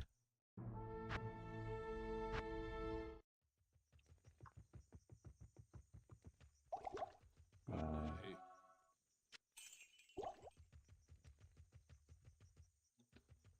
Yeah, and I think in general, the more that I see people chatting and the more that I see my viewer counts going up, it encourages me to play more because I like seeing numbers go up.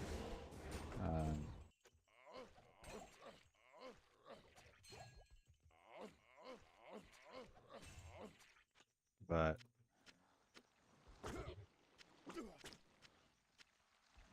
also, this job doesn't leave me drained like my last one did. So just in general, I play more.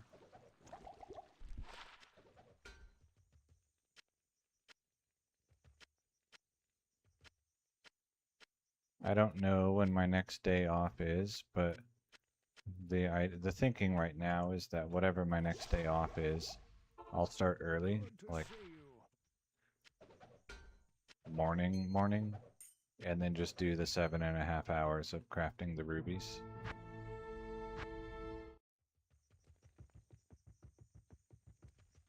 Oh no, I won't burn out.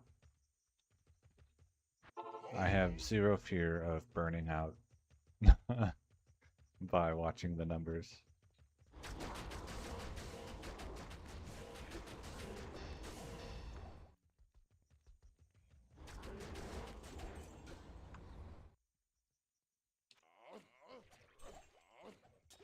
Like, I don't do this for the viewers. I do this because it's fun. The viewers is a bonus. And so if that goes back down, then like the worst result would simply be that I just play by myself with music again. Not that I would stop playing. That would be the darkest timeline.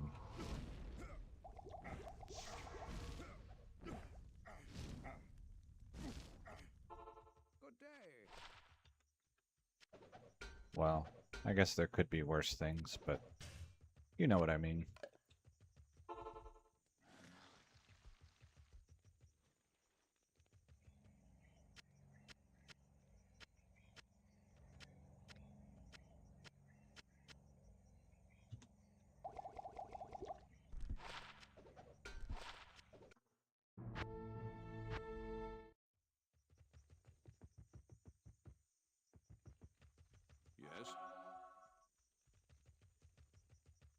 Dang.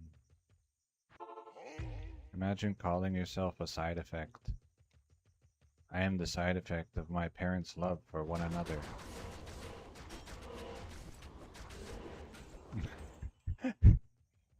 What? Oh no.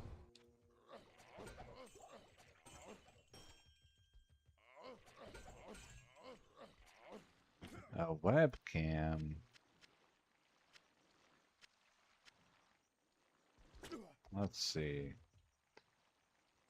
We're gonna do something amazing. I don't need to go back to town yet.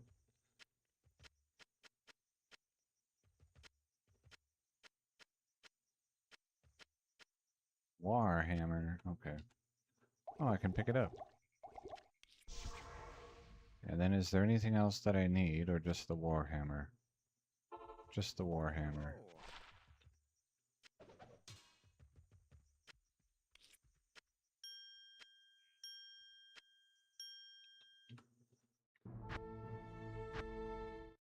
Alright, let's go here.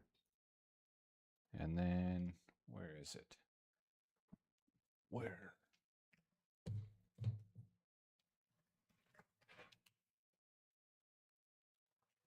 Eh.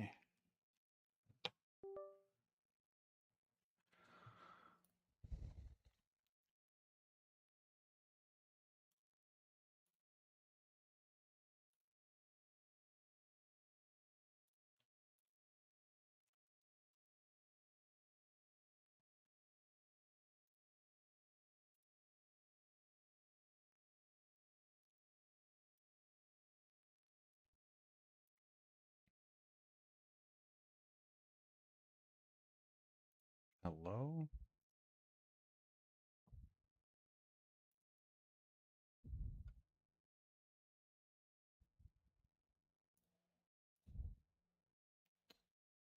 How does it not see this? Oh, that's why. Duh. Was that why? Yes. Okay.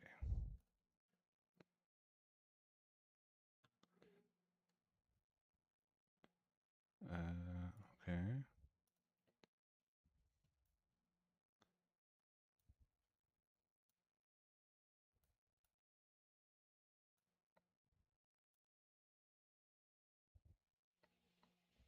There you go. There's some spicy webcam action. Does it still show? No, it goes away if I minimize. Alright, well, there was your webcam. I hope you enjoyed it.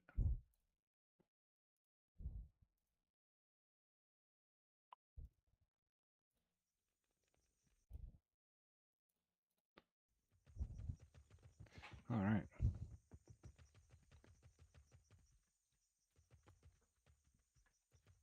There you go. I'm now a webcam streamer for like 10 seconds. You got to see the plastic curtains.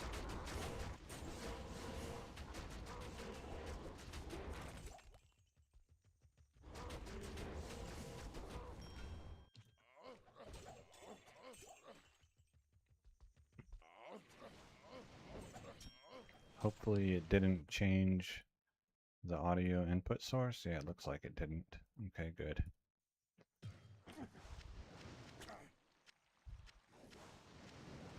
See, there's an exploding potion.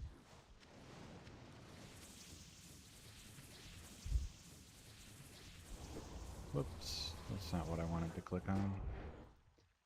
Long ago, I actually had a guy that ran exploding potion shrines. And he collected, I don't remember, like 2,000 exploding potions by running exploding potion shrines and the stony field in normal difficulty with like 300 run walk. I am overburdened. It was a paladin. What? Oh.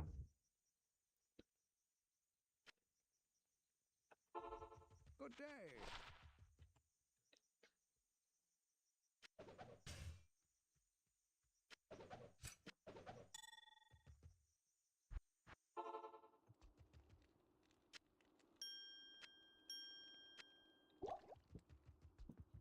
your service.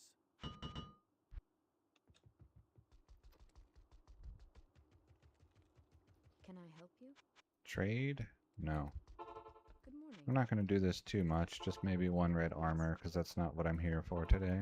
Good morning. Show me the godly Archon Plate of the Whale, What are your please. needs? Good But morning. I'm not going to force the issue. What are your needs? What are your needs? Yes? Maybe someday I'll decide it's worth it, but What are for your now needs? it's just like, if she happens to show it to Good me. morning. One red What are light your plate needs? base, please. Just Good one. morning. No. What are your needs? Good morning. Yes? How much gold do I have? What are your needs? Yes? What are your needs? Good morning. Yes? Good morning. Alright, fine.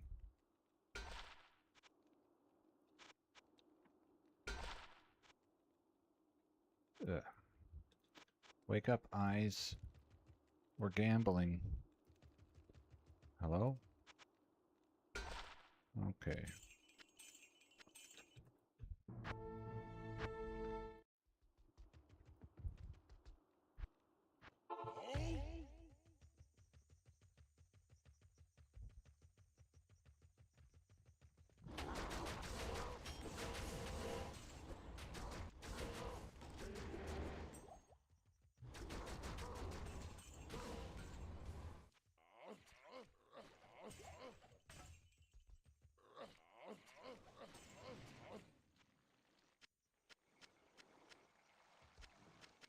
Sapphire.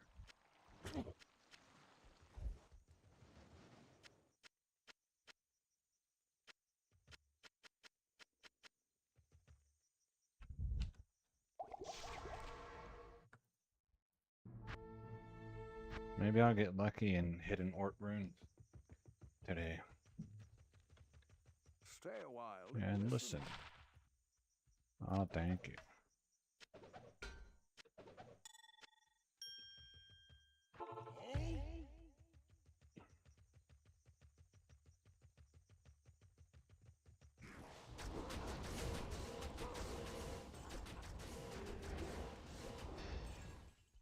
I saw a small charm.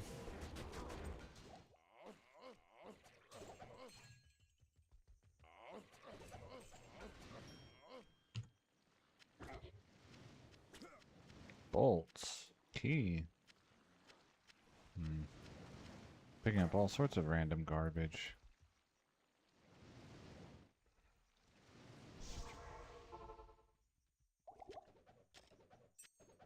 Good day.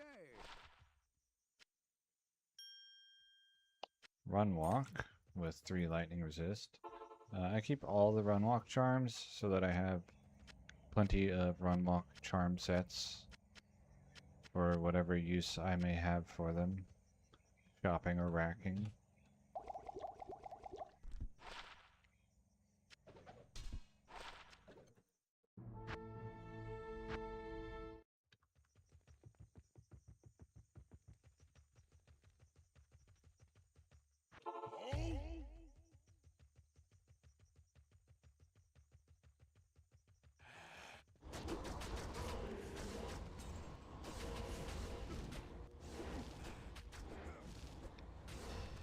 Thank you.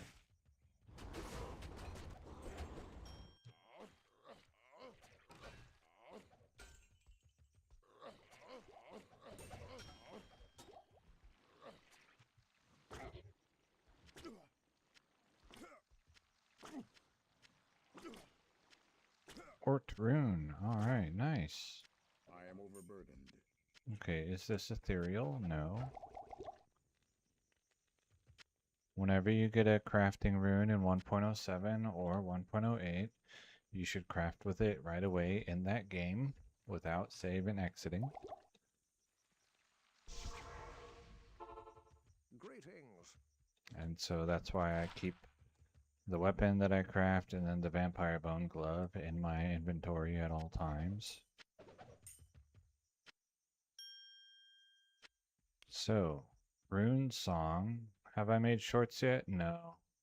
I have one, but don't watch it. It's just like one run of a Cocoon Touch, looping over and over forever. Without commentary, I think. So Rune Song becomes, so like no explanation of what's actually happening. Bone Horn.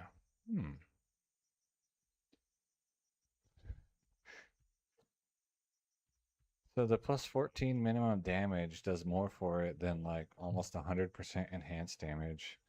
That's pretty dumb. But yeah, this one's no good.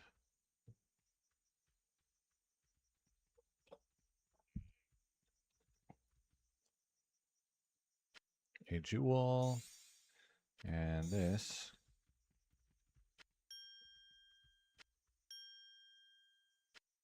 Okay. Right, so that was my Ort rune.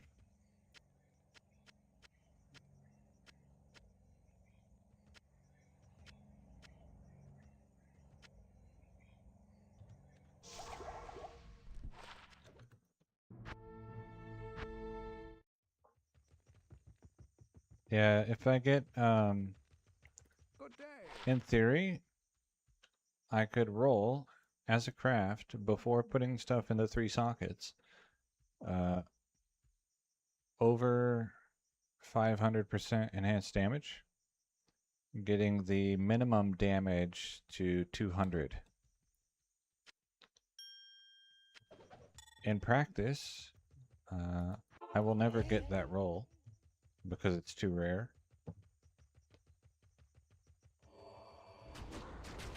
But you can't get it if you don't try, so.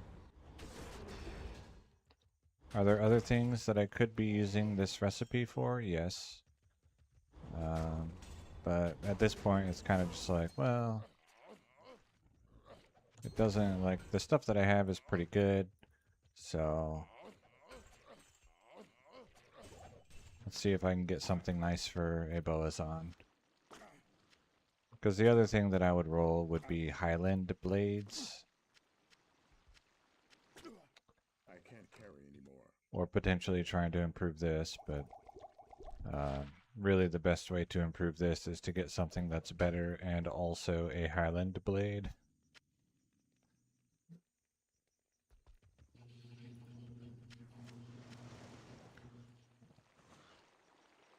For use in 1.07.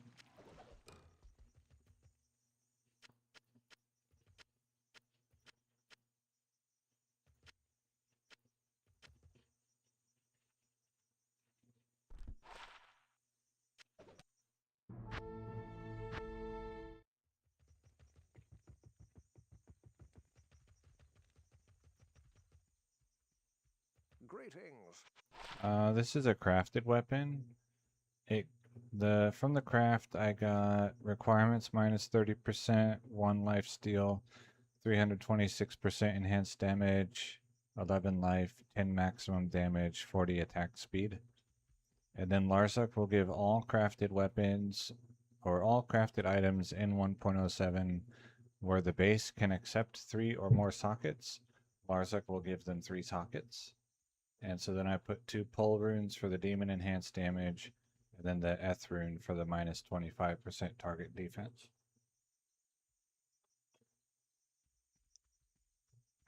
And the target defense is broken in 1.07, so it's really, really strong. My understanding is that minus 25% target defense sets their defense to a negative value. So if they start with 100 defense and you have minus 25% target defense, then their final defense value is negative 25. That's my understanding of how it works. That doesn't mean it's true. But what I do know is that it's really strong. I am overburdened. And so in general, most people will put I can't carry Eth rune in their weapon no matter what in 1.07 so that you don't need to put dexterity. Yes. For your chance to hit.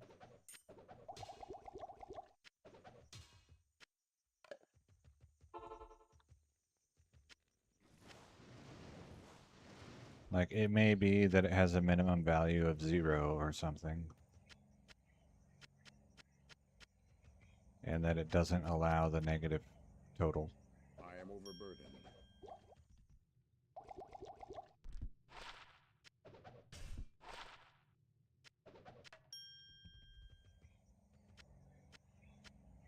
I can't carry anymore.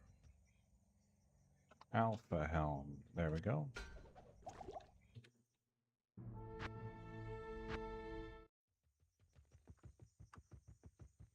And there's a video on my channel of this guy and his gear, and then including his charms, and then a small demonstration of, and it was before I found this, so you'll see his crafted glove, and then a small demonstration of his playstyle.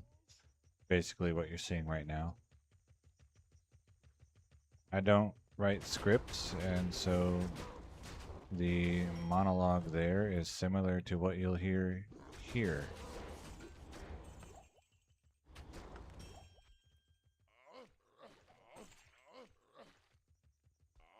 With lots of ums and pauses. And let me see. This.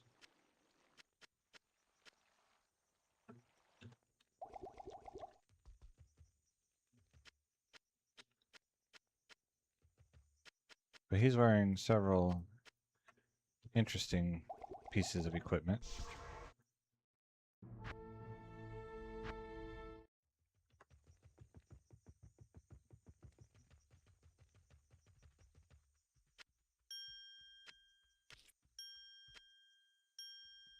Alright, you gave me Ort Rune, but what about Shea Rune?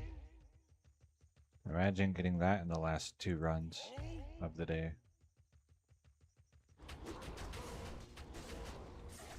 Oh, was that 2 Grand Charm? It is. Nice. Grand Charm is my favorite base to identify in this version. Maybe in every version? I don't know.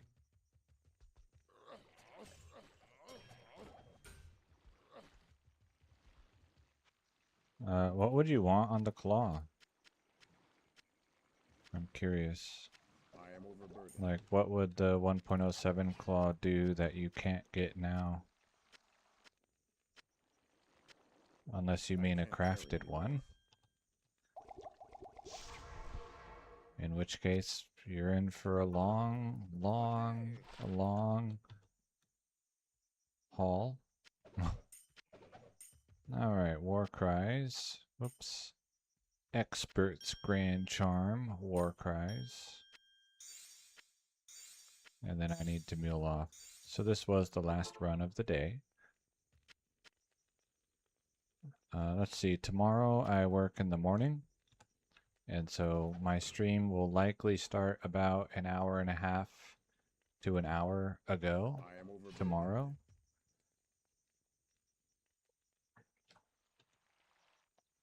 And if it doesn't start by then, then I'm probably not playing. So you don't really need to like, oh, but what if he starts late? That's not generally a thing. Tomorrow is Tuesday. Yeah, okay.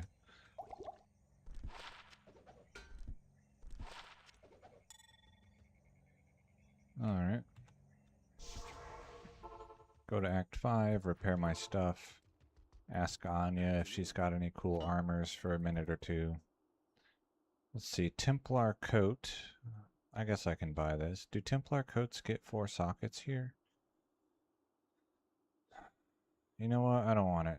Because... yeah, I think I just don't want it. If it were Hellforge plate, then yeah. Yes?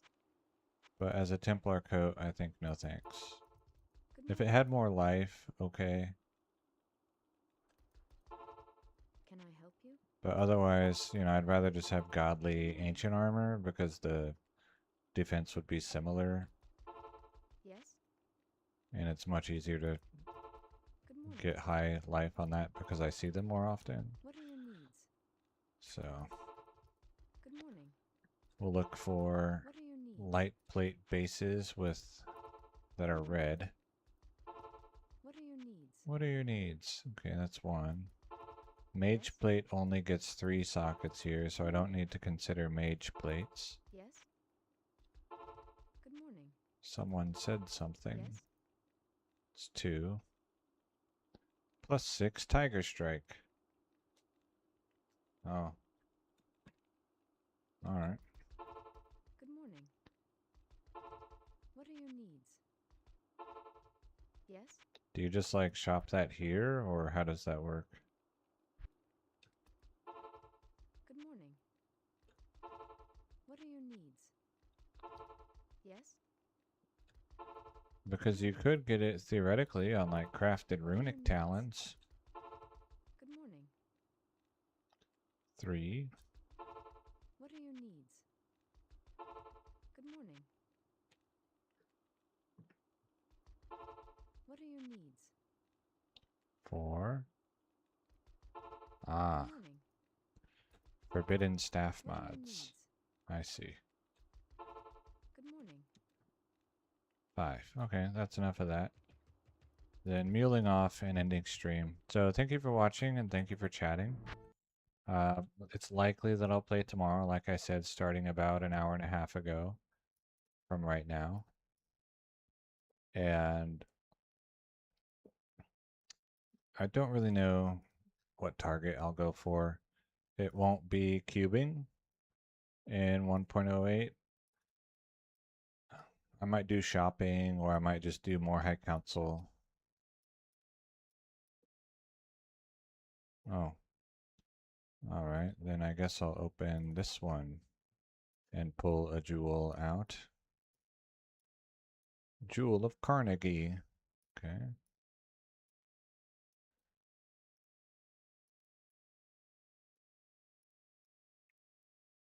AKA Carnage.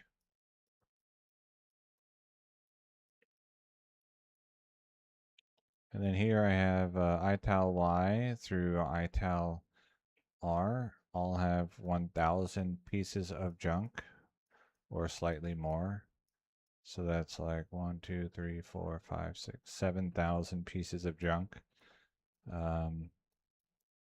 Probably once I reach 10,000, then I'll sort them into their appropriate stashes.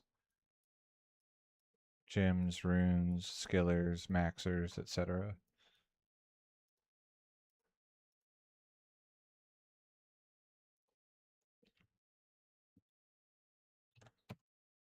Alright, well, good luck, Mad Max, on your hunt for the claw, if you choose to go after it. See y'all tomorrow.